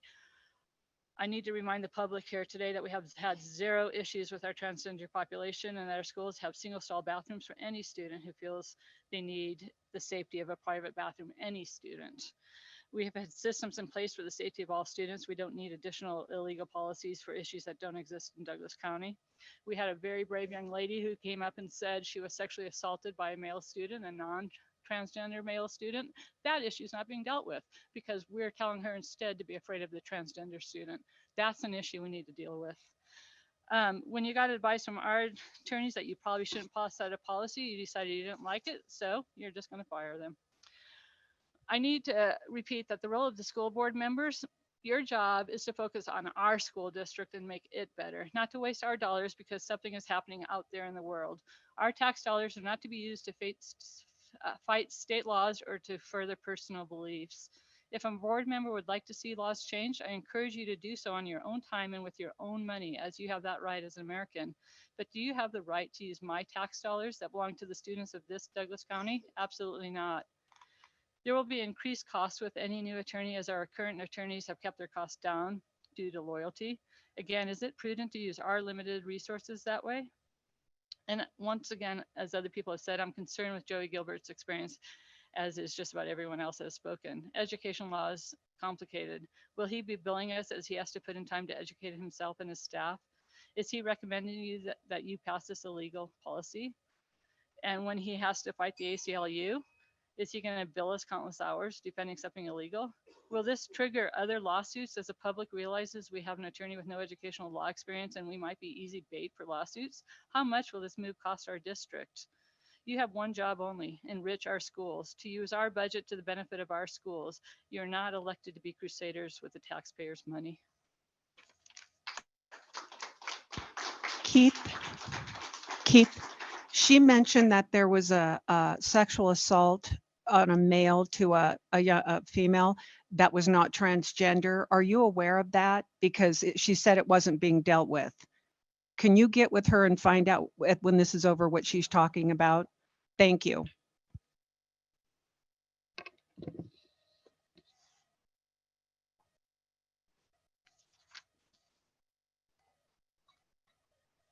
This is a litigious society. To be a soft target is foolish. The board needs counsel with strong legal skills who is ready to deploy those skills in accordance with this board's direction. That's not been the case. Counsel must be able to think on his feet and to be able to critically analyze the issues and in so doing, serve the board. That has not been the case. I compliment Mr. Gilbert on his presentation today. I felt it was brilliant, but I have never spoken with Mr. Gilbert except to greet him today or any member of his firm ever. However, I have the highest respect for both. Their reputation is excellent. They are known for effectively representing their clients with fidelity and tenacity, qualities which are lacking here. Contrary to unsupported aspersions stated today, Mr. Gilbert litigates at the highest level. Cases involving a man's life, a woman's freedom, a family's fortune, real life stuff. Mr. Gilbert's firm has been annealed in the adversarial crucible of American justice to one sharp, alert, and capable group of attorneys. No doormats there. Opponents and comments attempting to discourage this board from employing Mr. Gilbert really are just a continuation of their continuing opposition to this newly comprised board. Sore losers. They are really not opposed to Mr. Gilbert, but to you four, the majority. You have the mandate. They don't. They lost. Ignore their constant whining, hectoring, and breast beating, and do what you feel is best. Remember, it is you four who are the target of these malcontents, not Gilbert. Because Gilbert has practiced one type of law, he is not qualified to do another. Preposterous. And by the way, very discriminatory. Gilbert is tough and smart. His detractors should be ashamed. Mr. Gilbert has learned well to fight using the law, as once he did using his fists. My compliments. New blood is needed. The deck against this newly constituted board has been stacked for too long. It's time for a change. Thank you.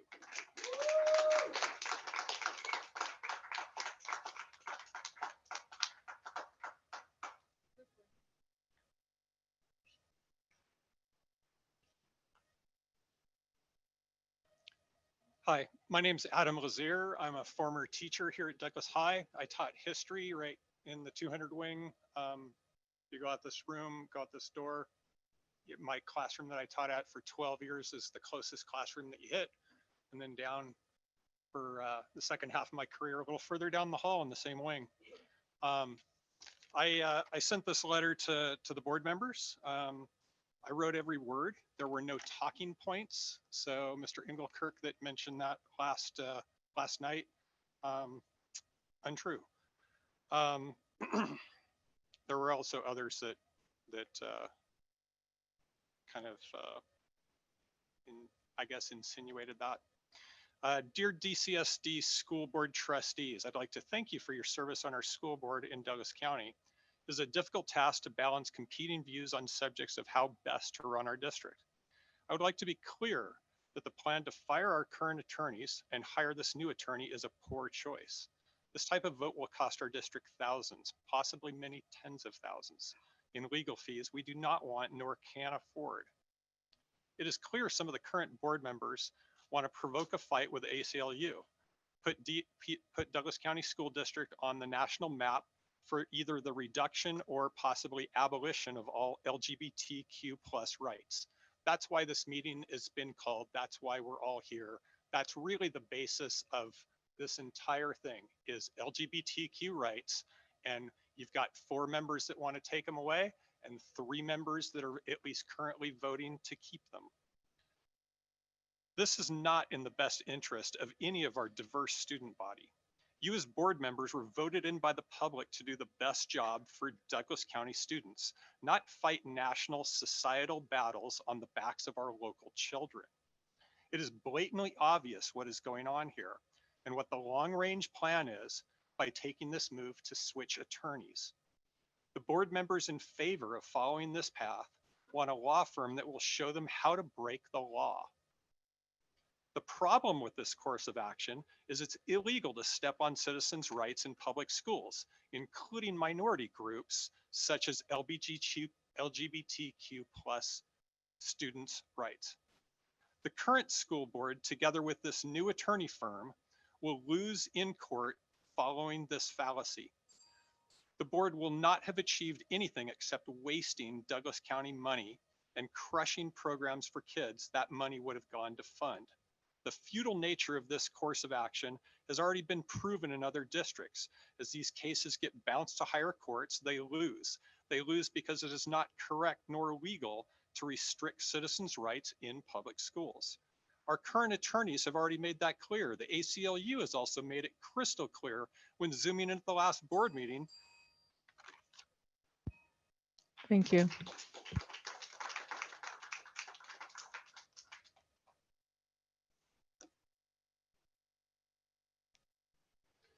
Good afternoon, Cynthia Mohuden again for the record.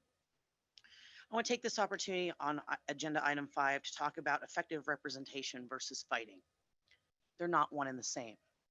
You seem to be confused by a fighter and term lawyer I heard Trustee Jansen use at a prior meeting with a good lawyer. They're not the same. Yes, sometimes a lawyer needs to have good litigation skills and advocate for their client, but that just because someone is a fighter does not make them a good lawyer.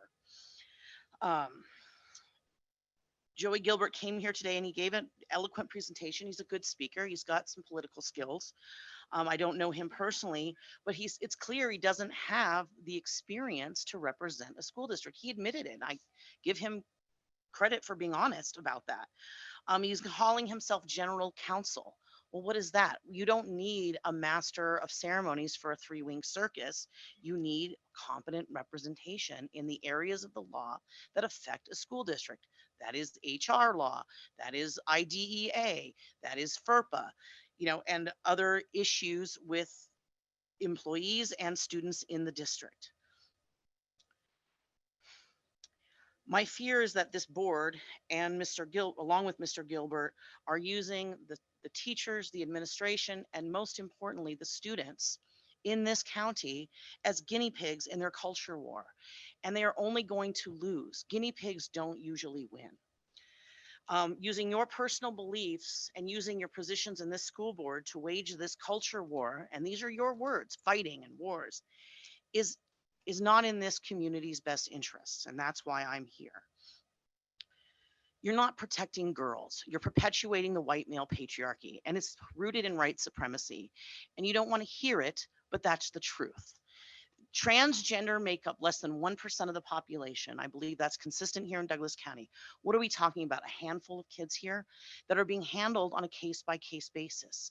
If your concern is sexual assault or bullying or harassment, those are real issues and those need to be taken seriously. But you have a code of conduct in this school district that addresses that. So if one student, whether they're cis, trans, non-binary, harasses another student, whether they're cis, trans, or non-binary, that is a violation of the code of conduct. And I would expect this administration to take harassment and bullying seriously. And I have no reason to believe that they don't. And if they don't, then that's another issue. But having someone to fight these culture wars and claiming to be protecting girls is just utterly disingenuous and it's offensive.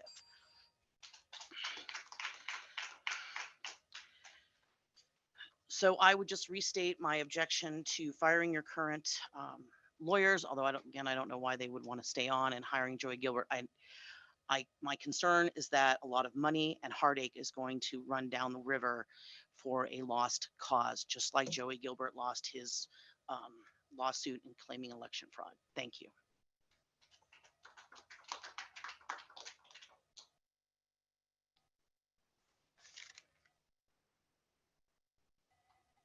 Hi, Leslie Hokinson.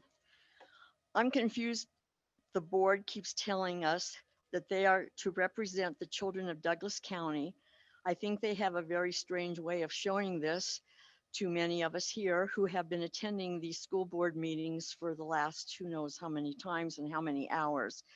They want to fire the current attorneys who have massive experience in representing Douglas County schools for another firm that has a zero experience to represent our county or our students. On Gilbert's website, I looked it up. There were 16 people listed, including him. Unfortunately, you'll cut me off, so I can't. I've got the list of all of them and their bios and what it says, including Gilbert was in the 16. And it tells about their individual experiences. Not one word anywhere in any of those bios, including Mr. Gilbert's, say that they have any experience in representing our district or its students. In every single bio, nowhere was there a mention of anything to do with school laws. They are paralegals who deal with criminal defense, personal injury, family law, immigration. And there was one gal, I won't say her name because you wouldn't like that. I don't even know what she did. I couldn't quite really figure it out. You have every right to change who you want to represent you. But as Gilbert said today, he said, I kind of do a lot of things. Yeah, he does a lot of things, but one of the things he doesn't do is what we need to have represent our school board in an attorney's firm.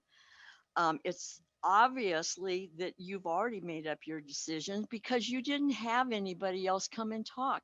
Any other attorneys, we all here would have loved to hear, if somebody else is more qualified.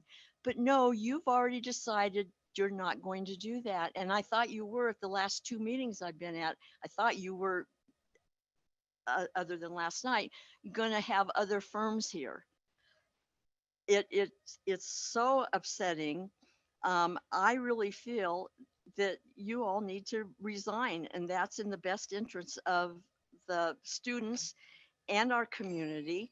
Um, you already have an agenda, and you want to pick somebody with no experience.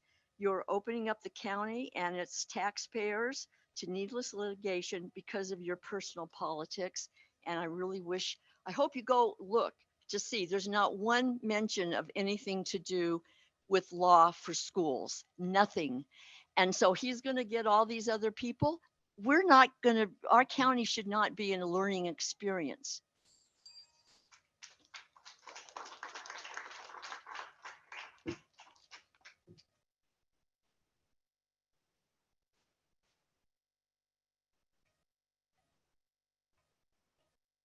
For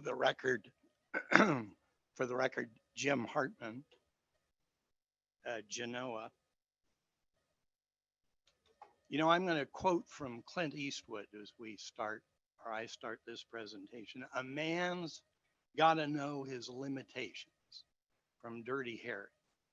And that would be something I would urge on Mr. Gilbert here, to know his limitations.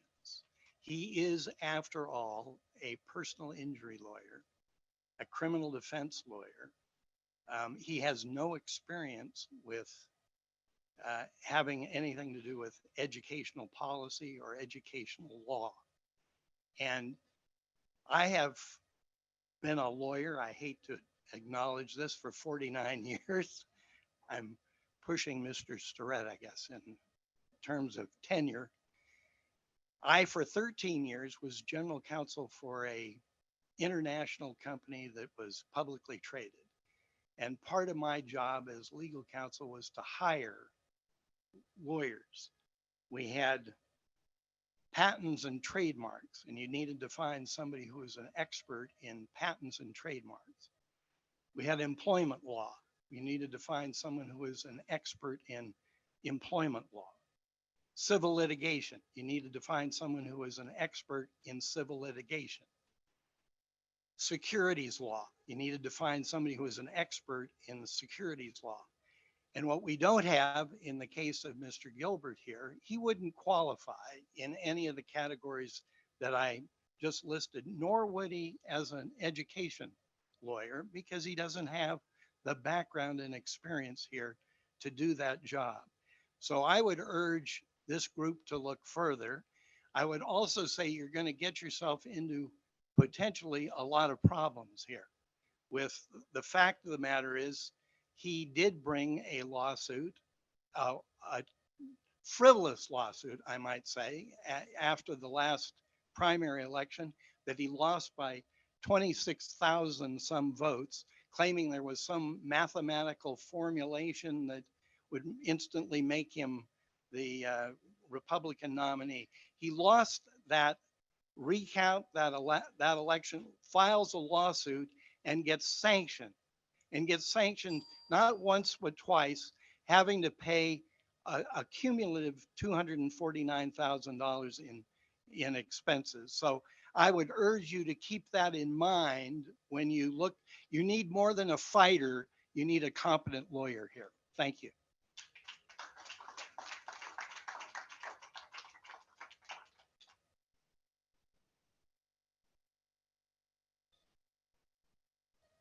Good afternoon. Cheryl Blumstrom, what he said. This job is so much more than a fight. This job is first a thought and a plan and skills and the things that we have not seen evinced here. I think there are many reasons not to fire an existing firm. There are many reasons not to hire Mr. Gilbert. And I think as a board, you came in, the four of you, with your minds made up. I'm sorry to say that, but I believe that is the case. Mr. Engelkirk did not vote the conscience, his own conscience today. He's the one who was being supported by the other motion to continue what he proposed back in June. And he voted against his own best interest or his own conscience. That's disgusting to me. I do not like it. But you're the majority, so yay. I have been involved with the school district since we moved here. We moved to Douglas County for this district, deliberately moved here. I was a room mother. I was a playground aide. I was one of those people that made copies and cutouts. I decorated billboards. I worked with the Gifted and Talented program. I was a coach for the Math Olympiads. I chaired the committee that did the bond extension so that the math center that's in the front of this hospital, the STEM center, we did that.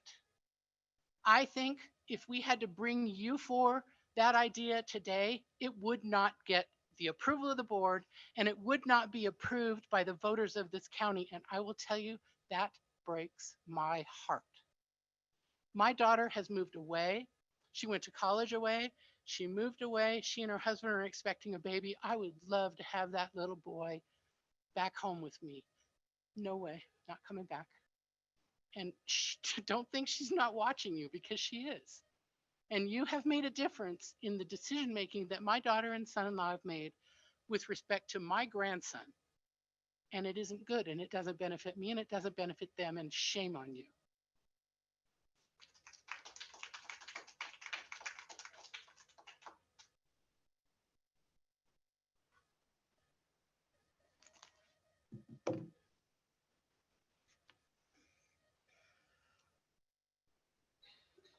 My name is Katie M. for the record.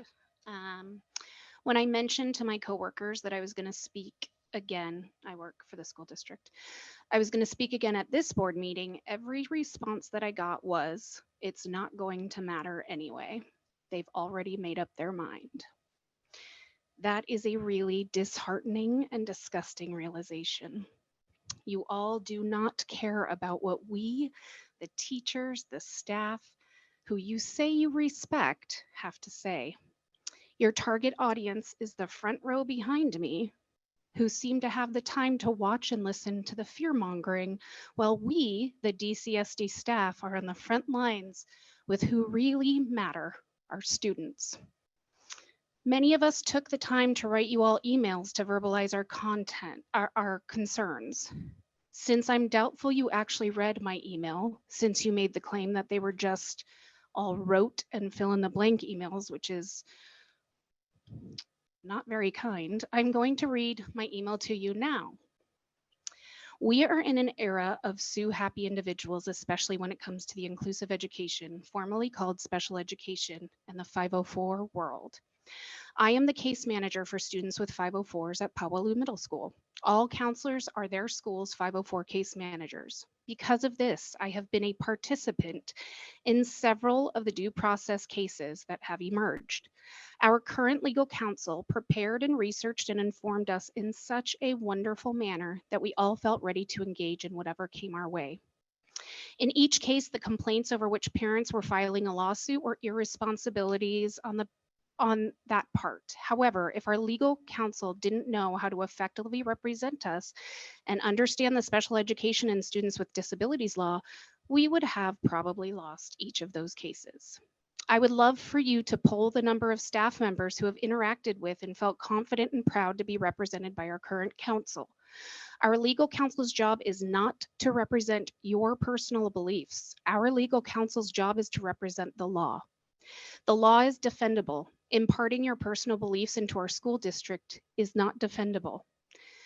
On that note, this is not in my email, the MTSS comment, we are working day in and day out with the multi-tiered systems of support. That is what MTSS stands for. MTSS is a 3-tiered approach to making sure students are seen, heard, and understood, making sure students don't fall through the cracks. To say that you chose not to attend an MTSS to better inform yourself is so frightening because you think it's rooted in CRT. So are you not going to listen to anything that opposes your personal beliefs that is happening? That is insanity to me.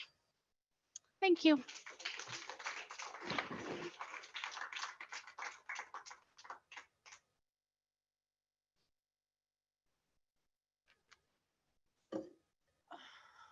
For the record, Courtney Burrows. I'm a parent. Thank you, Linda, for your words. And I know it's been a long day because guess what? I've been at work all day. And I got off work and came here for my voice to be heard. Shame on you for having something at 10 a.m. when no parents could be here. Because the people who matter are the students and the staff and the parents.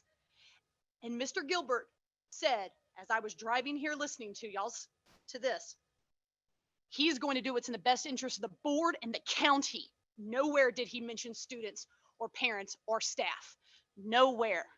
And just like Katie M just said, and like other parents have said, and like Linda said, you guys already have your man made up. Mr. Engelkirk, I haven't seen you look up from your phone the entire time that anyone over here has been talking. And all of you are rolling your eyes and not even paying attention to what we are saying. I am going to talk about Mr. Gilbert, so please don't cut me off. Please don't cut me off. I am very disappointed again because you want to bring in someone who, go look at his bio. I did a lot of research today. I did a lot of research in the last couple of weeks on him. He is 100%, and he's probably going to say that he is not, but everything that I have read, he is not for LGBTQ people or students. And so you want to bring someone in, your mind is already made up. This is a dictatorship. This is not a democracy anymore. And you are failing our students and you are failing our staff. And thank you, sir, for the legal counsel that you have given so far. Thank you for doing such a great job. And I will be so disheartened. And I will say when you choose him, because you've already chosen him, we know good and well that he's about to be this lawyer. We know good and well he's going to be the lawyer. And guess what? You are going to lose more staff. And you are going to hurt the things that matter most. And that is our students that need a voice. And you four are not giving it to them. And that breaks my heart as a parent and makes me want to pull my child out of this district and leave. And I already know there's a lot of people that are doing it. And it is simply because you do not care. And you can tell me all day long you do, but you don't. And I truly believe that Mr. Gilbert does not either. The only reason that you want him here is because you want political. What did he say? He said he's been watching it since January, and these meetings have been political circuses. But that's what you are, sir. You are a political circus. You walk down the halls of the airport, and all you see is Joey Gilbert, right? This is not educational law. He does not need to be here. If you don't want our current law, our current legal counsel, you need to give the opportunity for more people that have educational law backgrounds to be here to represent our district.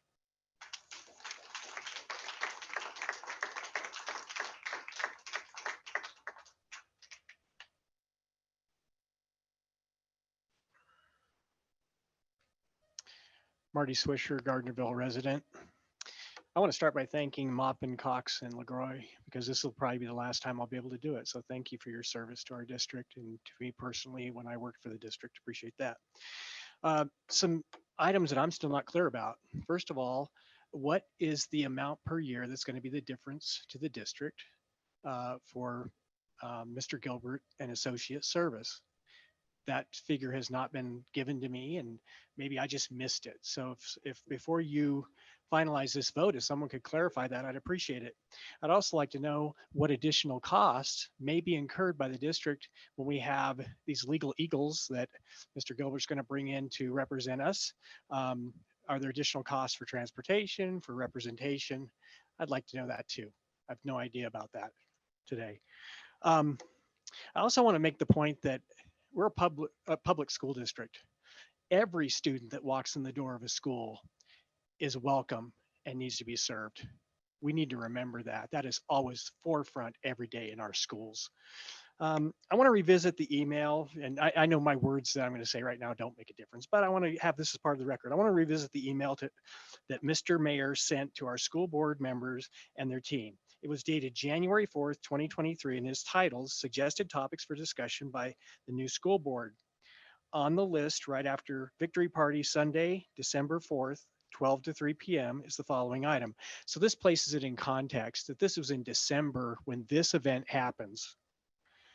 New attorney, review the plan set by Joey Gilbert and, if agreed, meet with the law firm up in Reno. That happened in December before you even came on the board. You'd already arranged this. So that sickens me. It just sickens me. This shows that Mr. Mayor and our school board members have been pre-planning and working since December 2022 to hire Mr. Gilbert as the district's legal counsel.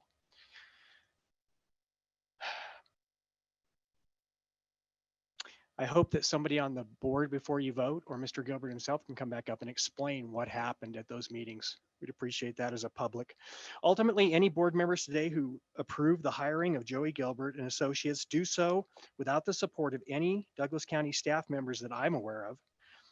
These board members have not sought input from any other district staff, and they have gone against the Thank you. They've gone against the district's administrative team's recommendation to keep our current legal counsel. Therefore, it's clear that these board members are and fully and completely responsible for all outcomes and consequences related to the work Mr. Gilbert will do for our district. I pray that this decision does not negatively impact our students, families, staff, and school district. Thank you.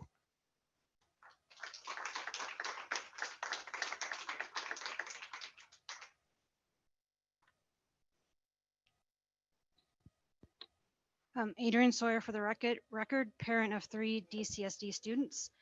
I do want to commend the board for their one instance of transparency in this meeting. Thank you for admitting that you want Joey Gilbert to take on the ACLU. This board is using our children as pawns to give the board members and new legal counsel a national platform. Mr. Gilbert mentioned the board a lot. I didn't hear much about students. It seems like he was speaking directly to the 4 board members, saying that he would take care of you. I didn't hear anything as a parent. I don't feel like Mr. Gilbert is going to take care of my child or my children at all. I feel like he is looking out for the board's best interest, not my children. It seems he will piecemeal the education, labor, and special ed law to different parties while he takes on the ACLU. I would like to keep current legal counsel.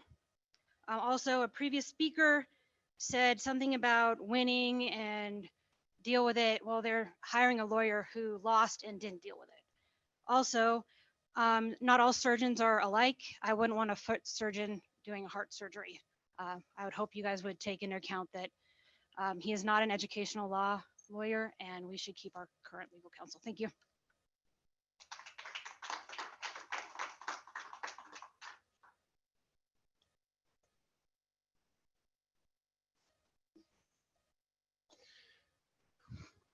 Charlie Holt, retired math teacher, retired math chairman, a lot of experience.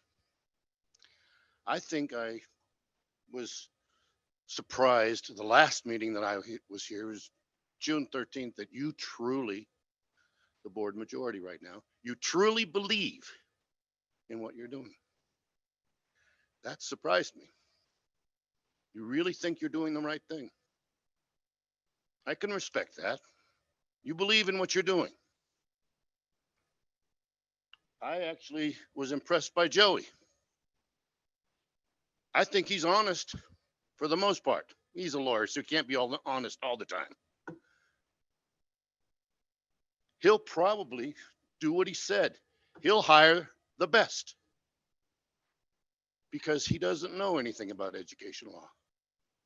It would not surprise me at all that we see someone over here back again being hired by Joey because Joey stated that he respects their law firm.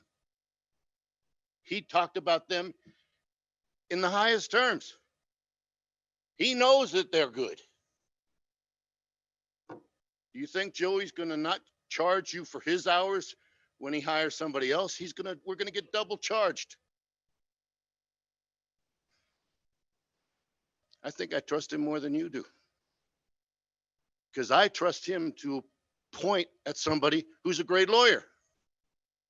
You don't. That surprises me. That's not fiscally conservative. This whole thing, as far as I'm concerned, has an echo from the past. In the 50s and 60s, it wasn't the water fountain that conservatives or alt-right people were upset about. Today, it's not really about the bathroom. It's about fear. You're afraid of what you don't understand. Trust me, I don't understand LGBTQ plus all the rest of the letters myself. I don't know. But I respect personal freedom and personal rights. And I'm not seeing that from you. I'm seeing people who are willing to waste money so that you can hire a high profile person to hire other people to do the job. Where is that logical? It just doesn't make sense. We're going to have him hiring other people to do the job. When I have a furnace problem at home, I don't hire a firm that does asphalt. It just doesn't make sense. Please reconsider, open up a search if you are tired of them. Thank you.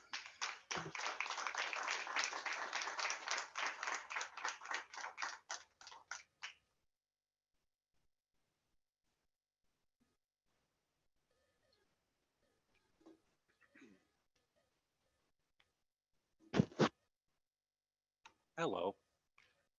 My name is Lance Crowley, for the record. And I'd also like to go on record, since I'm on record in the Record Courier today, stating my opposition to Mr. Gilbert, but I wanted to clarify that. I really do not believe that any of you are under the influence of marijuana while making any of your decisions. I just wanted to clarify that. I have an English degree, and sometimes I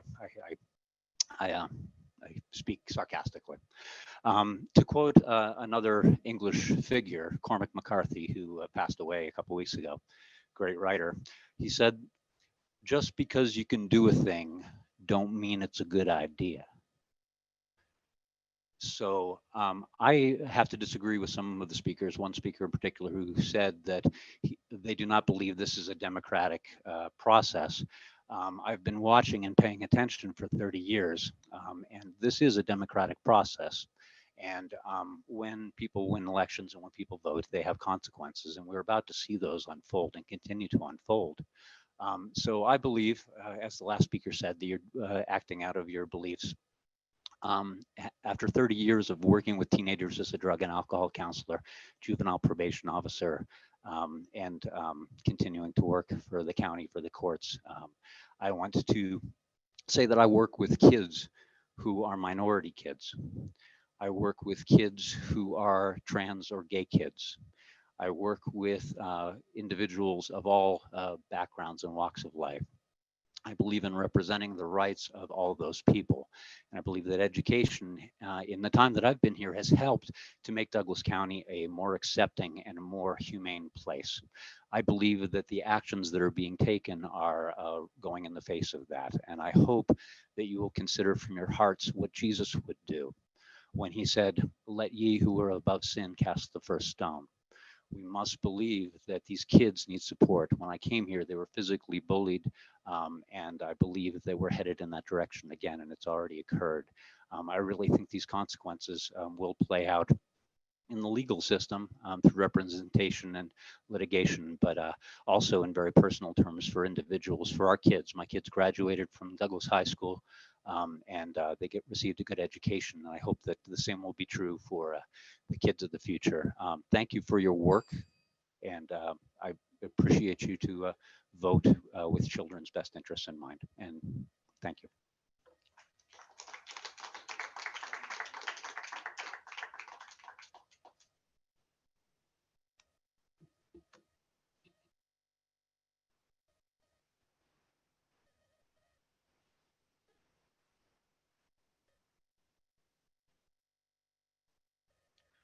Nicholas Meyer for the record. I find it interesting that what concerns Trustee Gilkerson is getting sued and it costing the district money. She's not interested in protecting girls' sports.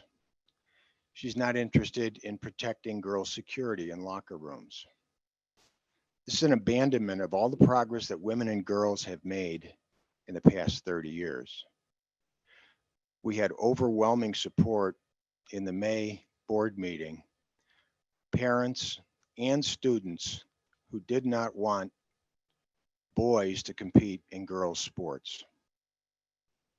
At that board meeting, the Nevada ACLU threatened the DCSD board with litigation should they adopt a policy to protect girls' sports.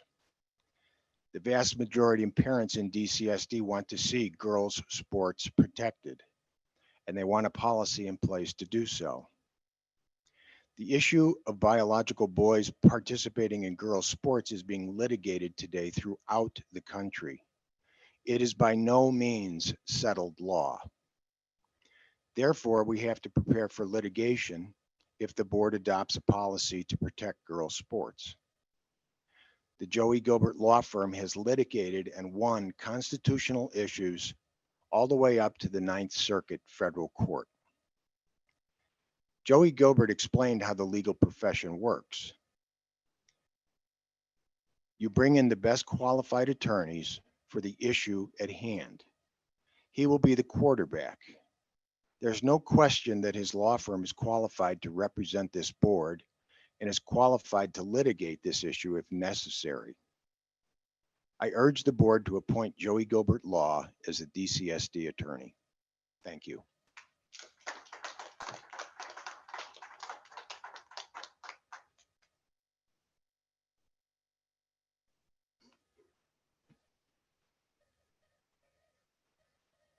Push anything? Okay. Valerie Rice for the record.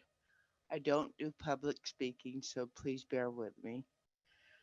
First of all, I must address some of the comments that were made by a lot of the people here regarding how many people are not here to represent their feelings on what's going on because of the hour.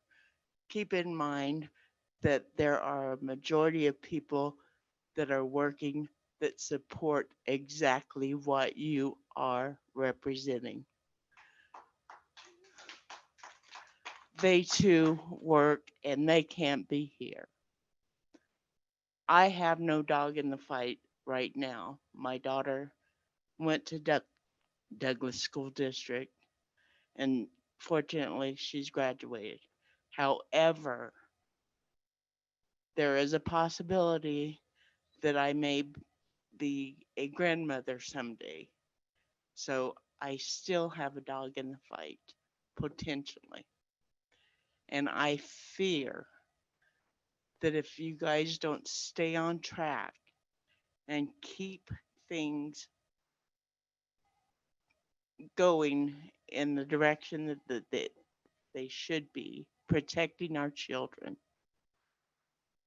then things are going to go off the rail. Now, as far as Joey Gilbert, I know Joey Gilbert. I have seen Joey Gilbert. I have known him, followed him for over 3 years. I know he is a man that will get the job done. Now, on a personal note, I'm not a cook, I'm not a chef, but I cook dinner every night. I know how to get the job done. And if I don't know how to make something, I know where to find out how to get it done right. So to put Joey down because he doesn't have any educational law experience is absurd. He's an attorney. That's what attorneys do. They speak to each other and they find out things. That's why they get paid the big bucks that they do, because they know how to get things done. So stay on track, keep up the fight, realize that the majority is behind you, not the 1%.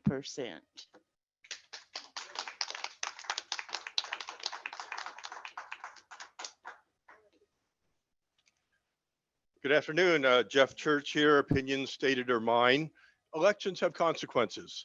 You are not infiltrators, as was said. You are elected officials elected by the majority. I support Joey Gilbert. I've known Joey Gilbert a long time. Joey has passion. Joey cares. Education was the #1 issue in his campaign. I love it how the newspaper said, oh, he's a criminal defense attorney. Joey has more civil litigation experience than 99% of the lawyers in this state. And as he stated, he does have the connections for legal advice, some of it free, through other attorneys, also through nonprofits, through researchers, paralegals, etc. And the NRS does allow in some cases for you or staff to ask for a DA's opinion, which is also free. But it's not about money.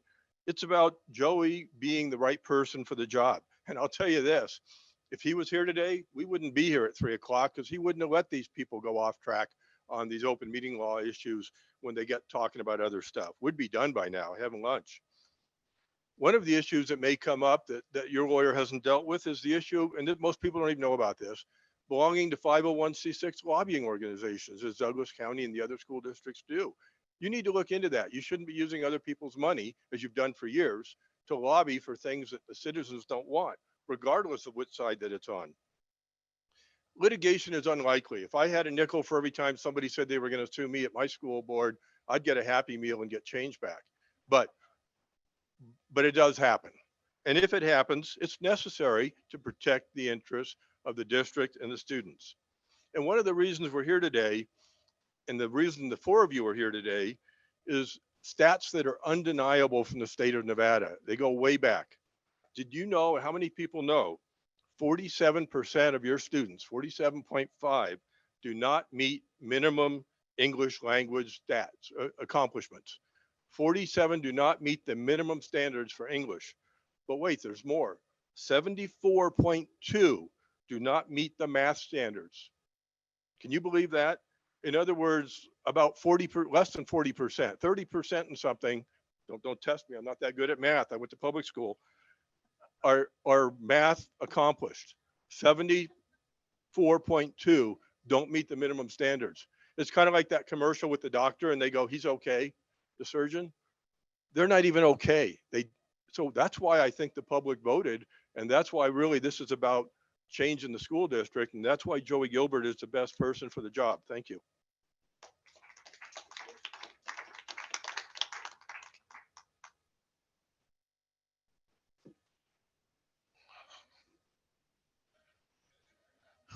Paul White. As far as Joey Gilbert's qualifications go, I can put the board at complete ease. If you never heard his in-depth presentations for 2 years on his campaign in terms of how to reform our schools, what's wrong and what to do, it was not only a good speech, it was one that there's no politician in the nation gives. There's none. It's a speech that no educator in the nation gives. He's done his homework. He knows what needs to be done. And when he comes here, he would help the board as lovingly as possible uncover the difference between doing your best and doing good. You just need, you're a big business. You're almost $80 million a year. People need to be held accountable for what they're doing. If schools aren't an employment center, and kids need to be prepared to go do something well. The statistics you just heard, they're not being prepared. Half of them are not being prepared to go do anything but the jobs that are going to be phased out within their lifetimes. What's the best thing I can tell you about Joey Gilbert is to think of all the hateful and snarky and sarcastic things you heard about him and untrue things you heard about him today, including one, sadly, from our board member here. And just kind of an FYI, to say something hateful and sarcastic and then to say, but nothing personal, that still doesn't change it from being hateful and unkind. But the best thing about Joey Gilbert is that he would not respond in kind to any of those people that were all over him. He would want to work with them. He'd want to show them what he could do. He just, he wants to make things better, wants to make things better for kids. And that's why I'd say the last reason why I think you're making a great choice. In most education code, there's the Latin phrase in loco parentis. It means in place of the parent. Well, in other words, the goal is that ideally the values and principles brought forward by school employees are the kind that you'd want to see parents have for their kids, that parents would want to see for their kids to have if they were parenting them. I can tell you of all the people I've known in my life, and that's a lot, if my children were of a minor age and needing looking after, I can't think of anybody I'd be happier having raise them if I couldn't than Joey Gilbert. Makes him a good parent, great parent. It's what made him a great boxer, made him a great attorney, and he would be so excellent for your community. And I guarantee you, the majority of the people who have unjustly, critically, sarcastically on today spoken to him, I guarantee you before he'd been here any amount of time at all, they'd be coming back saying I was wrong. And thank you for what you're bringing to our district. Anyhow, again, my heartfelt appreciation goes out in admiration to the board for having the courage to do the best thing for your community, even though to some extent here it's not appreciated. But as you get going on it and things get better, they will understand it and they'll appreciate what you've done and they'll admire your moral courage.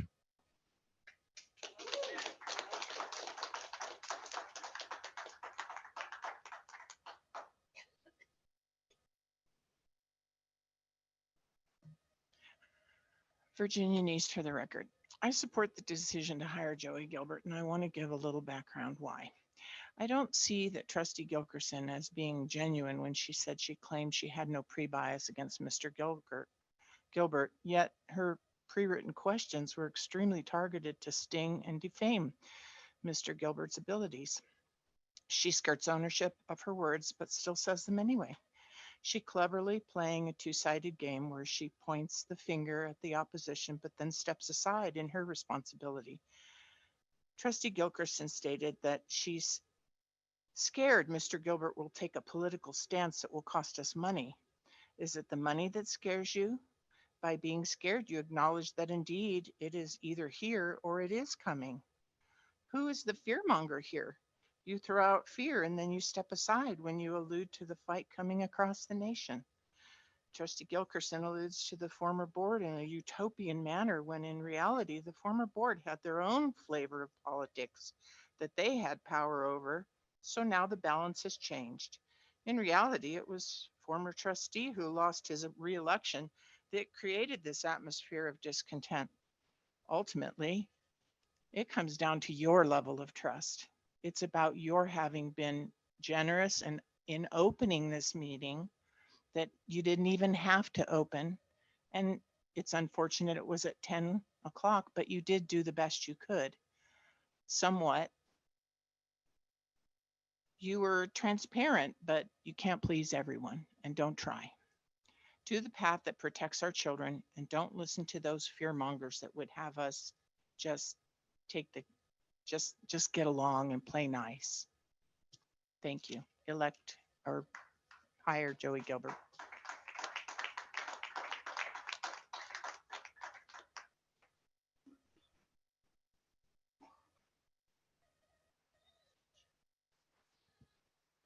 Debbie Silva. I live in Minden.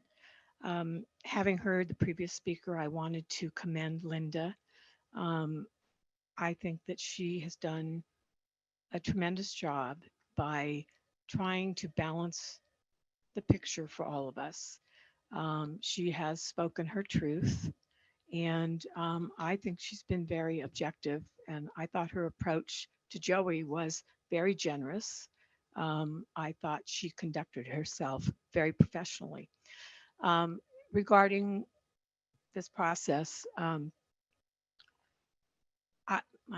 only going to say I don't trust a board that trusts Joey Gilbert when in fact he has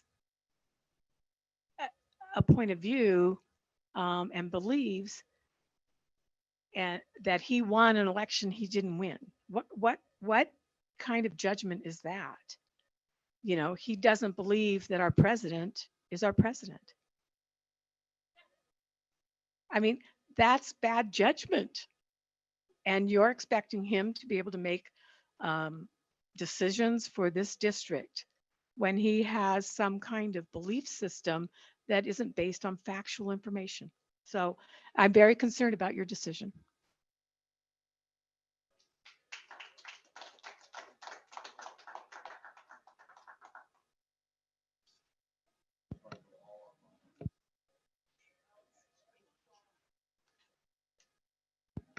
Aaron Miller, it's your turn.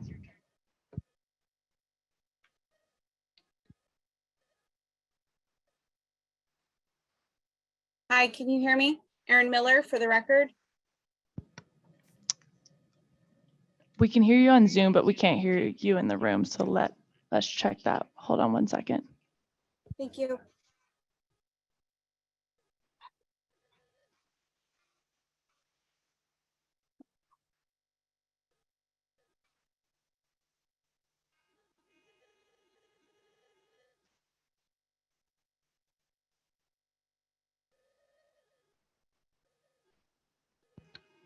David Seat for the record. I'd like to say that I completely support the board if they make the choice to select Joey Gilbert as the new counsel. The previous speaker talked about his view, Joey's view on the election. Anybody who has any sense of information, not by the mainstream media, knows that we have an illegitimate president. I would also like to say that Joey Gilbert's stance on the vaccine, the COVID-19 bioweapon shot, has been shown by numerous studies, and people are just, they are blinded by their bias. And something I like to say is, many people prefer to live in the comfortable shadows of lies rather than to step out into the messy, uncomfortable light of the truth. And I think Joey Gilbert is one who has courage, and so does this board, to step out into the messy, uncomfortable light of the truth. I support this board, and I support Joey Gilbert. Thank you.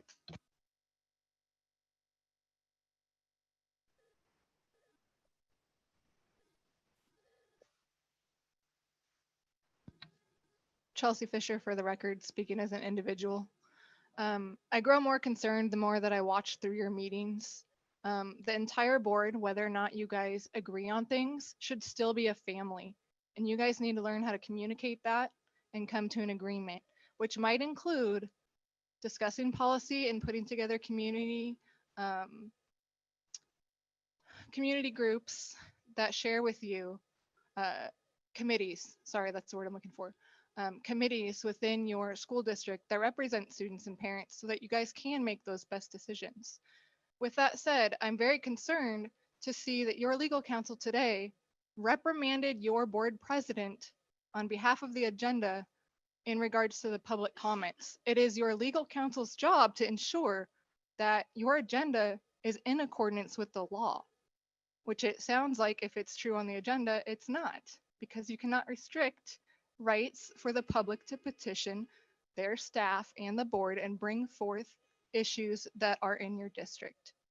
My only thing, no matter what way you guys vote today, is should you hire Mr. Gilbert, that you ensure that he will have the time to answer to the district at all of the times needed appropriately, because I know that can be very time consuming. So I'm happy to know that he is opening that door and still willing to work with their current legal firm, because it is very time consuming. Your admin need to be able to have counsel at will sometimes for some of the issues that you guys face. So I would encourage you guys to ensure that that happens with whatever you decide today, and really work together, because it sounds like you have a very divided community, and our job as board members across the United States is to bring that together and fix it. The other thing that I'd like to say is I heard more conversation and questions for this attorney today about personal feelings and other things than I did education. Our kids are suffering. So I just want to remind everybody why we're here. We are here because everybody in this room cares about our children. And as board members, you're to ensure the safety of our children. So if it's true what I've read in the media and the court filing that your legal counsel left a district employee in classrooms or in the district, knowing that they were harmful or potentially harmful, and your legal counsel did not prevent that, that's concerning. Thank you.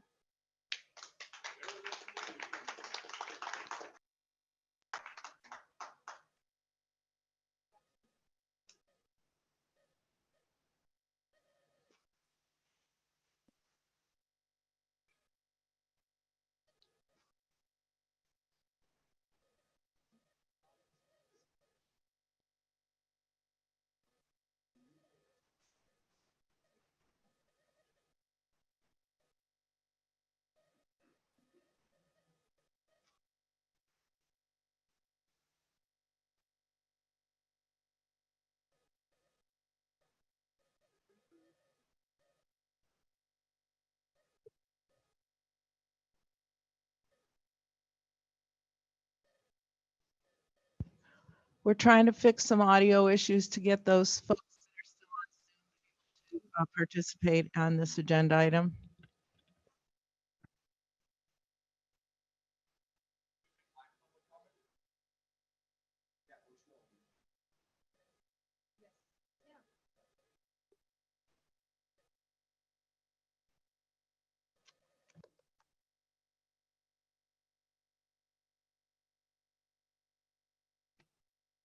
Patrick Peters. Best. For 30 years, 20 years as a principal, 8 years as a teacher, well, I'm gonna stop for a second. I'll wait for you. I'll wait for you to finish writing that down. I'll just wait. I'm just gonna wait. I'll wait. I want eye contact. I want to make sure, Doug, you're not on your phone, please. No. I'm going to command the room, ma'am. Here's the thing. Due diligence, legal term. Right, big guy? And wouldn't you want to do your due diligence and get enough people to be hired, but you didn't?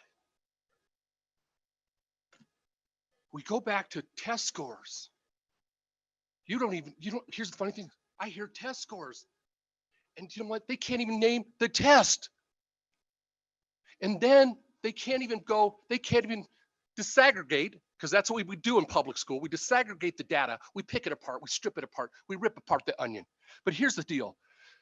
Did we disaggregate the data from Washoe, Clark County, and Douglas? Because I think that 47% is much higher. And the gentleman that wanted to throw out the piece about finances and public school, about we've spent $500 million building a school. Actually, I just Googled it. It's $250 million. So get your facts straight. And you're gonna but here's the you're gonna piece. get to Joey, right? Yeah, absolutely. Okay. In the due diligence piece, and like I said to Mr. Gilbert, I said, I wish they would have done the RFP. So then we could just have you really lay it out on the table. So then the 80% that was really paying attention, the 80% that really, the majority that wanted you to do the RFP, that don't want you to hire him today, the 80% that hired you, the majority that hired you, you got to watch out for those. Doug, you had my favorite poem. What is that poem called? What is the poem you read off your phone? What was it? Yep. What is the title of it? God, it's one of the best ones. When they came for me. You got to worry about 6 letters. And it's called recall, because the majority is against you. 6 letters. And hey, easy on your comments. You want to pipe your mouth running this meeting the whole time? We're going to focus here. Here. But the thing is no, I haven't heard the beep. I haven't heard the beep. Oh, the thing is because this is about kids. but he needs not make sidebar comments. The peanut gallery does not need to speak to me. So he should not attack me, and she should protect me from him. You should protect me from him. Give him 30 seconds to finish up. Because the thing is the fight is about our kids. I don't think you really mean that. And that majority knows that. The majority knows that. 6 letters. It's called recall. Recall. 6 letters. The peanut gallery again.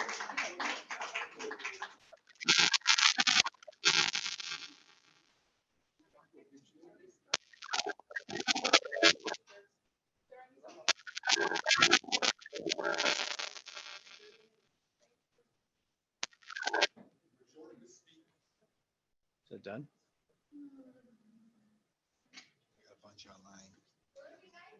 Okay. Go ahead and do it. Hi, Aaron. You're online. Hi, Let's can you try hear- you again. Okay, thank you. I appreciate it. Can you hear, can the room hear me? Hold on, Aaron. We're Okay. still having some technical difficulties. I appreciate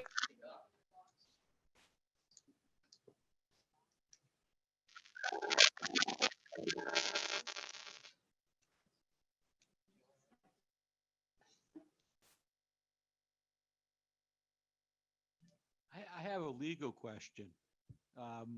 With 6 members of the board here, is that considered a legal quorum? Yep. Okay. Just need 4. Aaron, so sorry about that. Let's try you again. Okay, can you hear me? Aaron Yes, Miller, we can hear you. can the room hear me? The room can hear you. Perfect. Aaron Miller, she's shaking her Hold head on, Aaron. no. So sorry, it's garbled. Let us try something real quick.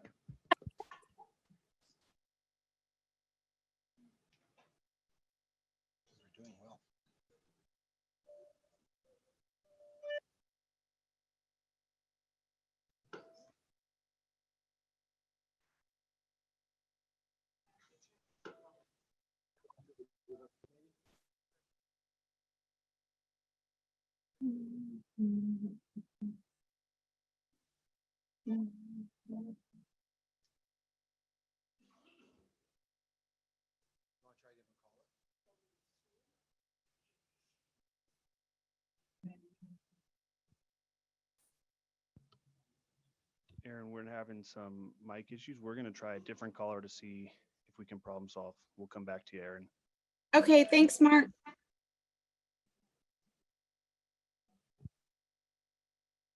Larry, Sydney, go ahead and try.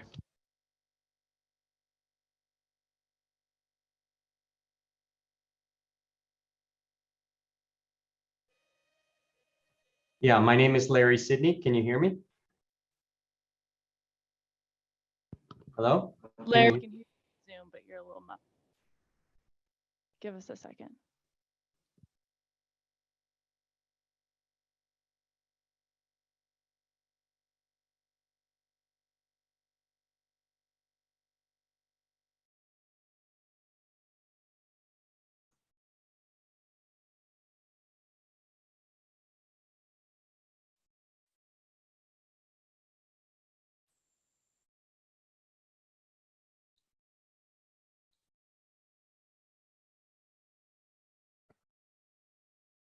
Are you able to hear me better now?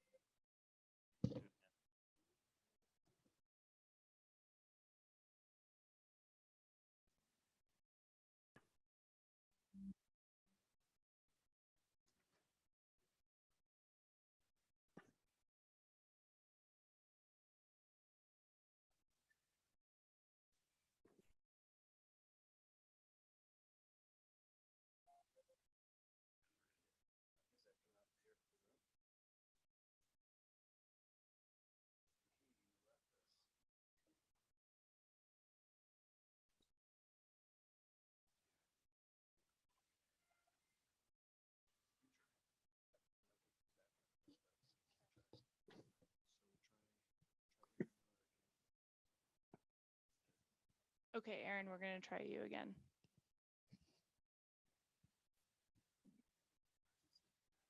Let me know when you're ready.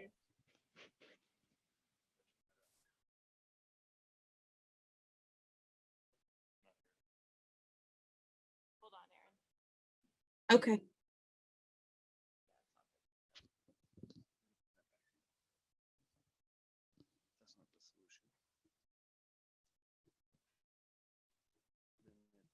Yeah.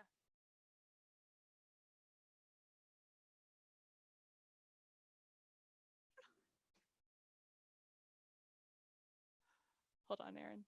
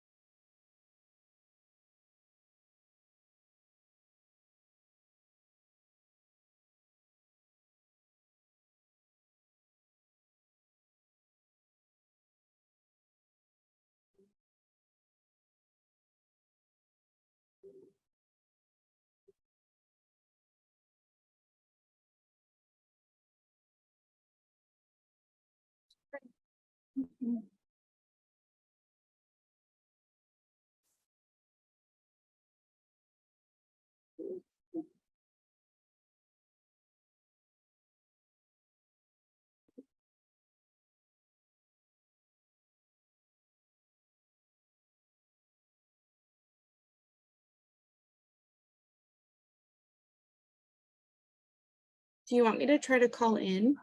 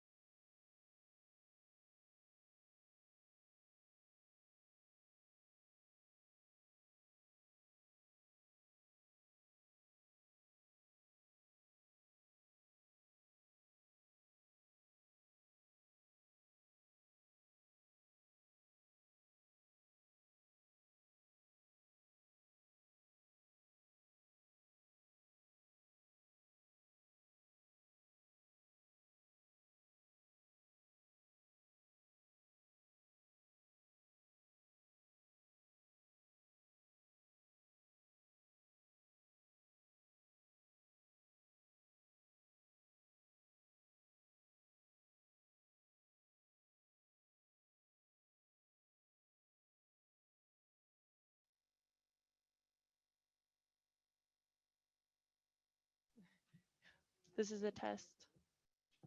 Okay. Okay. Okay.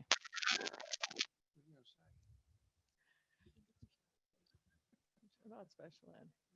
So I'm going to say that we're going to move on. We've had technical difficulties. They've tried really, really hard to fix it. Many people work very hard, and I think it's time to move on. No. So I'm going to call Jeannie Dwyer up to speak.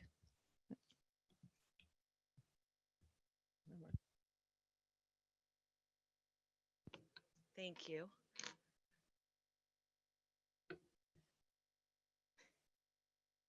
I appreciate you giving me the opportunity to speak to you as a board before we make this decision, before you make this decision. Obviously, it's a very difficult decision.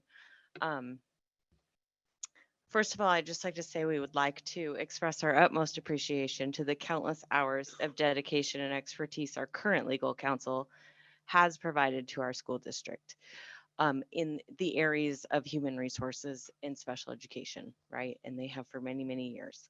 Their invaluable guidance and support have consistently proven to be an asset in navigating complex legal matters and ensuring compliance with the ever-changing landscape of educational laws and regulations. And I know you know that and agree with that.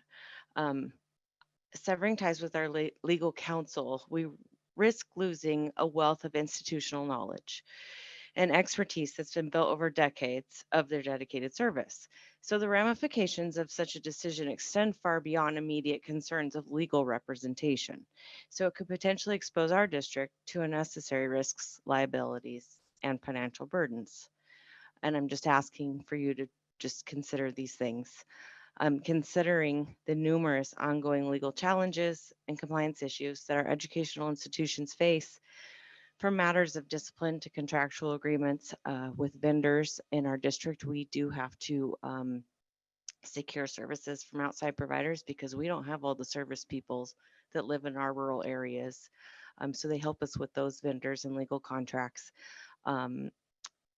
They've just helped us in providing services to kids and safeguarding our district because not providing those services would be a violation of federal law. Terminating their services could leave us vulnerable, and it could lead us to costly legal battles and disruptions in our district. Legal issues, as you know, are very time consuming, and they take time away from the work we do to support our administration, our teachers, our staff, and our students. It's crucial to acknowledge the deep relationships our legal counsel has fostered with the educational community. They have connections with key stakeholders, state education departments, local authorities, and other legal professionals specializing in education law. Losing these valuable connections would result in the loss of influence, making it difficult to advocate for our district's needs and to protect the rights of our students and staff. We urge you to consider the financial implications of terminating our current legal counsel. It's important to remember that quality legal representation is an investment rather than an expense. By retaining our experienced counsel, we are not only ensure the highest level of legal expertise, but we minimize the potential financial risks associated with inadequate representation for litigation resulting from ill-informed decisions. There are budgetary considerations. We budget approximately $80,000 a year in legal fees. In 2019, when I took over the Office of Inclusive Education, our costs were approximately $180,000 a year. The work that I've done with Maupin, Cox, and LaGoy, namely Mr. Anderson, we have kept our costs down to under $50,000 last year. We worked very hard with Mr. Anderson to learn from our past due process complaints, to train our staff, and to put processes in place to deter future complaints. Due processes are a burden on our staff. They're extremely stressful and time consuming. And it affects our teacher retention because they take it personally when people file on them saying that they're not doing their job providing what's right for kids. Due process should be rare, but they're not. We have on average 6 a year in our county. It's a lot. So all the costs that exceed our budgeted amount of $80,000 come out of our general fund. There's not another fund. There's not insurance. Pool Pack doesn't cover that. So I just want you to take that into consideration. And we know our rates are going to increase with our new council. And there is a concern about farming out the services and what that cost will be. there's going to be there's going to be a huge learning curve, right? So are we going to be billed at hourly rate for the time it will take to learn the law, federal laws, and how they apply in the school setting? So a recurring theme across all of public comment and with all of you has been, is that still working? Oh, sorry. We're having technical issues. Okay. Has been trust, right? You talk about trust, how the trust is broken, or there never really was trust with you and Mop and Cox and Lagoy, or Rick and Carolyn specifically, right? And so I understand that because I've built trust with Paul, with Mr. Anderson. We've worked together for 4 years in this county and 20 years in my previous county. And so I have a level of trust with him. I know when I call him, I know he's going to shoot it to me straight. I know he's going to tell me, I know he's going to be able to talk through the law with me and how it applies. And so I would just ask, how is Mr. Gilbert going to build that trust with us and those years and years of trust? And how are we going to build that relationship?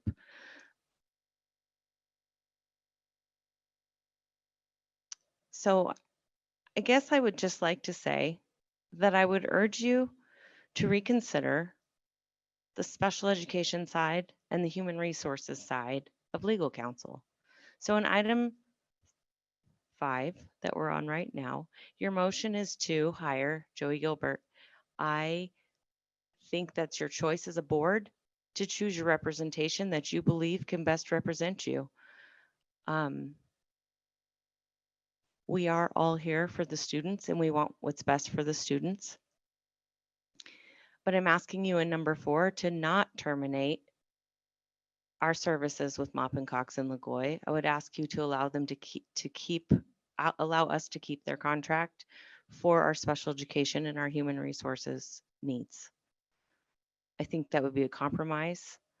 I think it would show that you listen to the community, to your stakeholders, to your staff, to the people who are here in the trenches doing the work every day.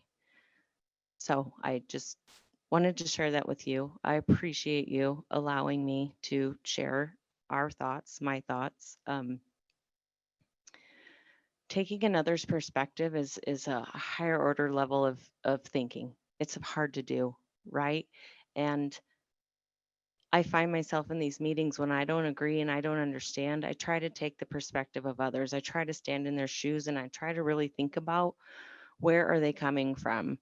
People aren't walking into this room with ill intent to hurt people and do bad things. I do believe that. And so I think that we all need to find a way to compromise because it's obvious we're divided in a lot of ways. And so thank you for your time. We do appreciate you and all the time that you put in. We've been in this room together now for many, many, many hours over the last 2 days. And so thank you.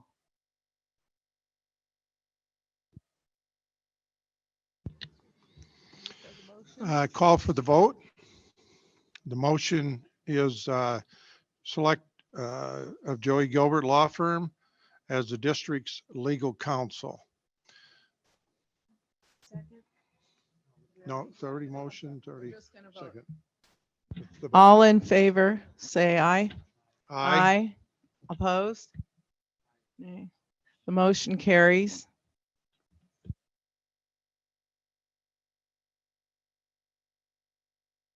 Number 4, termination of contract for legal services with Mop and Cox and Lagoy.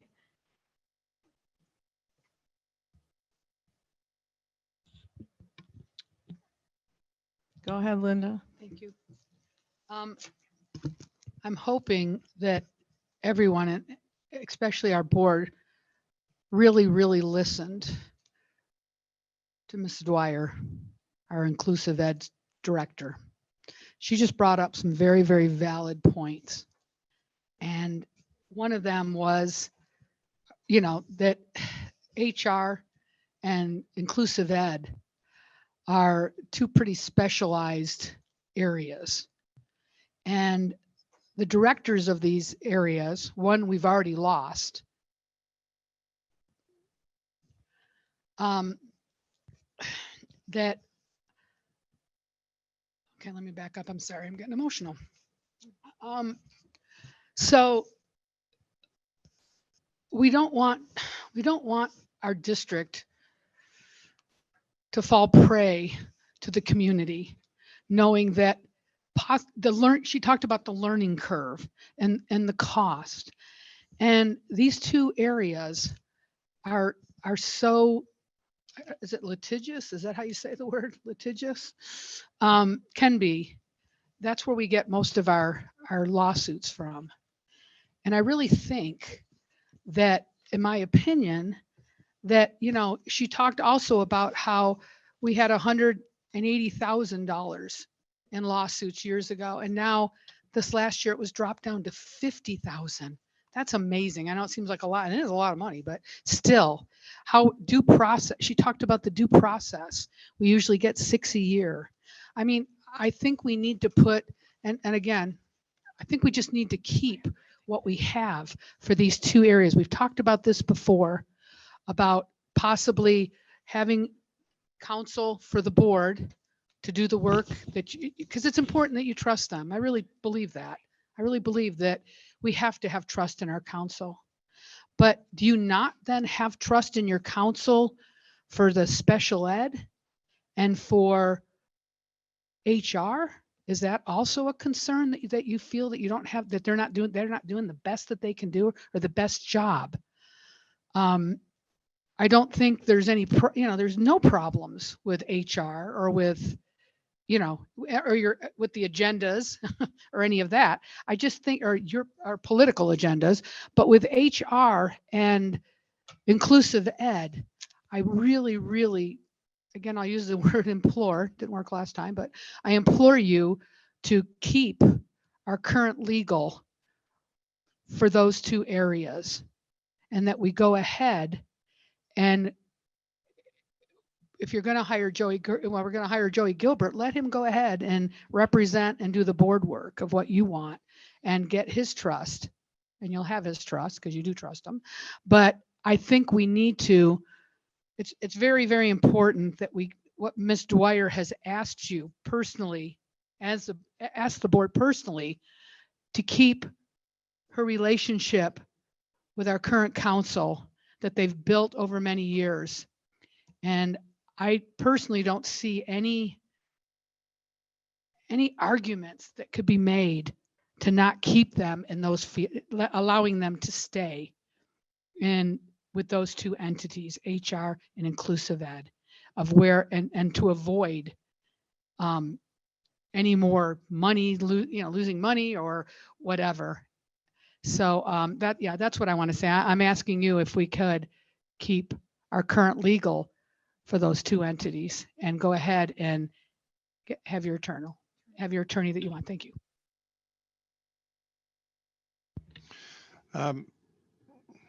Most legal counsels I know, you have one person in charge. You can't have, I don't know how in the world, I mean, I've been in business for years, and you can't have two bosses clash. You can't do it. But you can have one in charge, and Mr. Gilbert has clearly expressed that he would be more than happy when needed to use the law firm we have right now.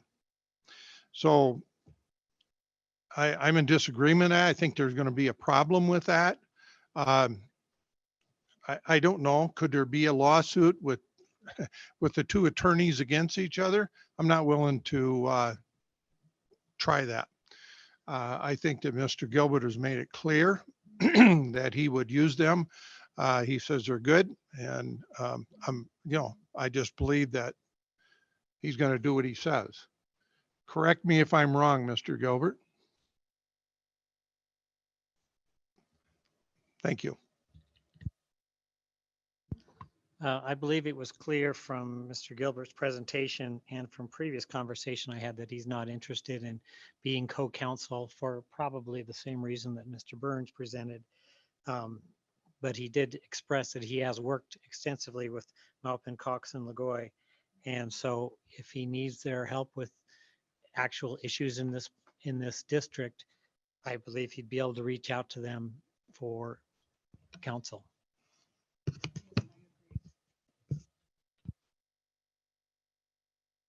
I think we already made a decision to hire Joey Gilbert. And that's up to him on who he wants to use for support. So this issue is over. We've already hired him. One more thing I'd like to say. Is that okay? Okay. So I'm having trouble making sense of this. We're going to fire our current counsel, who we pay $5,000 a month retainer, $225 an hour, to hire Joey Gilbert, who now it's going to cost us $7,500 a month. And what was the amount? Can you help me with that? $325 an hour to go ahead and then go back to our legal counsel, who he has admitted is fabulous. Why would we want to pay more money to Mr. Gilbert to hire back our counsel? That to me makes no sense. Thank you. Can I speak? Go ahead, Catherine. Tony, you go ahead. Linda, I believe that he said Paul had actually, and I could have gotten this wrong, but had mentioned his willingness to work with Joey. So on matters that, but also there is other, as he presented, a woman that is very knowledgeable in educational law and special ed and so forth. So it's not like there's only one lawyer that does educational law in the world. I mean, let's kind of be realistic here about that. Thank you. I would please like to speak to that. I didn't cover that. I'm sorry. She's not licensed to practice in Nevada. And so that would be problematic because of due process timelines. So when we get a complaint filed, we have 15 days to respond and to schedule a resolution meeting. And so that would be,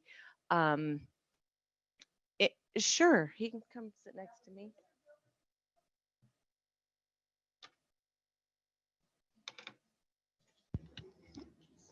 Can you ask him that question?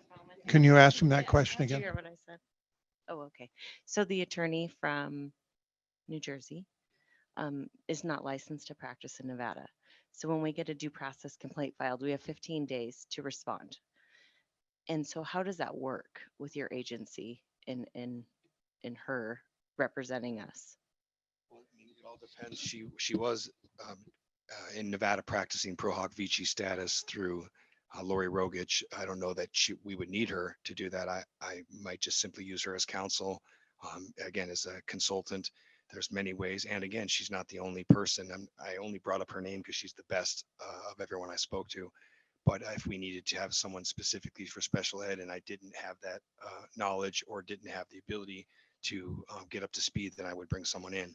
But or not, it's something that remains to be seen and something we would all be talking about together. Sure. Okay. So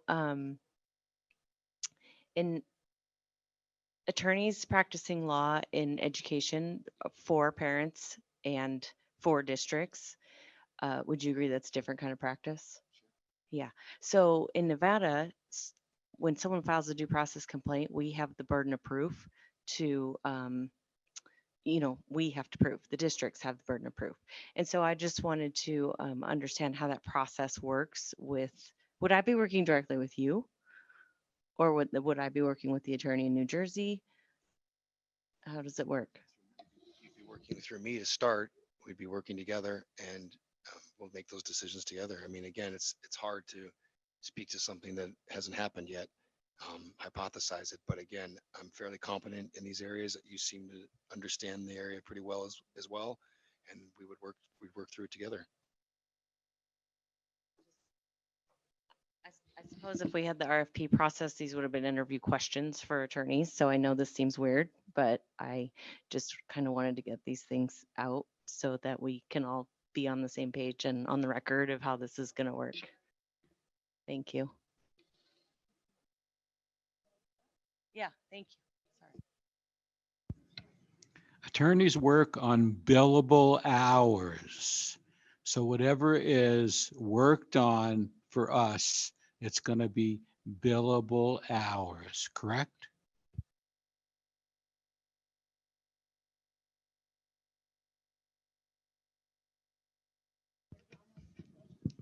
I have just one more thing I'd like to say, and that is, again, I'd like to reiterate that if he brings on our legal that we have now, it's going to cost us $2,500 more or whatever his extra charges are. We're paying double then, and that doesn't make sense to me. That's all. It just does not make sense. Doesn't seem like a good Can I speak?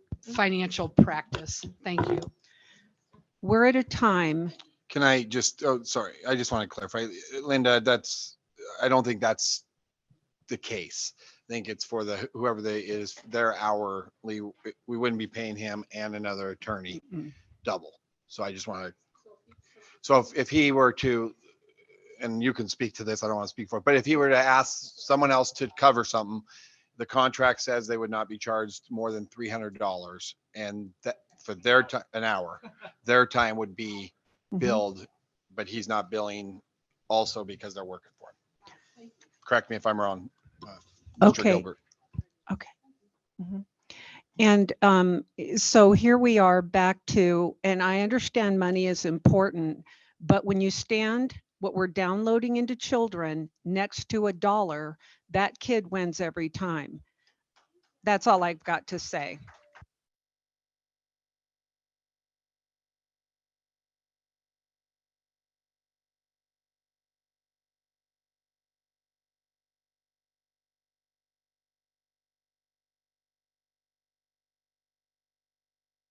All right, I'd like to make a motion to terminate the contract in full with Maupin, Cox, and Lagoy. Second. Public comment? Well, we can have more discussion. Okay, there's more discussion, otherwise we'll go to Karen. I had a question. Sure, go ahead. Okay. I just want to make sure that we have coverage. So if we get rid of one law firm and Joey Gilbert is hired, I want to make sure that we still have the coverage from whenever that happens. We do. Joey, can you speak to that? He's on for 90 days. No, not necessarily. Oh, I thought, okay, well, maybe not. Ask Joey the question, Tony. Well, if we terminate the contract with our current law firm, we've already hired Joey Gilbert.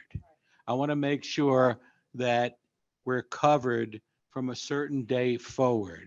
So we might want to make sure that the contract starts from a certain day and that their contract, our existing attorney stops from a certain day. That's very reasonable. I agree 100%. I'll be speaking with the council in Maupin, Cox, and I believe we'll figure that out. I have one other thing I want to say. They can be retained for up to 90 days. Is that correct? You're given 90 days? There's a termination provision on 90 days. That was for the transition purpose. Okay. I don't anticipate it necessarily might. But are we take that long. liable now to pay you for the 90 days? Well, I think technically that's what the contract says. And you're expected to be paid, you're expecting to be paid for 90 days? We'll work that out with Mr. Gilbert. Because I would hate to pay you for 90 days and then Mr. Gilbert comes in and we're paying him on top of you. That would be a total, that'd be double dipping there. I don't know about that. We'll be discussing that. Okay, any other? Yeah. Mr. Gilbert, I just want to confirm something here. Are you saying that you will make sure that we do not have a gap in coverage? That's what we're saying. Great. That's all I need to know. Thank you both, Rick and Joey. Yes. okay. Yes. Anything else from the board or we'll go? No, that's. We'll we're get, not we'll there get yet. to it. We'll get to it. Anything else from the board? Okay. All you. Do we have a second? Leslie Yes, we do. Hokinson. I'm not surprised at this outcome, but I am very, very, very disappointed in you.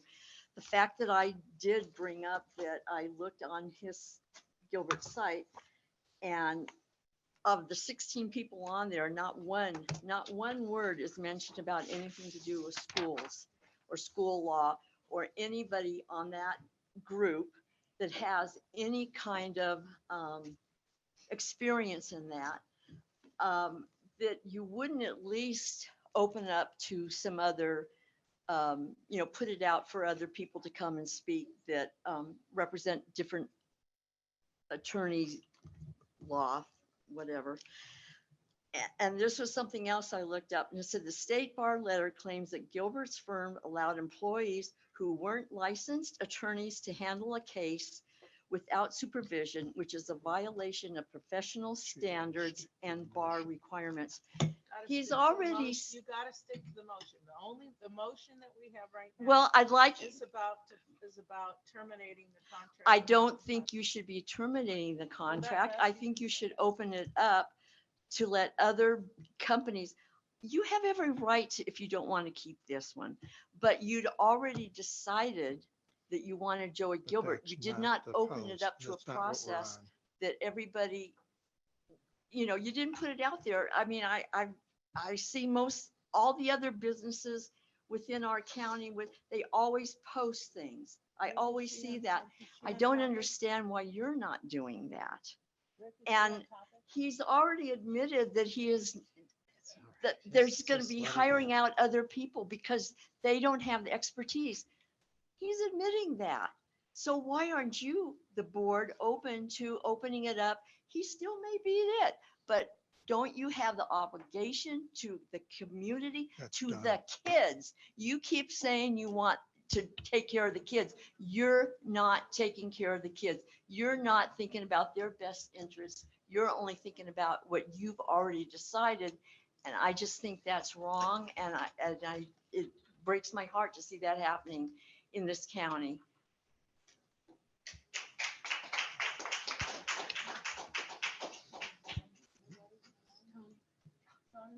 I think since we've already made the decision, we should have no public comment. It's already done.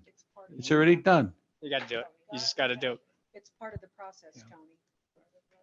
The process is already over. Not really. It's a separate agenda item, so, you have to have public comment. But please limit your comments to the nature of the vote, the motion that is before the board. Anybody else like to speak in public comment? If nobody wants to speak, we'll go to the vote. Online, there's nobody online, right? Okay. We did just all. Hang on. See if the technical difficulties.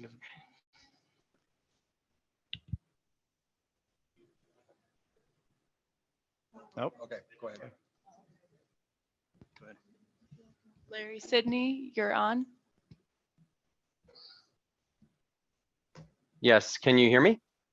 Yes, we can hear you now. Thank you. Okay, thank you. My name is Larry Sidney. I am a parent of Douglas County students and a former employee of the district and a former teacher of 15 years. Our current legal counsel has done a fine job over many years of keeping our district and our school board of trustees in line with the law and resolving issues on our behalf when there were questions. That is, after all, their main purpose. So as I think about why you are replacing our legal counsel, it seems to me that you want to circumvent the law and find a legal counsel that will support you on doing that. This one would not. I see posts from our trustees and their families on social media talking about God's agenda. But God's agenda is not about limiting our freedoms. America is not about limiting our freedoms. And Nevada is certainly not about limiting our freedoms. When you ban books from our schools, He's talking about why not. when you tell our kids who they can and can't be, you are talking about you are taking those decisions out of the hands of us as parents and of those students. And you're attacking our very liberty. And just because you personally think that God would want it that way, that does not make it justified or correct. And when you tell our teachers that they can and can't, what they can and can't talk about in their classrooms, and what they can and can't teach in their individual areas of expertise. You are demeaning the professionals that we trust to teach our children. You're taking away from the people with the most expertise in education their ability to teach. So you can frame this decision and others as you protecting our children or as God's will. But at the end of the day, you're attacking our freedoms and our teachers, staff, and administrators if you decide to let this council go and continue along these lines of decisions. I find this particularly ironic, given that most of you were anti-maskers who felt that the decision to require masks in school during COVID was a violation of the freedom of staff and students. Do we maintain our freedoms, or do we let people who think they know better make those decisions for us? Because today, 4 of you here are representing the people who think they know better, and you can't have it both ways. I hope that you will table this decision in order to really hear what your constituents and district parents are telling you. If you really do feel that replacing current council is the proper move, please follow proper protocol, go through the RFP process. I know we're a little late now, and select the best replacement. Thank you. Aaron Miller, you're on now. Aaron Miller, for the record. I just want to reiterate, I believe what Larry Sidney just said was absolutely amazing, and I can't add to that. You guys really need to slow down this process. We've had good legal counsel. Joey Gilbert even said that we have good legal counsel. Please take a pause and really figure out what it is that you guys want to do. You keep saying that you want for the kids' best interest. You want to preserve girls' sports. We don't have issues right now. We may never have issues, but you're making this a bigger issue than it really needs to be. Again, please pause on this decision to terminate a good counsel that we have for our school board. Thank you. Okay, Michelle, you're on. Can you hear me? Yes, we can hear you. This is Michelle Baugh for the record. I am a graduate from Douglas County School District and now a teacher in the district. I'm appreciative for getting the chance to speak today. I hope that you are actually listening.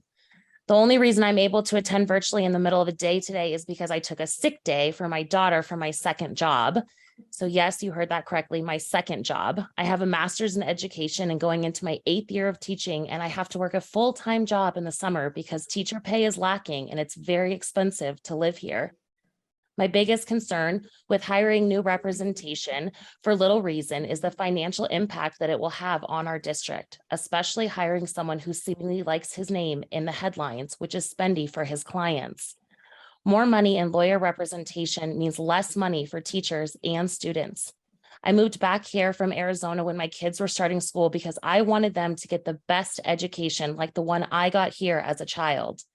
Now, my bigger concern is what did I do by bringing my family here to a place where employees and students do not seem valued by so many of the school board members. The closed-minded board won't even try to hear more than one point of view and can already know how they're going to vote before the meeting even starts.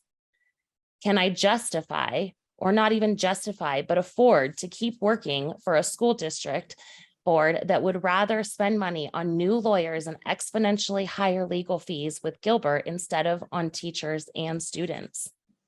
Each board meeting I attend makes me feel less and less sure of that. Lastly, I would encourage all of the people who could attend a 10 a.m. meeting in the middle of the week to go through the process to be a substitute teacher or volunteer in our schools.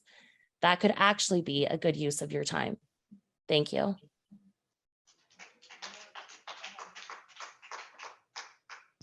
Jeremy Height, you're on now. Hi, Jeremy Height, teacher in the district. Thank you, Michelle, for voicing your concerns about the budgetary process here in Douglas County. And I agree fully that we are able to spend quite frivolously when it comes to litigious fees, but hurt our teachers and students and by not spending enough money on them.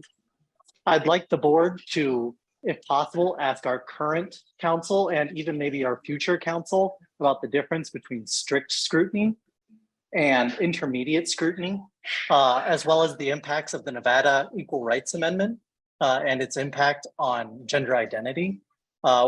While other cases in other states can pass, they can even go to the Supreme Court.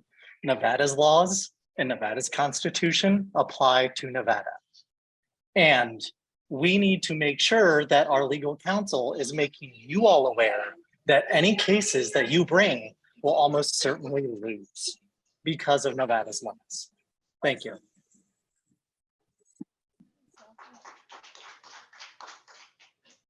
Chelsea. Third time's the charm. Chelsea Fisher, for the record, speaking as an individual.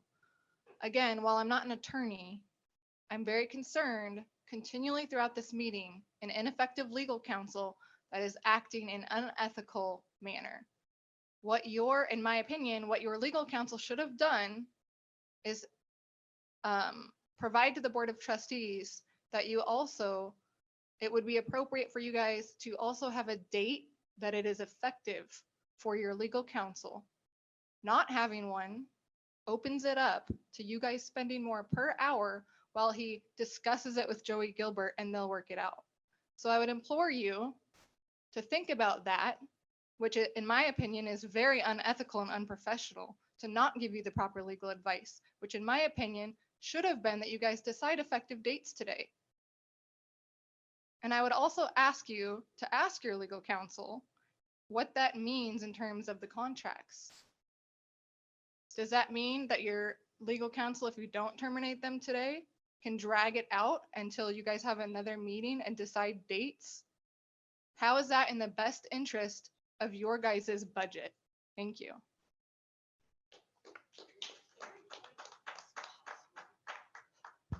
Any other comments? Okay. Then cut it off. Martha B., go ahead.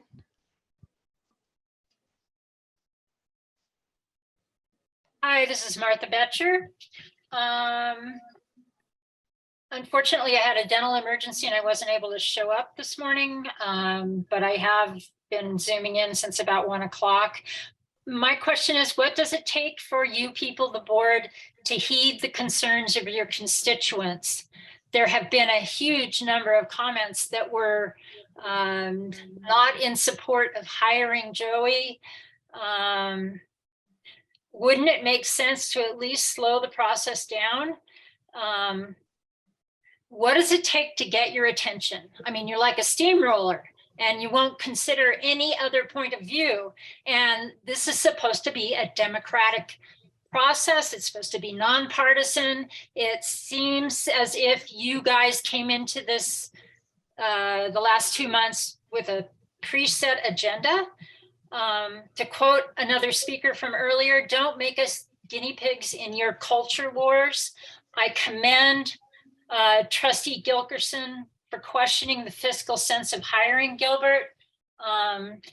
You know, there's some math there, and I'm not convinced that this is all about the kids. I'm convinced this is all about the politics. Thank you.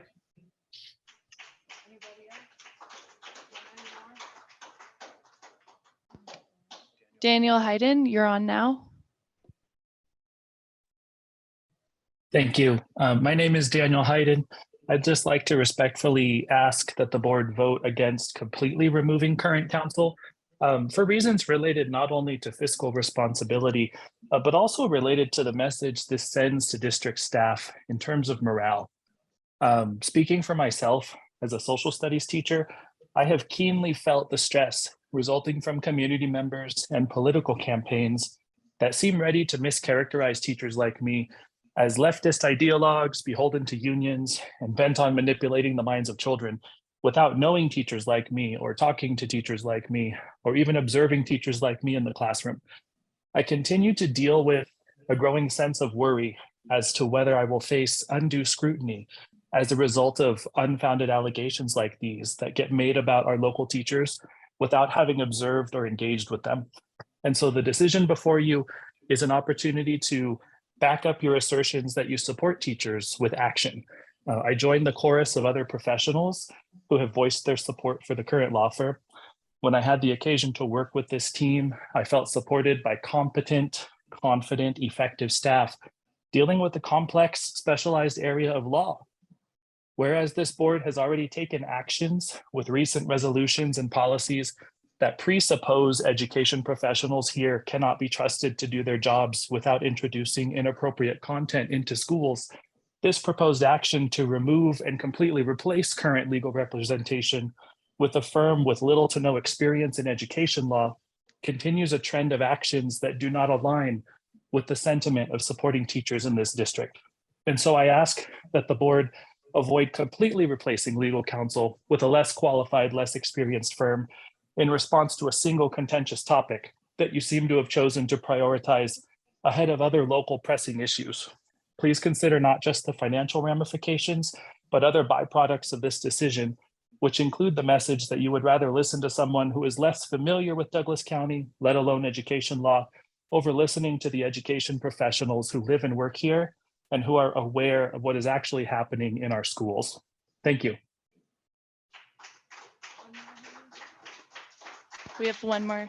Okay, Nevada Tahoe Conservation District, you're on now.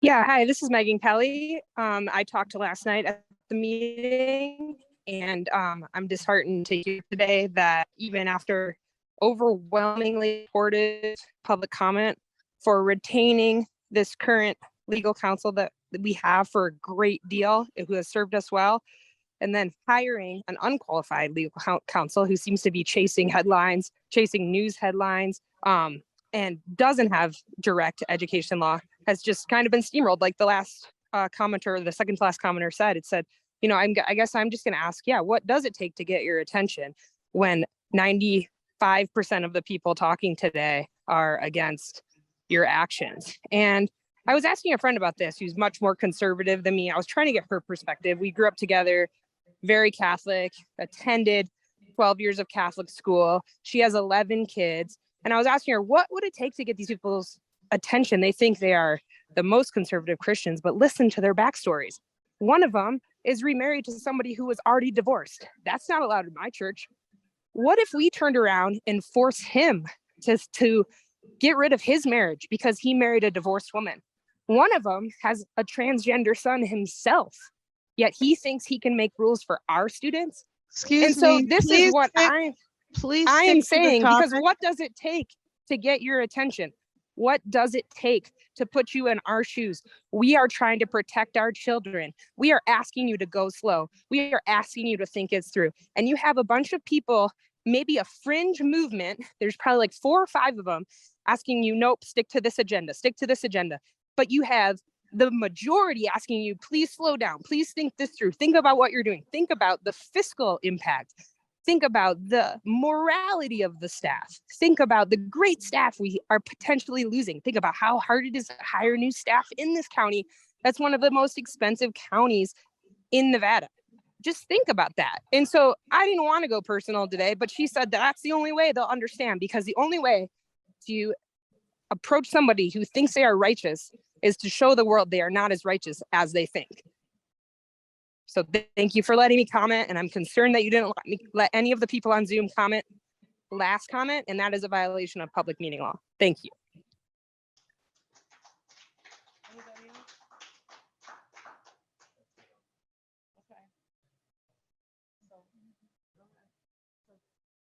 We're going to take the vote. We'll say what it. We're done. We're moving on.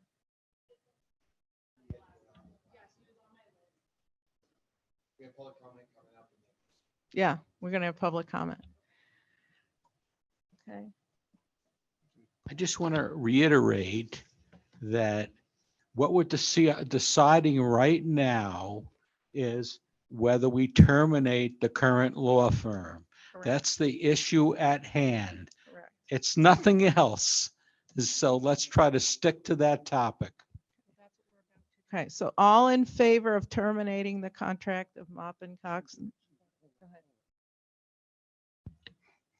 I'm only, maybe you can help me with this, Rick. I just want to make sure that we're not tying the hands of Mr. Gilbert to work with you. Do we need to add something to this? No, Dave, no. Okay. All right. The motion's already been Okay. made. Okay, Motion's been made and seconded. okay. I mean, you can. So all in favor of terminating the contract, raise your hand and say aye. Aye. All in favor? All opposed? Linda, okay. Okay, go to public comment. Linda was opposed. And Carrie is not present.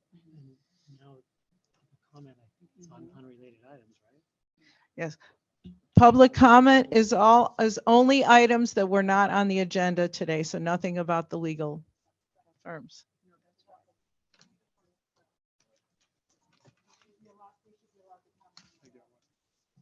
We'll let them go first. Hold their hand down.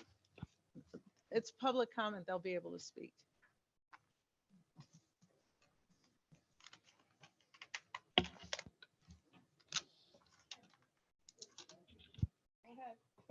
Thank you. Madam President, members of the board, on behalf of the Maupin Cox LaGoy Law Firm, it's been a pleasure serving you for the past 25 years. I fully understand, and like I said, it's never been anything taken personally. If you don't have that trust, if certain members don't have the trust, that relationship is broken. I do appreciate having served this district personally. There's a lot of fine people in this county. The staff has been fine. We listed that last meeting, the number of superintendents, HR directors, special ed. We've built a great relationship and we wish you the best. I also wish Mr. Gilbert the best because I think that he may be able to mend some fences between you. Obviously, this board is not quite, is somewhat polarized, I would say. So he may be able to try to build the bridges amongst yourselves. But again, very much appreciate serving you, appreciate Mr. Lewis, his predecessors. And again, and personally, I've had quite a bit of professional growth. So it's given me an opportunity. We set forth all the, not all of them, but what I thought was an impressive record of our victories for the school district.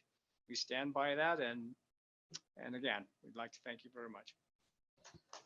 Thank you, Rick. Thank That you, was Rick. very classy. That was very classy. Thank you.